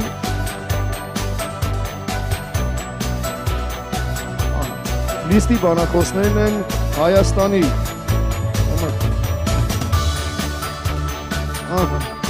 հասկացանք, իջացեք Շնորհակալություն Նիստի բանախոսներն են Հայաստանի ներդրումային խորհրդի ղեկավար Հովսեփ Պատվականյանը, խնդրում եմ համեցեք, Կարիտաս Արեգակ հիմնադրամի զարգացման պատասխանատու Սարա Սթայսը, համեցեք խնդրում եմ, ինչպես նաև PA Consulting-ի հիմնադիր Պատրիկ Էլիոթը, Տոկիո ռեստորանի հիմնադիր Հիրոկի Տաչիրին, համեցեք, Եվ Հայաստանի մանուկներ բարեգործական հիմնադրամում ծրագրերի համակարգող Իգործ 2020-ի շրջանավարտ Արմեն Բեգիջանին։ Համեցեք խնդրում եմ։ Շատ շնորհակալ ենք ձեր ներկայության համար։ Համեցեք։ Ձեզ մաղթում եմ շատ լավ, շատ հետաքրքիր եւ պրոդուկտիվ զրույց։ Արդեն այսպես ավանդույթ է դարձել, եկեք մի հատ ոգեշնչող ծափահարություններով սկսենք քննարկումը։ Ձեզ բարի երթ եմ մաղթում, խնդրեմ։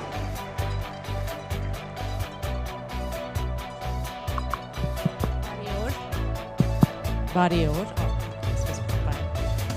ես Լուսինեն եմ, շատ ուրախ եմ հպարտ եմ այստեղ գտնվելու այսօր ձեր ներկայությամբ, ինչպես նաև շնորհակալություն կուզենայի հայտնել Սփյուռքի գլխավոր հանձնակատարի գրասենյակին իդեմս Զարեի այս հնարավորությունը ինձ ընձեռնելու համար։ Այսօրվա մեր քննարկման մասնակիցներն այնքան բազմալեզու են, որ ինձ թվում է հայերենն ու անգլերենը բավարար չի լինելու, որպեսզի մենք պատասխանենք բոլոր հարցերին, բայց համենայն դեպս կփորձենք փոխ օգտագործել հայերեն եւ անգլերենը, ընթացքում նաեւ հարցերն էլ որևէ լեզվով որ լինի, կփորձենք այս երկու լեզուների միջև յոլա գնալ, այսպես ասած։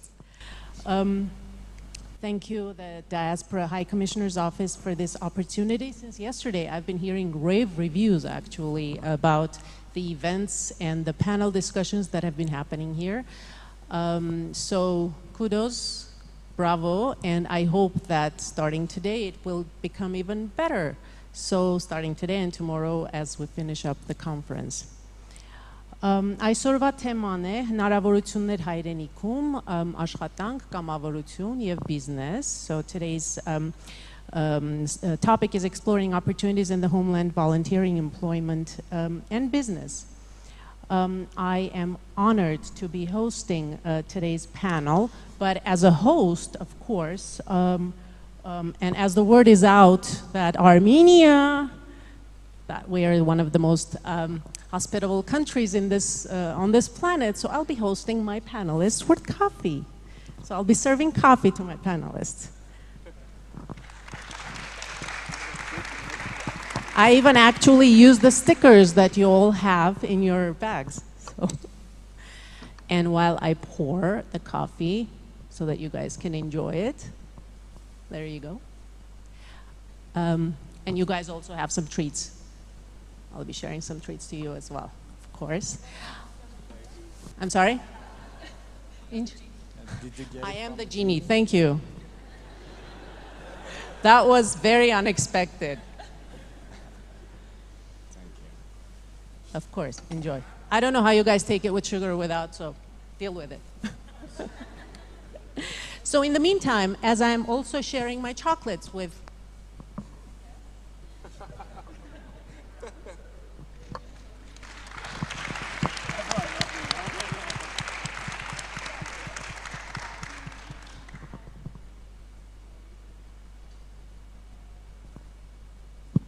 Okay, so I remember, I think it was 2018 when Armenia was being presented at the Smithsonian Folklife Festival in Washington, and one of the most active panels was the coffee drinking corner. There were various corners, I don't know, woodworking, stone carving, and the coffee angle. Everybody was just gathered there because the panelists were explaining the history behind it, how to make the perfect coffee with the cover, you know, and of course, coffee cup reading sessions. Don't worry, I'm not going to ask you guys to read the coffee, but I mean, you're free to do so if you wish to. But it's, for your information, I found out about this some 10, 15 years ago as I repatriated here, that the first the first time coffee drinking culture was brought into Europe was done by two brothers, Armenian brothers, by Pascal and Diodato.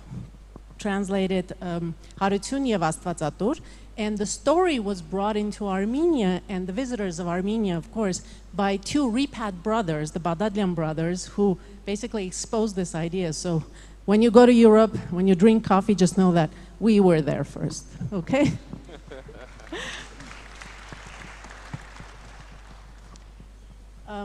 I think that was a good icebreaker, right? Although we don't need ice breaking, we need heat breaking. It's so hot in here. There's so much sun here, and I'm also very thankful and thanking you for your sunny presence here. So give yourself a nice round of applause for being here. Okay, so again, I am Lucine, and originally from Yerevan, Arapgir district. I went to high school here. In fact, with the High Commissioner. He's also from my alma mater. Go Posi the Prots. I was born to a repat family, and we called ourselves Noreko, and the local Armenians used to call us Ahbar. When I moved to the States, there, the local Armenians used to call me Hayastansi.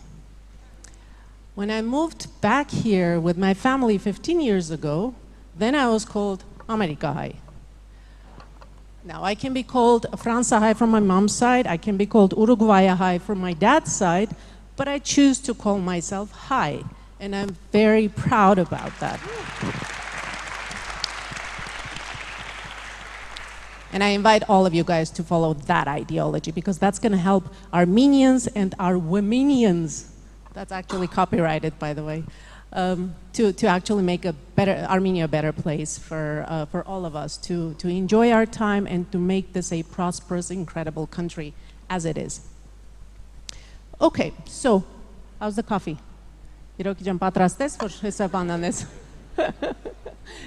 Good. See, no genie. It's still warm. Coffee is here. All right, so without further ado, I'd like to you to meet these fantastic individuals that are present at this panel. colorful, very just individuals who have so many stories that they're going to tell us about the highs and lows of the high and non-high experiences that they have had here in Armenia while their time spent in Armenia. Basically, most of them started as ABCs. You know what ABCs are, right? Armenian by choice. And so most of them started as ABCs. Some of them moved into ABL, Armenian by love. I have that one. Hiroki. I love you, Hiroki. There you go. What is ABL? Armenian by love. You married a local Armenian girl, right? There you go. And some went even further, discovering their roots and becoming an ABG, Armenian by genes. Hi, Sarah. And can we start with you? Can we start with you? Yes, of course. So in your interview with the fantastic Lara Cholakyan, you were explaining about a script, a life script. Explain a little bit, well, and then we'll go into the script. It's such a pleasure to be here. Really glad to see all of you in the audience. I hope you enjoy our discussion. As Lucy and I said, my name is Sarah. I'm originally from the Washington, D.C. area. I'm 25% Armenian by genes, now 100% by choice and by spirit, by soul. Thank you. I came to Armenia 5 years ago after I discovered that there was an opportunity to come through Birthright Armenia. I presume most of you have already heard about Birthright Armenia. Yeah. So I heard about this opportunity to come very randomly at an Armenian party that I was invited to. At that point, I had not gone to any Armenian event up until then. And when I decided to make the choice to come to Armenia, I volunteered for a year here. And after that, I had the choice to stay or to return to the DC area. And really, this script idea that Lucine mentioned is, you have a choice in life to follow the path that others are taking, to follow the script that life gives you, which is, to do really well in school, get a good job, settle down, get married, have kids. Maybe that works for you, and that's a great path. But if you want to do something else, if you see other opportunities arise, I just say go for it and break the script. So in my case, that's what I did, and I have never regretted it. Never regretted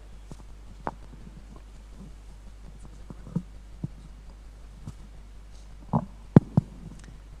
Yeah, I'm done for now.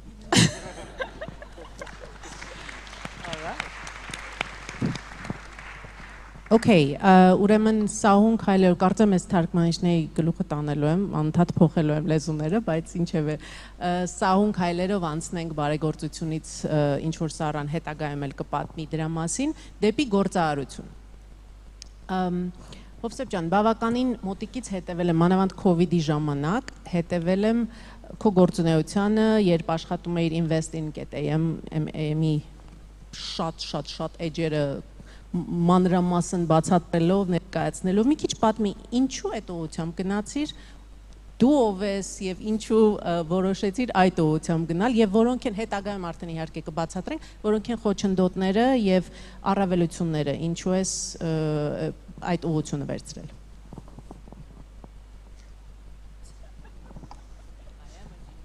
Շնորհակալություն։ Նախ ողջունում եմ բոլորիդ, շատ հաճելի է տեսնել այսքան բազմազան audience ու այս առումով շատ հետաքրքիր կլինի հարցերի շարքը հատկապես, որ տեսնենք թե ձեր տեսանկյունից ինչն է բաց Հայաստանում ու որտեղ մենք կարող ենք էլ ավելին անել։ Ինչպես Լուսինեն նշեց, ես Հայաստանի ներդրումային խորհրդի ղեկավարն եմ, վերակառուցման զարգացման եվրոպական բանկի, որը զբաղվում է հիմնականում կառավարության խորհրդատվություն տալով տարբեր բարեփոխումների շուրջ, որը ուղղված է բիզնես միջավայրի ու ներդրումային միջավայրի բարելավման։ Բայց նաև ես ինքս անձամբ մի շարք ներդրողների հետ, մի շարք ասելով ընդհանուր 18 երկրից ներդրողներ են, որոնք Հայաստանում տեսել են հետաքրքրություն եւ մենք հիմնել ենք Invest Armenia հարթակը, որը AI-based matching platform է եւ կարողանում է ներդրումային ծրագրերը Հայաստանում մեջ անել տարբեր երկրների ներդրողների հետ, ներդրումային ֆոնդերի հետ եւ այլն։ Միևնույն պահին հիմնել ենք exportarmenia.com պլատֆորմը, որտեղով matching է արվում պրոդուկտները Հայաստանից արտերկրում տարբեր դիստրիբյուտորների հետ։ Սրանք բոլորը B2B գործարքներ են։ Դուք որպես Սփյուռքի ներկայացուցիչներ հիմնականում հատկապես որ երիտասարդությունն են ներկայացված, հիմնականում B2C, այսինքն business to customer, որպես client եք գնել ինչ-որ ապրանք, բայց շատ երկրներում կան նաև հայկական ապրանքների պահանջարկ կոմերցիոն տեսանկյունից, ոչ միայն էմոցիոնալ բաղադրիչը հաշվի առնելով։ Պատմությունը այս սկսվել շատ պարզ кейսից 2017 թվականներին արդեն 4 տարի կլիներ ինչ ես աշխատում էի Jacobs Cordova Associates ընկերությունում, Վաշինգտոնյան ընկերությունը, եւ մենք զբաղվում ենք regulatory reforms consultancy-ով տարբեր երկրներում, Վիետնամ, Կենիա, այդ ժամանակ Central Asia- ենք, եւ երբ մեզ հարցնում էին տարբեր մարդիկ Հայաստանից, Հայաստանի հնարավորություններից, Հայաստանի ներդրումային ծրագրերից, հետաքրքիր զարգացումներից, ճկուն հարկային համակարգից, մենք բավականին մանրամասն պատմում ենք, բայց որևէ պլատֆորմ, որևէ կետ չկար, որտեղ մարդը կարող էր մտներ, այս ինֆորմացիան համապարփակ ստանար եւ դա աներ ինտերակտիվ ֆորմատով։ Այս պահի դրությամբ երբ Invest-in AM-ը ստեղծեցինք ընկերոջս հետ եւ այնուհետեւ մեզ միացան 18 երկրից ներդրողներ, այստեղ կան այնպիսի tool-եր, որոնք ձեզ թույլ են տալիս օրինակ 5 վայրկյանում հաշվարկել ձեր բոլոր հարկերը որպես պոտենցիալ բիզնես։ Կան tool-եր, որոնք օրինակ կարան ձեզ օգնեն, եթե դուք օրինակ Ֆրանսիայում եք կամ Ռուսաստանում կամ ԱՄՆ-ում, ուզում եք ինչ-որ բան ներմուծել ձեր երկիր Հայաստանից, որ ունենա նաև կոմերցիոն հիմք։ Կարող եք ընտրել ձեր երկիրը, ընտրել ապրանքանիշը եւ համակարգը MAT մոդելը, որը մշակել ենք, կհաշվարկի ձեզ թե էքսպորտի potential-ը կոնկրետ այդ ապրանքի գծով ինչքանով մեծ է ձեր երկրում։ Այսինքն ինչքանով հայկական ապրանքը ձեր երկրում մրցունակ կլինի։ Կան մի շարք այլ ֆորմատներ, երբ դուք կարող եք գրանցվել որպես ներդրող եւ matching-ի միջոցով կարողանաք ներդրումային ծրագիր ձեզ հարմար գտնել Հայաստանում եւ հակառակը։ Եթե ուզում եք Հայաստան գալ եւ ներդրումային ծրագիր սկսել եւ փնտրում եք ներդրող, բազայից 1800 ներդրողի հետ կարողանա համակարգը ձեզ կապել։ Բայց ես ուզում եմ մի փոքր այլ բանի մասին էլ խոսել, եթե կարելի է բիզնես բլոկը մի կողմ թողել։ Ես չգիտեմ այս հապավումներից որի մեջ կմտնեմ, երևի թե որևէ մեկի մեջ չեմ մտնի, որովհետև Հայաստանից ես մեկնեցի ուսման 18 տարեկանում, Լատվիայում, հետո Շվեդիայում, հետո աշխատանքի բերումով երկար ժամանակ տարբեր երկրներում է աշխատում ու ես հստակ հիշում եմ այն պահը, երբ որոշեցի, որ Հայաստան պետքա full վերադառնալ ու Հայաստանում լինել, շատ անհասկանալի սենտիմենտալ պատմություն է իրականում, որովհետև ամեն անգամ գալիս ենք, ինչ-որ բաներ տեսնում ենք ու հասկանում ենք, որ բան չի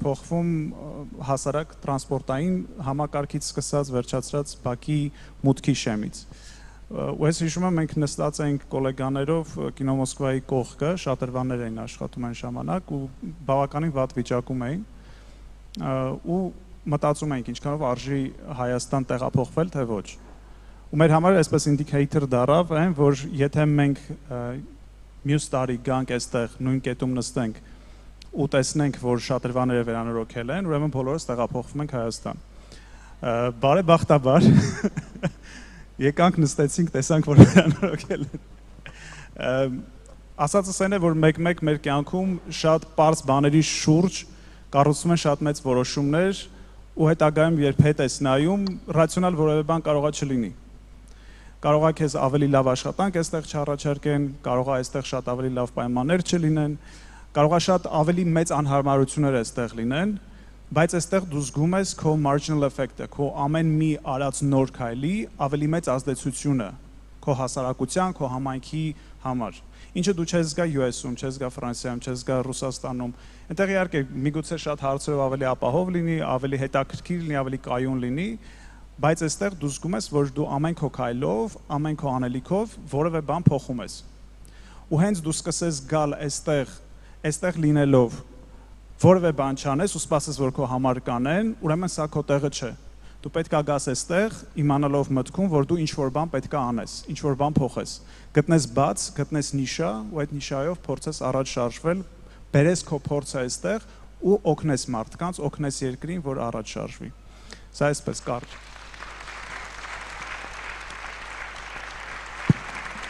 Այո, հրաշալի էր ասված, ինչու պիտի ինչ-որ մի ուրիշը գա եւ փոփոխի, որպեսզի դու գաս եւ վայելես։ Ոչ, եղիր այն փոփոխությունը, որ ուզում ես տեսնել այս աշխարհում, չէ՞։ Շնորհակալություն։ Մենք նորից կվերադառնանք իհարկե տարբեր հարցերով, անցնենք մի քիչ այլ աշխատանքային միջավայրի, Patrick Elliott։ Բարև, Դավես։ Մերսի։ Դավես։ Սուրճը շատ համով է։ So, ուրեմն, ինչով ես զբաղվում, ինչ ես անում այստեղ? Basically tell us a little bit about you. What's this Canadian guy doing here in Armenia? And then of course we'll talk about your consulting business. What advices? This is going to be a conversation around coffee, as you know. So I'm just going to throw some questions at you guys, and you just pick and choose, and you can respond because I'm sure there's so many wonderful insights that all of us need to hear that these guys have accomplished, guys and gals.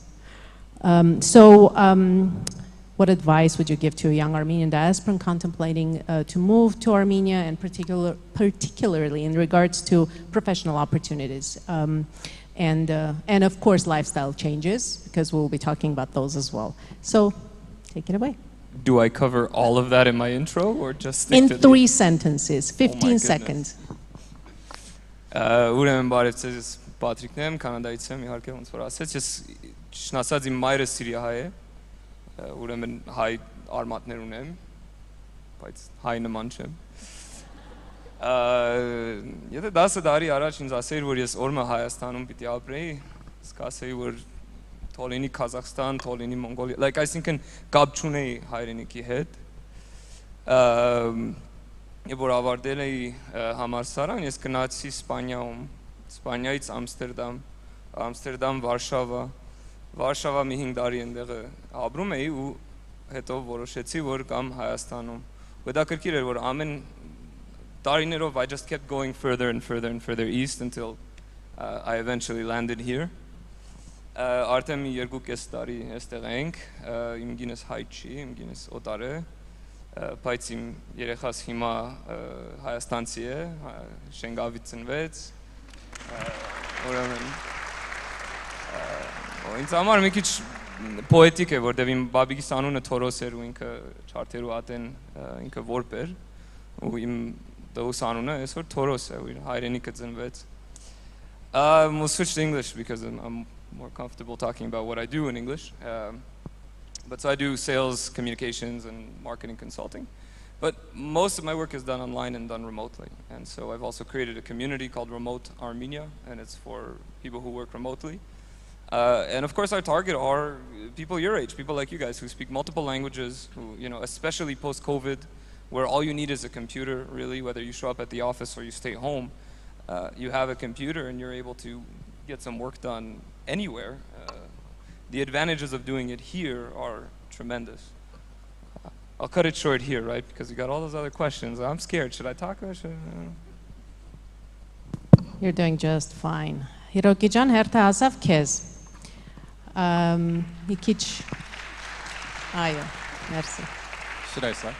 Մի քիչ պատմի քո մասին, what was the biggest lifestyle change you made basically by moving here, and of course we'll talk a little bit later about what you're striving to change here as well. Konnichiwa, բարև ձեզ։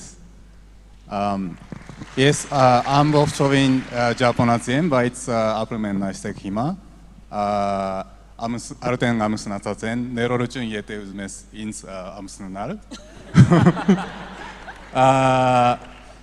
Okay, so let me switch to English. So I have my Japanese restaurant here on Narabanjan Street that is called Tokyo. We opened last year, but I'm from IT sector, by the way. And I have experience in 3 exits of startups in my life. And I came to Armenia for the first time in 2009, and then started the organization called Leadership School Foundation with my local friend here that is an educational NGO. And I moved to Armenia in 2017. And actually, Lucine said, I'm ABL. But my wife, so my wife is Tegazi Hai, but we met in Tokyo, we married there. She didn't want to come back to Armenia, so I forced her to come back by giving her bribe. Like, $1,000 every month, and then she said, "Oh, okay, let us try." But anyway, so now she's happy. So this is short introduction of about myself, and probably some of you guys are questioning why this random Japanese guy, staying in Armenia. That's a very long story, actually. So if you want to know the details, please Google my name. There are lots of information about why I'm in Armenia by watching YouTube articles and some media coverage. So just go to Google. If I am allowed to have maybe 5-7 minutes later, I can talk about it later. Probably the most life-changing thing that I moved to Armenia, after I moved to Armenia, is, let's say, the friendship. So I'm from Tokyo, that is a mega city in the world, where currently lots of people have loneliness issues. So people just die without meeting other people. Nobody knows these people just die alone.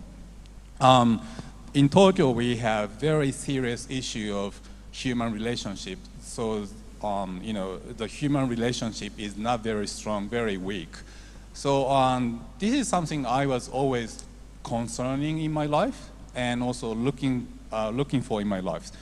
And then when I came to Armenia in 2009, honestly speaking, I didn't like this country in the beginning, because probably if you guys are born in Armenia and then stayed here around that time, you will understand most of the guys walking on the street outside wore black shirts, black trousers, pointed shoes, this weird Soviet style hairstyle. We still have those. And I was the only Asian guy walking on the street. So everybody was like staring at me like this, and then always saying something to me which I didn't understand. I was totally fed up and then felt very uncomfortable.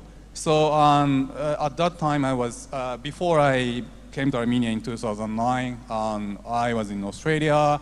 I had a good friend of Armenian guy there, and I always called him, Armenian, I shouldn't come to Armenia. This country is like, I can't understand the people. They don't understand me. So this is the initial experience, actually. But then after 3 months staying here, I started realizing that, at that time, Armenian people are kind of very different from now. But the most hardest part was breaking the ice.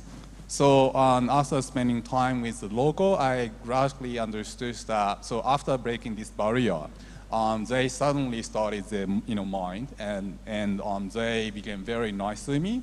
Then I realized that, okay, so actually on the surface, this country has very different mentality, which made me very uncomfortable. But underground, after this barrier, I realized that Armenian people have something I really was looking for in my life. That was a strong relationship with, between the people.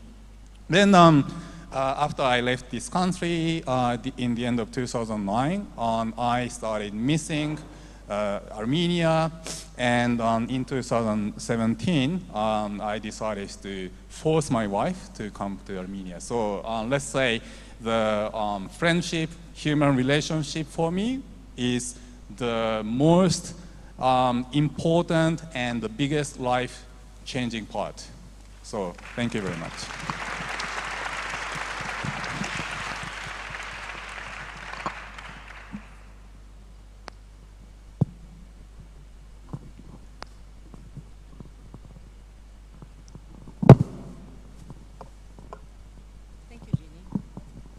Hello. Okay. So, thank you, Yerevan.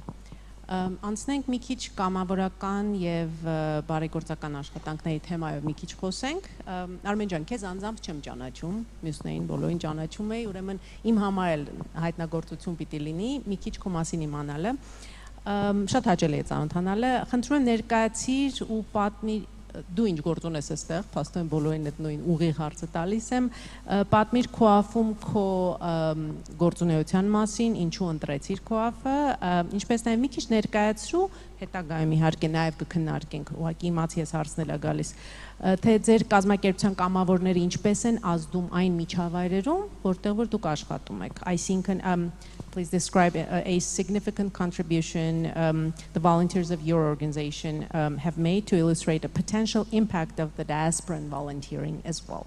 So, որ լեզվով ուզում ես խոսի։ Շնորհակալություն, ես կփորձեմ հայերենով, դա անգլերենով էլ կարող եմ, բայց ավելի լավ է հայերենով խոսենք, քանի որ արդեն ես ու Հովսեփը հայերենով կխոսենք, որոշեցի հայերենով։ Ողջույն բոլորին, իմ անունս Արմեն է Բեգիջանի, ես ծնվել մեծացել եմ Թեհրանում։ Կարող է իմ պատմությունը շատ հետաքրքիր չլինի մյուս ընկերների պատմության հետ, բայց այդ ամեն ինչը փոխվում է արդեն 2020 թվականից, որ տեղափոխվել եմ Հայաստան։ Ինձ համար շատ հետաքրքիր է եւ տենց նշանակություն ունի այստեղ ներկա լինելը այդ առումով, որ այս իվենթը կազմակերպվել է հենց Սփյուռքի գրասենյակի միջոցով, որը կազմակերպել է նաեւ եւ կազմակերպում է Իգոր ծրագիրը, որը հանդիսացել է այդ մղիչ ուժը, որ ես հայրենադարձության իմ ասած երազանքը իմ կնոջս հետ, իմ ընտանիքիս հետ կատարեմ։ 2020 թվականին գիտեք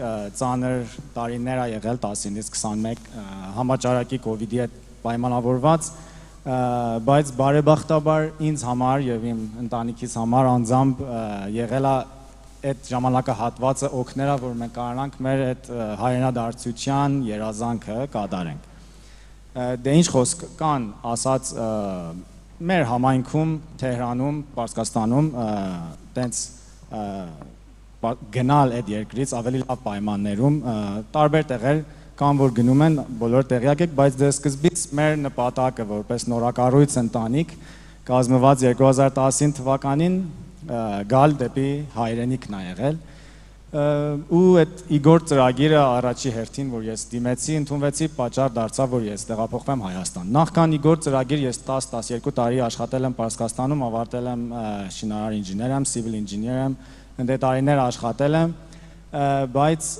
այդ ժամանակահատվածում դիմեցի Իգոր ծրագրին, ընդունվեցին եւ տեղափոխվեցինք արդեն կնոջս հետ Հայաստան 2020-ից եւ արդեն հիմնականում բնակվում ենք այստեղ։ Նաև Իգոր ծրագրի զուգահեռ ես այստեղ ամերիկյան համալսարանում մեծի MBA ծրագիր, որ MBA ծրագիրն էլ ավարտել եմ, արդեն graduate եմ դարել եւ նաև բացի master's degree in civil engineering ունեմ MBA։ Ու այդ երկուսը միացնելով ես կարողացամ իմ կարիերան կառուցեմ Հայաստանում որպես նախագծերի ղեկավար, project manager եւ միացամ COAF-ին 2023-ի նոյեմբերից 22-ի նոյեմբերից, այո։ Իսկ COAF-ում ասած նպատակը, այսինքն իմ համար ես շատ նախկին panel-ին, որ լսում էիմ, ներկա էինք,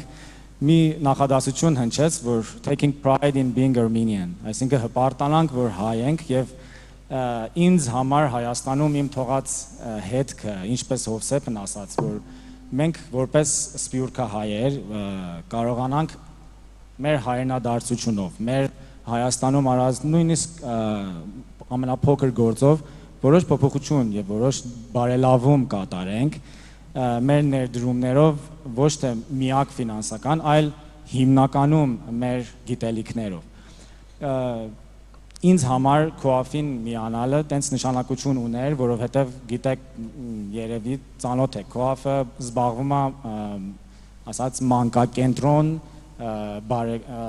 բարեգործական ծրագրեր իրականացնելով հիմնականում եւ մոտ կարամ ասեմ միակ մարզերում, ոչ թե Երևանում, այլ մարզերում եւ մարզերի զարգացումը գոյանում է COAF-ի հիմնական նպատակի ու միշնի մեջ։ Եվ ունենք ես այնտեղ աշխատել եմ, միացել եմ արդեն նախագծերի ղեկավար որպես project manager ու ասած ինձ համար ամենադժվար պահը աշխատանքի նաև քաղցրը, որովհետև այդ նպատակը, որ ծառայում ես մի հատ բարձր ասած վեհ մի հատ նպատակի գոյացել է իմ համար այդ ամեն օրվա առավոտվա արթնանալուց հետո այդ motivation-ը, այդ քաջալերանքը, այդ որ ինձ առաջա հղում, որ ամենադժվար օրերն էլ նաև մարդ քաղցությունով ավարտի։ Հիմա ընթացքում կարող եմ բացատրություն տամ, բայց COAF-ը հիմնականում զբաղվում է 4 հիմնական աշխատանքներով՝ առողջապահական, կրթության, մոր եւ բանկան կենտրոններ եւ նաեւ ունենք համայնքների զարգացման ծրագրեր, որ ոչ թե միակ կենտրոնացած են երեխեքին, այլ կենտրոնացած են համայնքներին զարգացում եւ տարբեր ծրագրեր իրականացնելու շուրջ։ Շնորհակալ եմ, շարունակենք վերադառնանք։ Վստահ եմ մեր խոսակցության մեջ ինչ որ մի ժամանակ նաև հերթը կգակահասնի, Սարան կպատմի, թե իսկապես ինչու ինքն էլ ամեն առավոտ զարթնում է ոգևորված եւ նույն էներգիայով ոգևորությամբ փորձում է շարունակել իր գործը, բայց այդ լսեք Google արեք իր ինտերվյուն էլ նաեւ շատ հետաքրքիր է. Okay, so I just want to make this basically intermezzo, and I want you guys to come up with like a unique story or a memorable experience from repatriation that you experienced that might give others a glimpse of somehow what to expect or what to anticipate when moving into Armenia, but like the exciting, the colorful ones. So, can I? Of course. As I said, so I'm from Tokyo, so Japanese people always prefer and love making plans in ahead. So, for example, if you are in Tokyo, you're gonna call you call your friend and then say, "Oh, let's go for a drink," and most likely your friends say, "I have already planned, so let's do it 1 month later." In Armenia, so what I always like about this country is that whenever you have plans suddenly, and then just call maybe 3 friends of you, at least one of them will say, "Okay, so let's go." So this is something I really love, and you can expect after moving to Armenia. So you don't need to make a plan; just you come up with something very interesting and call your friends and go out. So this is it.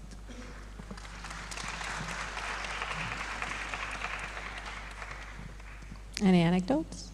It's not as funny as Hiroki's, but it was quite interesting to us anyway. So as I mentioned, my son was born here, but he was born, we had some medical complications, and he was born 2 months premature. And our biggest worry moving here would be the medical system. We don't know it, we don't understand it, is it even good? We heard only horror stories of, you have to bring your own stuff, you have to bring toilet paper, towels, everything, right? And of course that was not the case. Shingavit Hospital is absolutely beautiful. And I don't know if there's other Canadians here, but if you are, you know how god-awful our healthcare system is. In Canada, if you have a problem and you want to see a doctor, you're lucky if you're going to wait 9 months. And so when our son was born, we had just incredible care. He was in the intensive care for 6 weeks. We had our doctor's WhatsApp number, and she would text us at like midnight, "Are you guys okay?" We've never experienced anything like that. It was very odd for us. It was the most difficult period in our lives, of course. Any country you'd be in, this would be a difficult period. But I still remember it was during COVID time, so I wasn't even allowed to go into the NICU to hold my newborn son.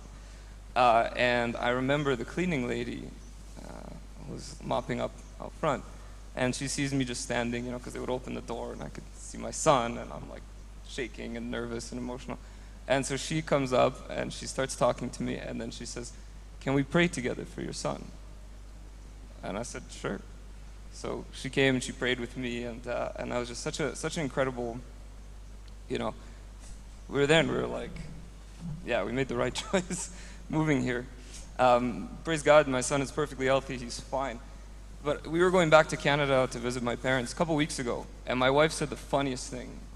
She goes, "Darling, if," with her cute Polish accent, I'm going to butcher it, but, "Darling, if Torosik is sick, will we be able to see a doctor?" And I go, "No." We're going from a developing country to a developed country, and our concern is the medical system. So, yeah, I mean, a lot of the worries that we had were very much overblown, and I only have good things to say about our experiences. We've had other medical stuff since then in the 2 years. And yeah, we have only good things to say so far. But the quality of the doctors here, the quality of the nurses, wasn't always like this, I know, but yeah, only good things to say. I think Armenia is one of the best places for raising kids, actually. Oh, by far. Yeah, so... both our kids went to Vernissage last weekend. We got free stuff all day. It was fantastic. So what I'm always surprised is that whenever I bring my, take my kid out, everybody, doesn't care how big noise he makes. And also, they don't know about my son, but then always they start playing and then spending time with my son, always saying like chick chick chick, and this is amazing. So recently, my wife and I flies to Georgia, Tbilisi, next country, with my kid, of course, and we expected something very similar happened to my kid, but then we couldn't have the same thing for my kids. So whenever we walked on the street, nobody cared. Whenever we went to a restaurant, nobody cared. But after we came back to Armenia, on the train, the staff started playing, having fun with my son, and we felt very, very relaxed and safe. So honestly speaking, sometimes this is too much, for kids, especially in the public space, for example, in the theater. I had very bad experience by watching ballet, and then behind me there was one not baby, but like let's say three-year-old or 4-year-old kid, and he started crying and then saying something very stupid loudly, and the mother didn't care. So on the other hand, that was a little bit too much care for kids, but then on the other hand, as a parents, this country is really, really good for raising kids. So, yeah, this is something I also want to emphasize on regarding kids.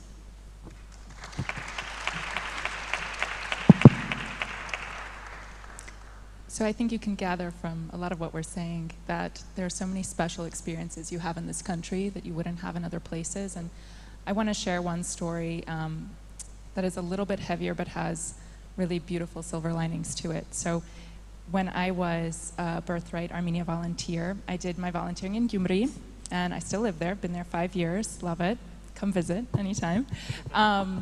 So I was in a marshutka, in a minibus, classic, and I think that I was on the phone with someone who didn't speak Armenian, so I'm speaking in English on the phone, and this woman sitting behind me hears me. And when I'm done talking, she taps me on the shoulder and she speaks in broken English and says, "Where are you from?" And I said, "Oh, I'm from America, but I'm volunteering in Gyumri." And she looks at me, I turn around and she looks at me and she has this alarmed look on her face and she says, "You look just like the daughter I lost in the earthquake in 1988. I get chills still when I say it. It was a really strange moment, and ever since that day, she's been my Gyumri mom, and I'm the replacement of her daughter, who she lost.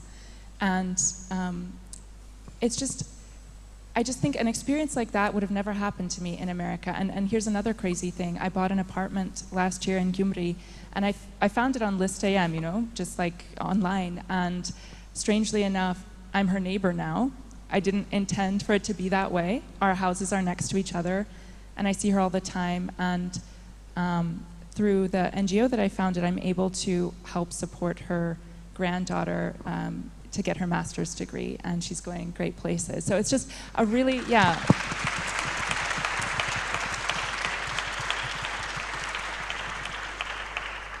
It's really beautiful. It's really beautiful. And I think the thing I take from that is, despite the sadness and the difficult past that this country has had, I'm able, in Raya's daughter's honor, to help support her granddaughter and to gain a mother in the process. So, thank you. By the way, Sarajan, I think I have maybe 3 or 4 Armenian mothers in different areas. Yeah, you'll have more than one.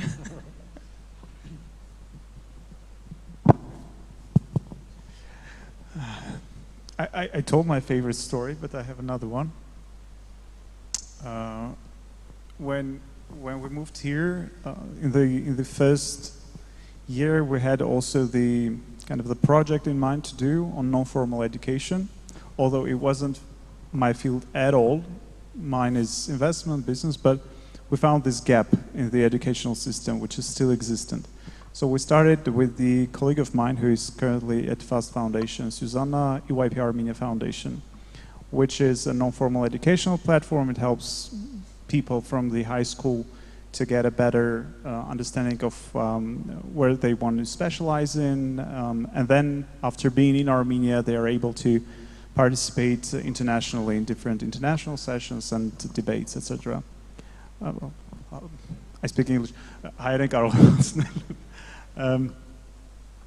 Ու երբ որ մասնակիցներից մեկին հանդիպեցինք Ստեփան անունով, ու հարցնում ենք որտեղ կուզես ընդունվել, ասում է չեմ ուզում ընդունվեմ համալսարան, ուզում եմ քոլեջ գնալ, իրավաբանություն, law, ու երբ որ հարցնում եմ, բա ինչի ես ուզում հենց այս քոլեջ գնաս, ոչ թե գնաս համալսարան, ԵՊՀ կամ ֆրանսիական կամ որևէ այլ լավ բու, պատասխանել այնտեղ ծանոթում ենք։ Այդ թվականներին դեռ այդ աշխատող մեխանիզմ էր։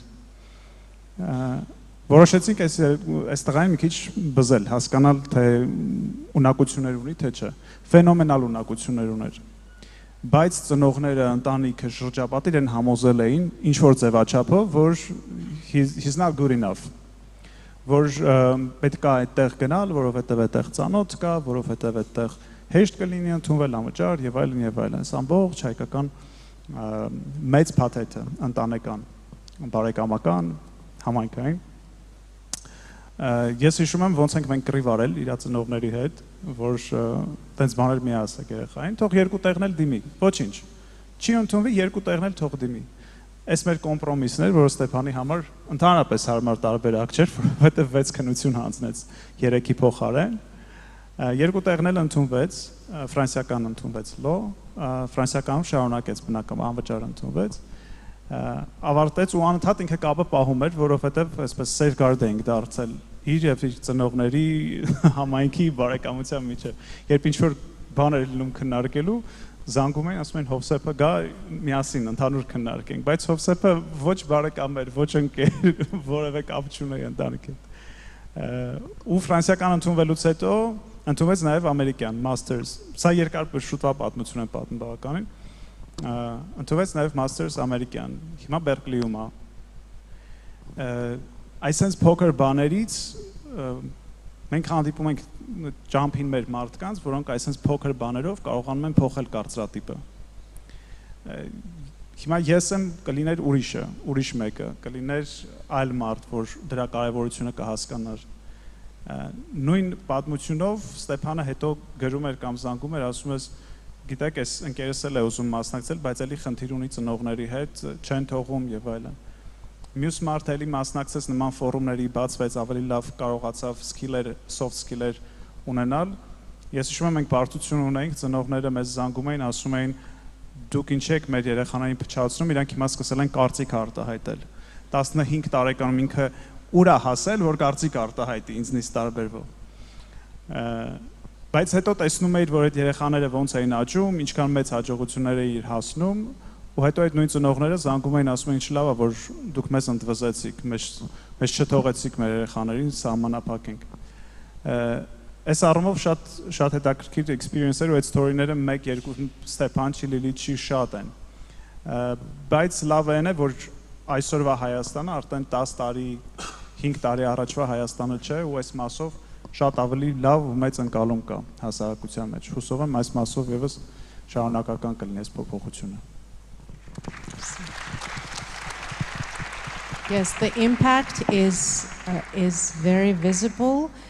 You do not need to create a huge business here. You just need to come here. We just need a head count at this point, and to make sure that each one of us, being either here or from afar, even has their 1 cent, not financially, of course, but just to make sure that your presence is felt, because you cannot really just donate once a year from afar and consider yourself Armenian. At this point, I think each one of us should, I believe, I'm very strict about this, that each Armenian existing on this planet should come and live in Armenia, live in Artsakh for at least 6 months, and then have the opportunity to ask or demand something. So presence is very, very necessary.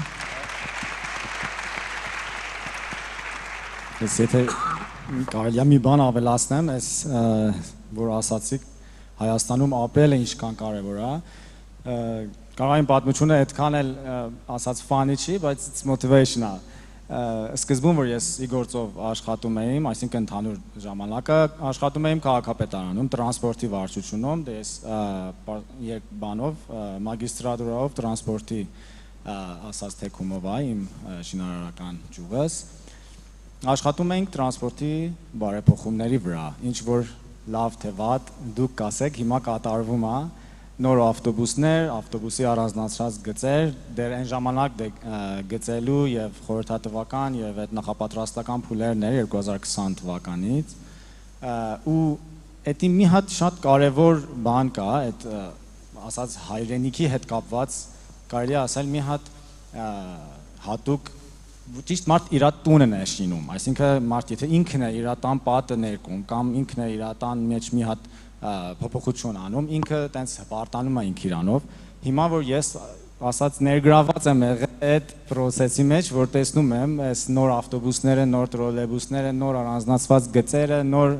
երթուղիները, դա ասած կայֆ է, դա հավես է, որ դու կարողացել ես քո տան մեջ, քո երկրի մեջ մի բան անես, գոնե բարեփոխում է։ Հիմա կարելի է ամենամաքսիմալ կերպով կամ ամենալավը չի, բայց մի քայլ է, որովհետև ուզեմ հետ վերադառնամ ձեր խոսքին, որովհետև մինչև որ ես չէի եկել ապրեի Հայաստանում, ինչքան էլ որ Պարսկաստանը մոտիկ է եւ ինչքան էլ որ տարին 3 անգամ ճամփորդես, մինչև չապրես հայրենիքում չես պատկերացնում իրականությունը, այսինքն ես սկզբում որ գնում էինք տարբեր տեղեր, հենց մեր տրանսպորտի, հանրային տրանսպորտի ասած ինֆրաստրուկտուրան տեսնելու, այսինքն ես չէի հավատում, որ կարելի է այդքան գործ անելու տեղ լինի եւ դա ինքը մի հատ առիթ է, որպես ոչ թե միայն Սփյուռքը, այլ որպես երիտասարդ, որպես երիտասարդներ, որ հավաքվել ենք, այստեղ խոսանք առիթները, որ կարող ենք երկիրը զարգացնենք, այսինքն կարելի է այդ դիտանկյունից նայել, որ թուլությունները կամ պակասինները ճիշտ է, it's a threat, կարելի է թուլություն է, բայց կարող ենք դրանք վերափոխենք to opportunities, կարող ենք դրանք փոխենք հնարավորությունների, որ կարանք այդ հնարավորություններից դրանց կատարելու իրագործելու մենք ներգրավված լինենք, մենք մեր գիտությունը ներդնենք, մենք անենք այդ գործերի կատարումը եւ հետո ինչպես ես եմ, արդեն դուք էլ ասած կայֆ ստանաք այդ ձեր ստացած արդյունքից։ Մերսի։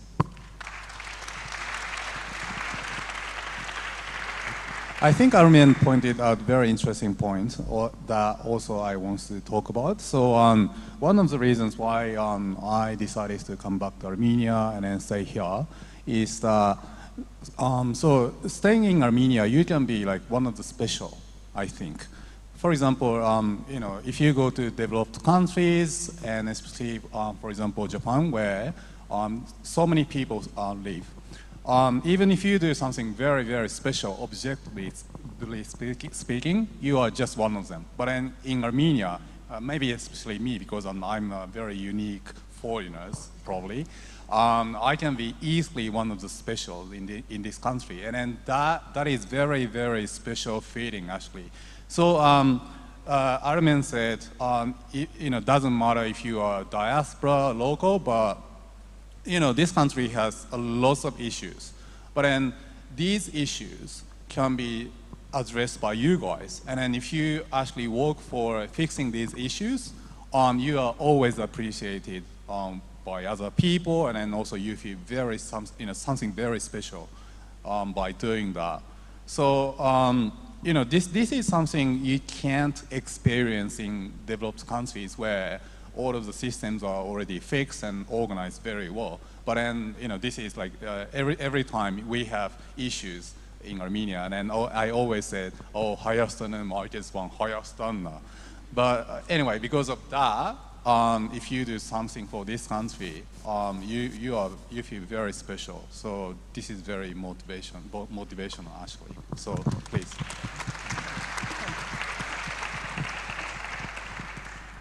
Նայեք, անգլերեն խոսք կա փիչի։ Իհարկե ամեն ինչ Հայաստանում փիչի չի։ Նախ պիտի հասկանանք, որ մենք որպես հայ մի շատ հետաքրքիր կոնցեպտ ունենք, որ պիտի փորձենք դուրս գալ այդ կոնցեպտից։ Մենք կամ ամենալավ ժողովուրդն ենք, կամ ամենավատ։ Այսինքն այն միջին մասը, որ 80%-ն է կազմում, մեր կոնցեպտում չկա, բայց պիտի հասկանանք, որ մենք էլ այս սոցիալական սոցիումի անդամ ենք եւ մեր դժվարություններով, մեր հաղթանակներով պիտի առաջ գնանք նաեւ եւ անկախությունից հետո 30 տարվա ընթացքում մարդիկ չեն հասկանում թե իսկապես ինչքան փոփոխություններ են տեղի ունեցել 30 տարին շատ փոքր թիվ է որ կարողանաս համեմատել մանավանդ 70 տարվա այն ճնշումից հետո որ մենք ունեցել ենք այսինքն եկեք գնահատենք նաև իհարկե շատ ավելի շատ կարող էինք հասնել շատ ավելի շատի դա մեր փառամոլություն եսամոլություն իրար հետ չլինելու այդ միասնականություն չունենալու պատճառն է բայց նաև եկեք գնահատենք որ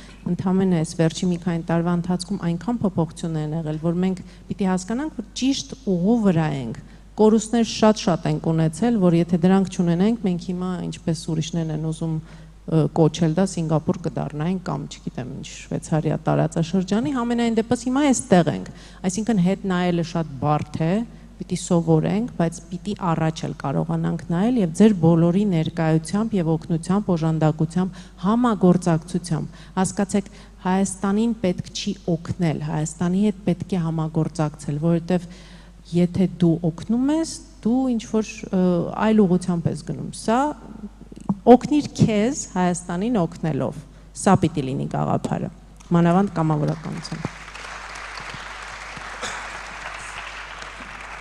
So having said that, I want to turn back to you guys and pick your brains a little bit about the experiences. For example, you guys have undergone repatriation and have experienced things, highs and lows, as we said. What's the one thing that you wish you had known before you started this journey?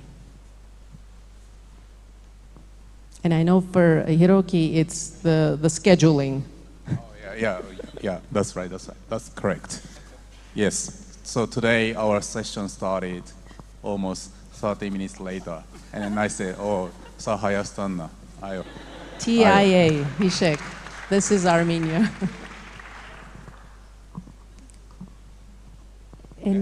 Do I have to answer? I don't think there's anything I should have known. I don't know. I've never thought of that. And when I'm trying to come up with an answer, there's nothing. Time. Like there's definitely some culture shock, but not in a negative way. And not to veer away from your question, but I think that if you're planning on moving here, it's very important to be intentional. By the way, okay. So it's very important to be intentional with the kind of circle that you want to create, because I've noticed there's a lot of repats who will it'll be a transit stop, because they're in a circle that likes to complain about everything that's wrong, and that's taken away from making these things right.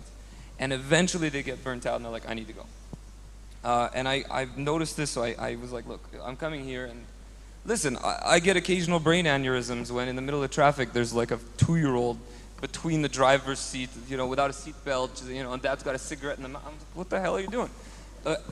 You can get very frustrated. As you can see, it's annoying when that happens.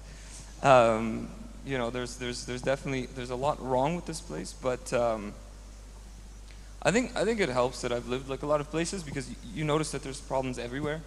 And like when I was in Poland, every taxi driver, rode, in Polish obviously, this is Kanadaitem. Uzmem endekeno. Okay, ima Hayastan, rode it's Leastanic. Uzmem endekeno. Okay, like okay, everywhere. And there's a great parable where there's a taxi driver picking people up from the airport.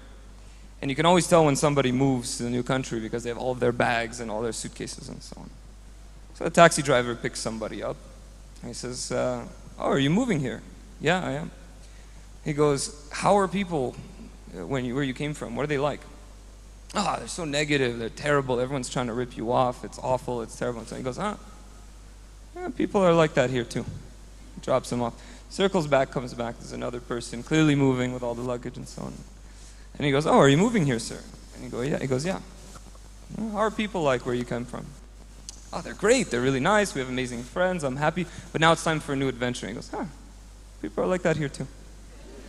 So it's important to be intentional on what it is that you're trying to create, because there are going to be culture shocks. Is there anything that I wish I had known that would have been a deal breaker? No, not necessarily. There's nothing that could have better or worse prepared me. But I do think that you need to be intentional about what it is that you're trying to create. You have to be intentional about the kind of people that you want to have around you. You don't want to get into a little victim fest. I know Armenians, we love to do this. We love to be, to complain about everything that's wrong and no one's helping us. But I promise you, if you're looking carefully, there's a lot more things going right than going wrong. You just need to really, really look for it, and you will find it if you're looking for it.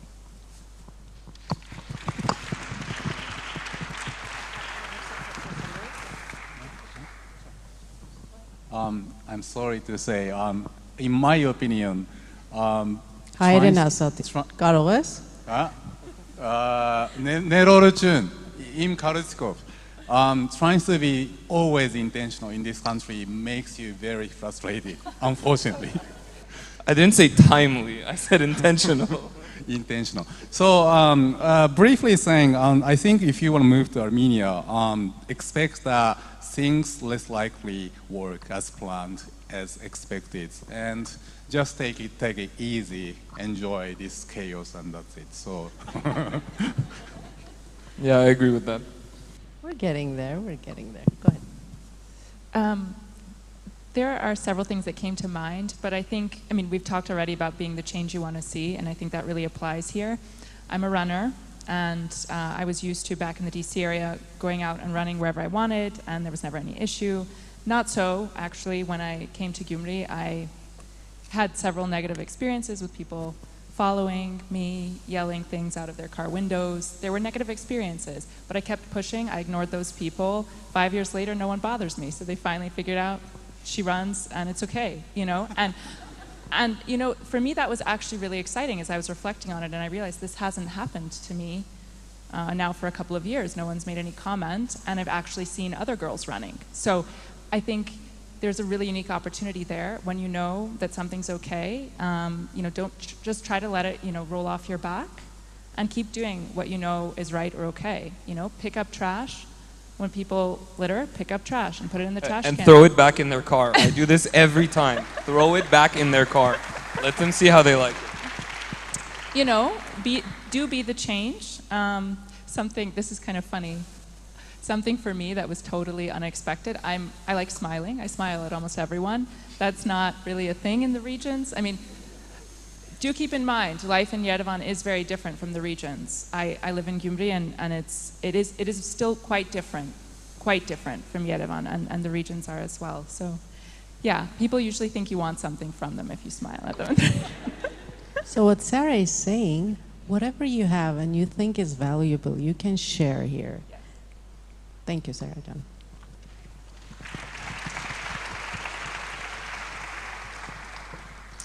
Ես երկու բան կուզեմ առանձնացնել։ Ես չեմ դիտարկում ինձ որպես repat, որպես այդպիսի, որովհետև ես այստեղ ապրել եմ, մեծացել եմ ու որոշ ժամանակ ապրել եմ արտերկրում։ Որոշ ժամանակը երկար է եղել, բայց ամեն դեպքում տեղական նիստուկած, կանոններ, օրենքներ եւ այլն ամենին ծանոթ եղել եմ։ Ու երբ որ գնում ես երկրից, քեզ համար տարօրինակ է, որ դու ետ գաս երկիր ու քո մոտ կարող է լինել cultural shock, որովհետև դու դրան սովոր ես եղել։ Բայց մի բան, որ այսպես շատ հստակ հիշում եմ, որ երբ գնում ես իմ պարագայում մենք աշխատում ենք multicultural կազմակերպությունում, մենք ունեինք մոտ 80 երկրից աշխատողներ, նաև ընկերական շրջապատը բավականին multicultural էր։ երբ որ հետ ես գալիս Հայաստան, հասկանում ես, որ շատ մոնոէթնիկ է։ Դա միանգամից այսպես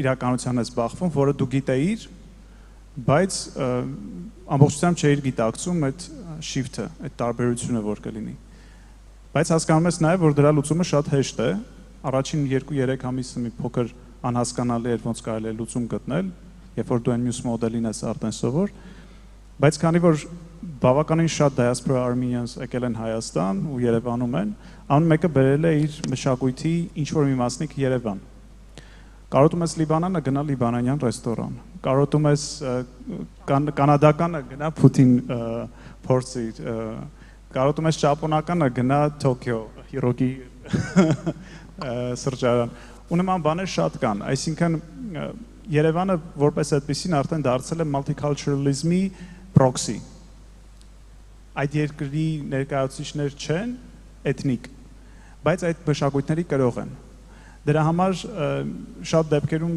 մենք կարող ենք նստել ընկերներով ու American politics-ից խոսել, մի բան, որը մյուսները ընդհանրապես կարող է չհասկանան։ Շատ դեպքերում կարող է խոսենք ինչ-որ նեղ մշակութային բանից, որ մյուսներին տարօրինակ լինի, բայց այս մարդը այդ մշակույթի կրող է ու այստեղ է։ Մյուս cultural shock-ը էլի, բայց դրական cultural shock եղել է, երբ որ եթե Եվրոպայում եք եվրոպական որևէ երկրում ապրել եք, գիտեք բյուրոկրատիան ինչքան մեծ է։ Շատ հայտնի է, որ Հայաստանում է բյուրոկրատիա մեծ, բայց այդ տենց չի։ Երբ որ Եվրոպայում ես ապրում, հատկապես when it comes to maternity leave, when it comes to the social payments, etc.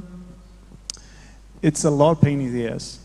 Բավականին շատ թղթեր եւ այլն ու ես հիշում եմ ընկերոջս case-ը, երբ կնոջ համար maternity leave Գերմանիայում պետք է ձևակերպեին ու payment-ները ստանային ու ամենը թղթով է դեպքում Գերմանիայում, ամեն դեպքում Գերմանիայում, ամենը թղթով է։ Ու իրենք հավաքել էին մոտ այս հաստության մեծ բանակ թղթերի, որը պետք է հանձնեին, որից հետո monitoring պետք է լինի, ամեն ինչը post-ով պետք է հանձնեին, որ maternity leave-ը հաստատեին եւ վճարը տային։ Այդ ամենը իրանց մոտ տևեց մոտ 4 ամիս ու այդքան թղթերով, ամեն մեկը, ամեն մի թուղթը պետք է ստորագրես, կնքես։ Մեզ մոտ իրենք տեղափոխվեցին 6 ամիս առաջ, երրորդ երեխան այստեղ են ունեցել ու maternity leave-ի համար, երբ որ Հայաստանի քաղաքացի են արդեն եւ այլ, maternity leave-ի համար որ դիմում էին, մտան սոցապի կայք, մի կլիկով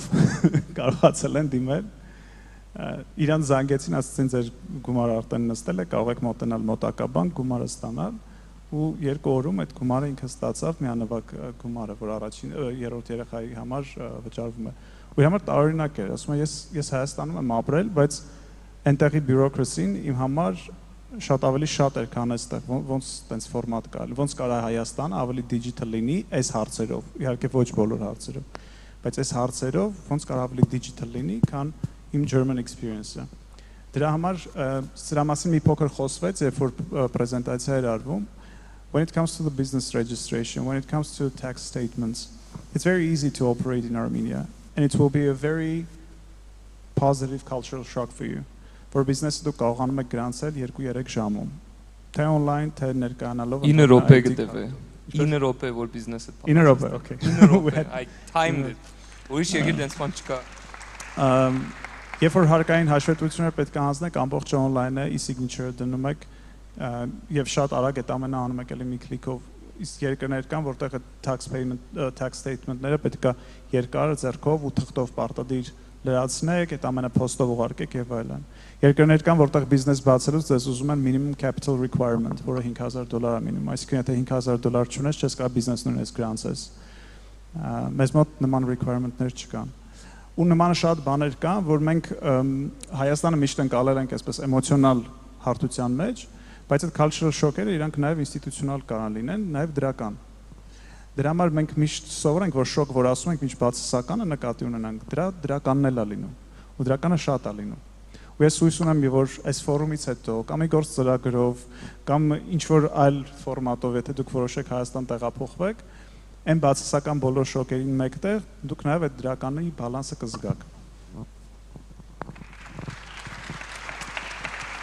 Շատ շնորհակալություն։ քանի որ հիրոքին շատ է բարկանալու, մենք ժամից արդեն անցել ենք եւ ես էլ մի քանի հարցեր էլ ունեի լուրջ բավականին, բայց ինձ թվում է թեթևացնենք, սկսենք մի քանի հարց նաեւ ձեզնից ստանալ, ոչ մի քիչ ավելի lively անենք այս խոսակցության քննարկումը։ Հարցեր կան։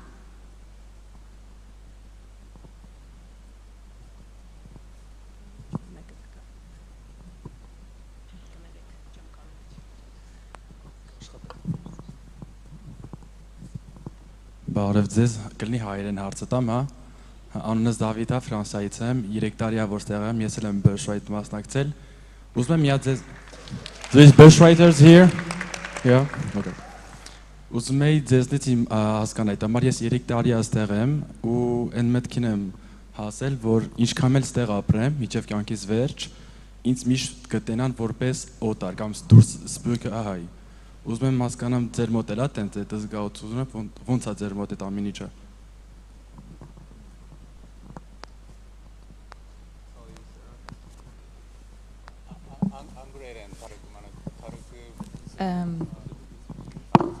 Իմ դեպքում, քանի որ ես 25%-ով հայ եմ, երբ որ տաքսիում նստած եմ, օրինակ, ու վարորդը միշտ հարցնում է կներեք, բայց դուք հայ եք, քանի որ մենք հայերեն ենք խոսում, միշտ, չգիտեմ, կանգնած եմ այդ հարցի առաջ ու չգիտեմ ինչպես պատասխանել։ Ու սկսում եմ երկար ձևով ասել, հա, դե, չգիտեմ, 25%-ով հայ եմ, քաղաքացի եմ, ստեղ եմ ապրել 5 տարի ու անմիջապես միշտ ասում եմ, դե դուք հայ եք։ Ու հասկացել եմ, որ, հա,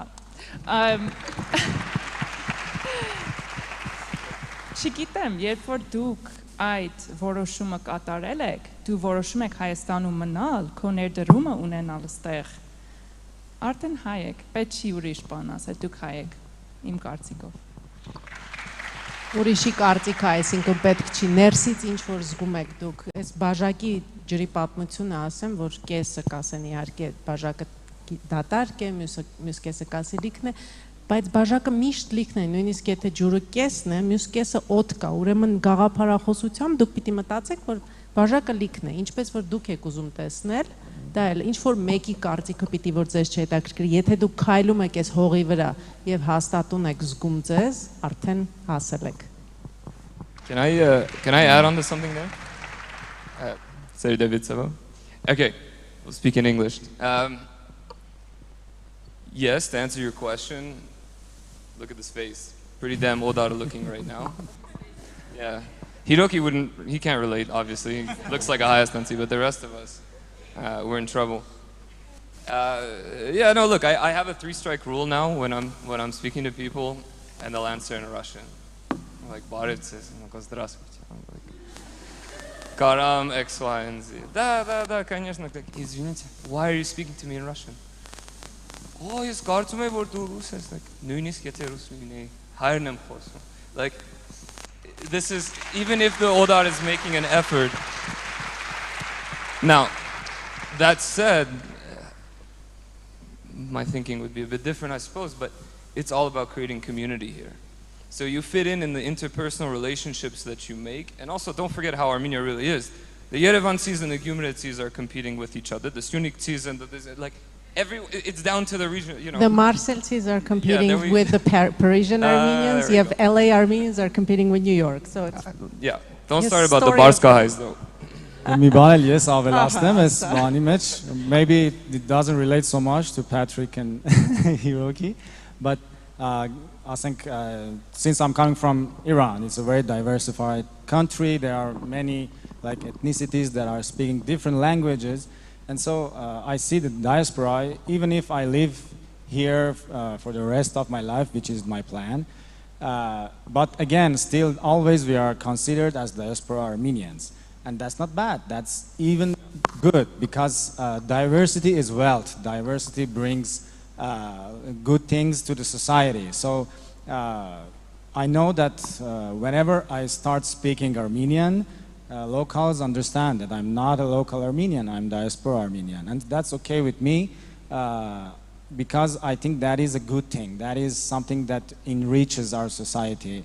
The more the number of diaspora Armenians increase in the society of Armenia, in the Armenia, it brings more diversity, it enriches the society, and it grows the society, I think. So that's not something that we should change, but I think that's something we should embrace. We should even take pride into that we are diaspora Armenians, that we are dedicating our life to our home country. So that is a good thing, in my opinion. The only people, the rare people that have ever told me, դու այստեղից չես, դու չես կարող հասկանաս, like if we're talking about a problem, are not the kind of people I want to be friends with or get to know better anyways, right? It's about the communities that you're building. The rest of it, just own it. You have worldwide experience, you're not from here, nothing wrong with that. Yes, կարճ փորձեմ. Just quickly, I just wanted to say, I think on the whole you will find if you move here, people are so excited that you're here. That will be the overwhelming emotion. Yeah. At least always in my case, it's been that way. So just keep that in mind.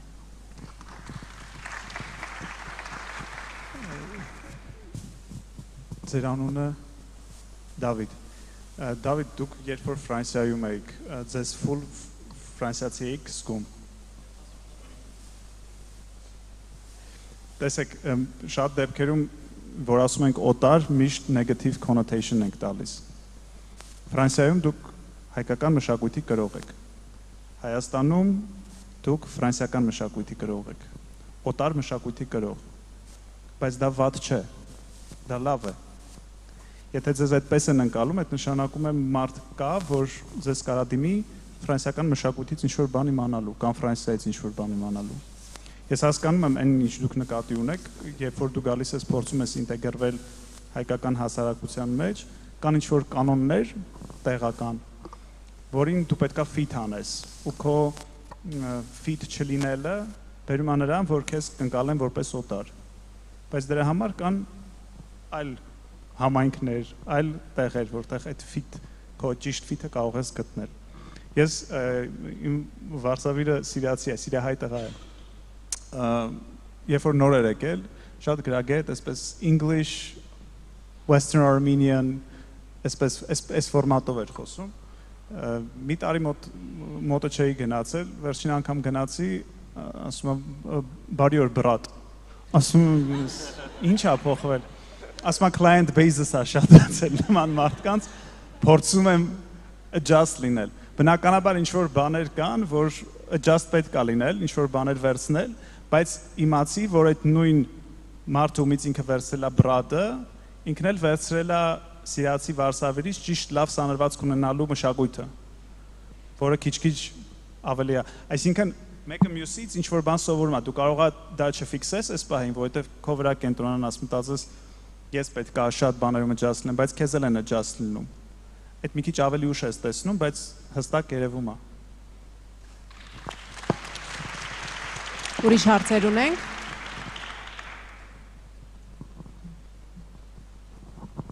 Hello.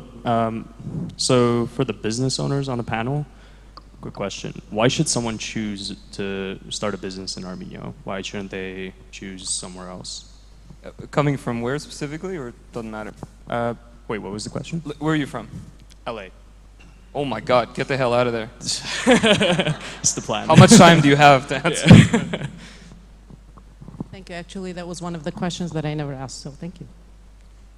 Go ahead. Hovsep, me or you, who goes first? Business owners or none. All right, I can start. So firstly, I mean, a part of the presentation, formal presentation that we had, Armenia actually has extremely flexible tax regimes for businesses. Depending on different sectors, it may vary.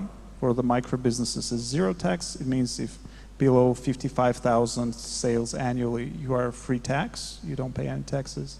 From 55,000 to 220,000, you pay taxes of 1.5% from your sales only.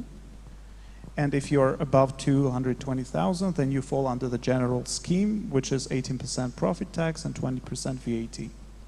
But besides that, there are a lot of tax privileges for different sectors. For the IT sector, for the startups, if you're up to 30 people startup, you are exempt from taxes, and your personal income tax for the salary is 10% instead of 20%.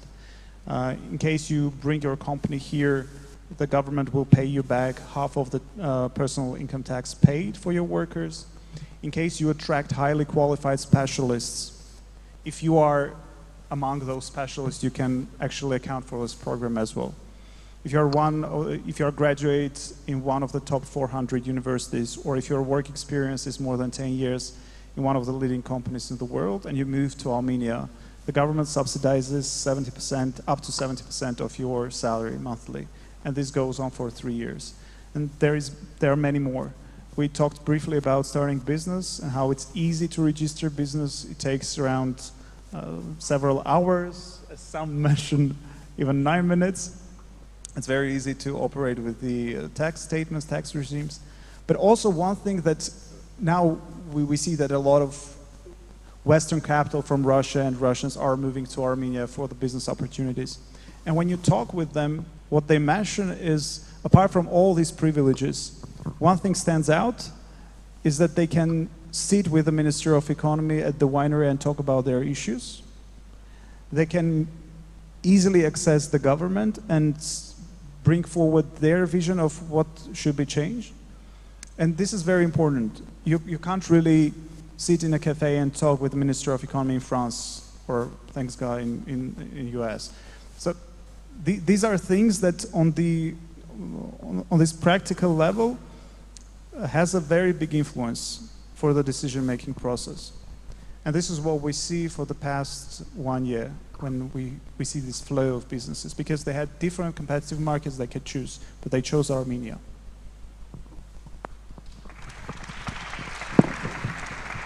When I first moved here, we were at a bar owned by Australian Armenians. It's a basement bar, there's about 30 people in there. I was hanging out with a Barskahai and a New Jersey Ahai, me being the Canada Ahai. And this said New Jersey Armenian was telling me, said, look around the room. We're 30 people. There are 7 startup founders and business owners in this room right now with us. He said, where else on earth are you going to find this kind of concentration? And as somebody who has a couple businesses, so again, like part of what I do is I do company relocation and tax optimization. So companies want to move here. Of course, majority now are Russians, but there's also Israelis who are interested, Poles, Ukrainians, Cypriots. So all this to say, I had to go through the gauntlet myself just to see what it was like. And so I had my timer, and so to register an ADZA, an individual entrepreneurship. So if you're a freelancer or you just do things, you're a consultant, you work on your own. Yeah, it takes exactly 9 minutes. And that's 9 minutes, of course, because the office opens at 9, and all the ladies come in, and they start serving the coffee to each other, and then they've got the baklava, and I'm like, guys, it's a Tuesday, let's go. So 9 minutes counting that fun part at the beginning. Registering an LLC took about, it was about 18 minutes approximately. And they give you articles of incorporation. You can go, you could set up a bank. It's the only country I've ever lived in where I've sat down for coffee with a friend and we went from ideation to, hey, my friend's a lawyer, let's call her, see how doable this is, called her, have the contract ready, signed it, run off to set up the LLC within about a 2-hour period. I've never seen that before in my life. But more importantly, and I know we're running short on time, so I just want to make a very important, more philosophical point here. Because we talked a lot about being the change that you wish to see. We talked a lot about, helping out Armenia. But the flip side to that, because I know that not everybody wants to be an activist, not everybody wants to start an NGO, and wonderful. By being purely strategically selfish, you will do more to help this country than to occasionally donate to Himnadram once a year or so on. By spending 6 months out of the year here so you don't pay 40% tax in LA, what are you still doing there? Anyway, living here comfortably, drinking Armenian wines because you genuinely love our amazing wines. You're paying for the wine producer, you're paying for the farmers who are growing those grapes. You're contributing to the economy. But again, not because you're like, oh, I drink Armenian wine, but because it's genuinely a good product. There's people who take pride in their work. They create something beautiful that's worth spending money in. These are made in Armenia shoes, made in Armenia socks, made in Armenia sunglasses. I buy them because I love these products. They're real, And I believe that just in doing that, right, yes, the tax savings are wonderful. You can live for 5% tax. I just bought a house, a 4-bedroom, 2-bathroom. I won't tell you how much it costs, but I can't get a closet for that in Canada. My property tax, $180 a year. Like, it's a fantastic place to live. It's a fantastic place to do business. And if you want to get rich, I think Armenia is a wonderful place to do it. And you'd be doing more for your Հայրենիք just by doing that. Ներորություն, Քո անունը ինչ է? Narek John. So honestly, I'm not very super positive actually towards starting business in Armenia, like Hofsep and Patrick. So I think it depends on what kind, how big your ambition is. For example, I have experience in making startup which was sold for over $100 million after 2 years. And that was purely targeting Japanese market. But then it is almost impossible by just targeting Armenian market. So, except of course some industries like IT sector.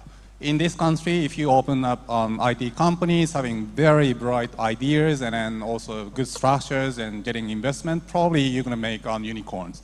But of course, you have to target outside. So I think it purely depends on how much you want to make actually by starting your business and what's your purpose. On the other hand, as I said, it depends. Depending on the market size means that if you target niche, this country has a lot of opportunities because this country is not developed too much. And for example, why I opened a Japanese restaurant here is that Armenia didn't have very high standard Japanese restaurant owned by Japanese guy with Japanese chef. So we just opened and that is very successful right now. And if you just, if you target this niche, then you can enjoy all of, the factors that Hofsep and Patrick mentioned. And also you start having this sense of contribution to your country. So this is what I want to say by looking at the reality of this country and then the market size and opportunities. Okay, we're very short on time, so let's make this quick and we can, here. I just want to quickly answer the question from my perspective because it's slightly different. Agree with what everyone said, but the organization I work for is called Kartasaragak Foundation, and we run a therapy center for kids with disabilities. And we opened a bakery in 2018 to employ the graduates of the center for 3 purposes. So the first purpose was to provide employment for young people with disabilities who have historically in Armenia really struggled to find work. The second goal is to change stereotypes about the trainability and employability of people with special needs. And then the third is to generate profit, which is reinvested back into the NGO. So I just wanted to present that as an alternate perspective. Business is a really excellent tool for changing perspectives and affecting social change. And actually this year, we just launched in Armenia, Impact Hub did, the VIA Fund, which is Armenia's first investment fund specifically for social enterprises. So there's a big kind of global movement toward impact investing where people will invest in your business, especially if you have that social element too. So it can be a really effective way to change, to be the change that you want to see in the country. Վստահ եմ ուրիշ հարցեր էլ կային, բայց մեր էկրանը ցույց է տալիս 0։ Ես ուղղակի կուզենայի ամփոփել, նախ շատ շնորհակալություն բոլորիդ ձեր քննարկումների համար։ Իհարկե այս ամեն ինչը մի կողմ մեր բոլորի սրտի ցավը տվյալ պահին Արցախն է եւ մեր հայրենակիցներն են, մենք շատ ուժ եւ կորով ենք մաղթում իրենց էներգիա ուղարկենք, հուսանք շատ շուտով այս հարցը կլուծվի, բայց դրանից զատ նաև հասկանանք, որ եկել ենք դարերից, այսինքն միայն խոսք չի, եւ դեռ դարերով գնալու ենք։ Ուրեմն ամեն մեկս մենք մեր լումաններ դնենք, մենք մեր ջանքը գործադրենք, որպեսզի առաջ տանենք խնդիրները շատ ավելի ուժով, որովհետեւ եթե ուժով ես դու կարող ես թելադրել։ Միայն այդ ձևով կարող ենք խելոքանալ եւ վերցնել այն ինչ որ մերն է, եթե պետք է նաեւ ավելիներ։ Բայց դրանից զատ մի փոքրիկ էպիզոդով ավարտեմ այս հանդիպումը, որ մի քիչ ավելի դրական նոտայի վրա էլ վերջացնենք։ Ուրեմն մեր ընկերներից 20 տարի առաջ առաջին հայրենադարձ ընկերներից ընտանիքով երկու աղջիկների հետ եկել են, երիտասարդ ընտանիք էր, երկու տղա էլ այստեղ են ունեցել եւ Կանադայից են եւ իրենց հայրը մի անգամ այցելում է Կանադայից եւ ինչ որ մի ձեւով ազատության հրապարակում պատտվում է հեռախոսը գտնում տղաս ես հոս եմ ես հիմա հրապարակն եմ հոս ակումբը ուր է այսինքն մարդիկ սովոր են դրսից գալով իրենց կյանքի ուղու մեջ ունենալ ակումբի գաղափարը տղան էլ շատ հանգիստ Երևանյան հեռախոսով ասում պապ հոս ամբողջը ակումբ է Ուրեմն մենք հիմա այդ ակումբում ենք, եկեք հարստացնենք, եկեք ուժեղացնենք մեր ակումբը, որ կարողանանք առաջ տանել նաև մեր երկիրը։ Շատ շնորհակալություն։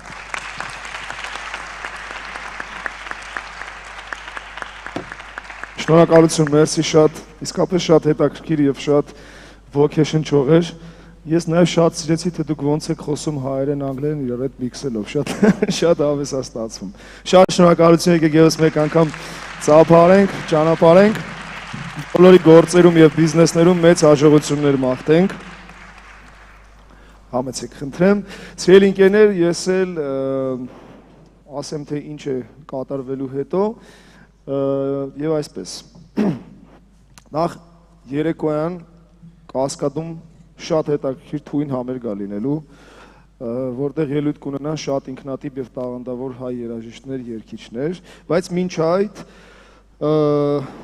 ուրեմն առաջին հարկում ցուցահանդես է լինելու հնարավորությունների եւ ռեսուրսների ցուցահանդես, որտեղ կարող ենք ծանոթանալ Հայաստանում կրթության, կամավորության, աշխատանքի եւ մի շարք այլ հնարավորությունների, որոնք կներկայացվեն 23 տարբեր կազմակերպությունների կողմից։ Սա առաջին հարկում։ Դրանից հետո գնում ենք երկրորդ հարկ ընթրիքի, ինչից հետո բոլորին անպայման սպասում ենք Կասկադում այդ համերգի համար, որը կազմակերպել է Carpet Jam-ի հետ համատեղ։ Ես այնտեղ արդեն ձեզ Carpet Jam-ի մասին կպատմեմ, սա էլ մի հրաշալի արվեստի հարթակ է, որտեղ մենք կարող ենք թե բիզնես ոլորտում հանդիպել իրար հետ հարթակներում եւ նաեւ արվեստի ոլորտում։ Այնպես որ հիմա ցուցահանդես, հետո երկրորդ հարկում ընթրիք, հետո գնում ենք Կասկադ։ Մի խնդրանք էլ ականջակալները, որ ունեք թարգմանության համար, մեծ խնդրանք դուրս գալուց խնդրում ենք թողնել այստեղ, վաղը որ վերադառնաք նույն համարով վերցրեք։ Շնորհակալություն, կհանդիպենք Կասկադում։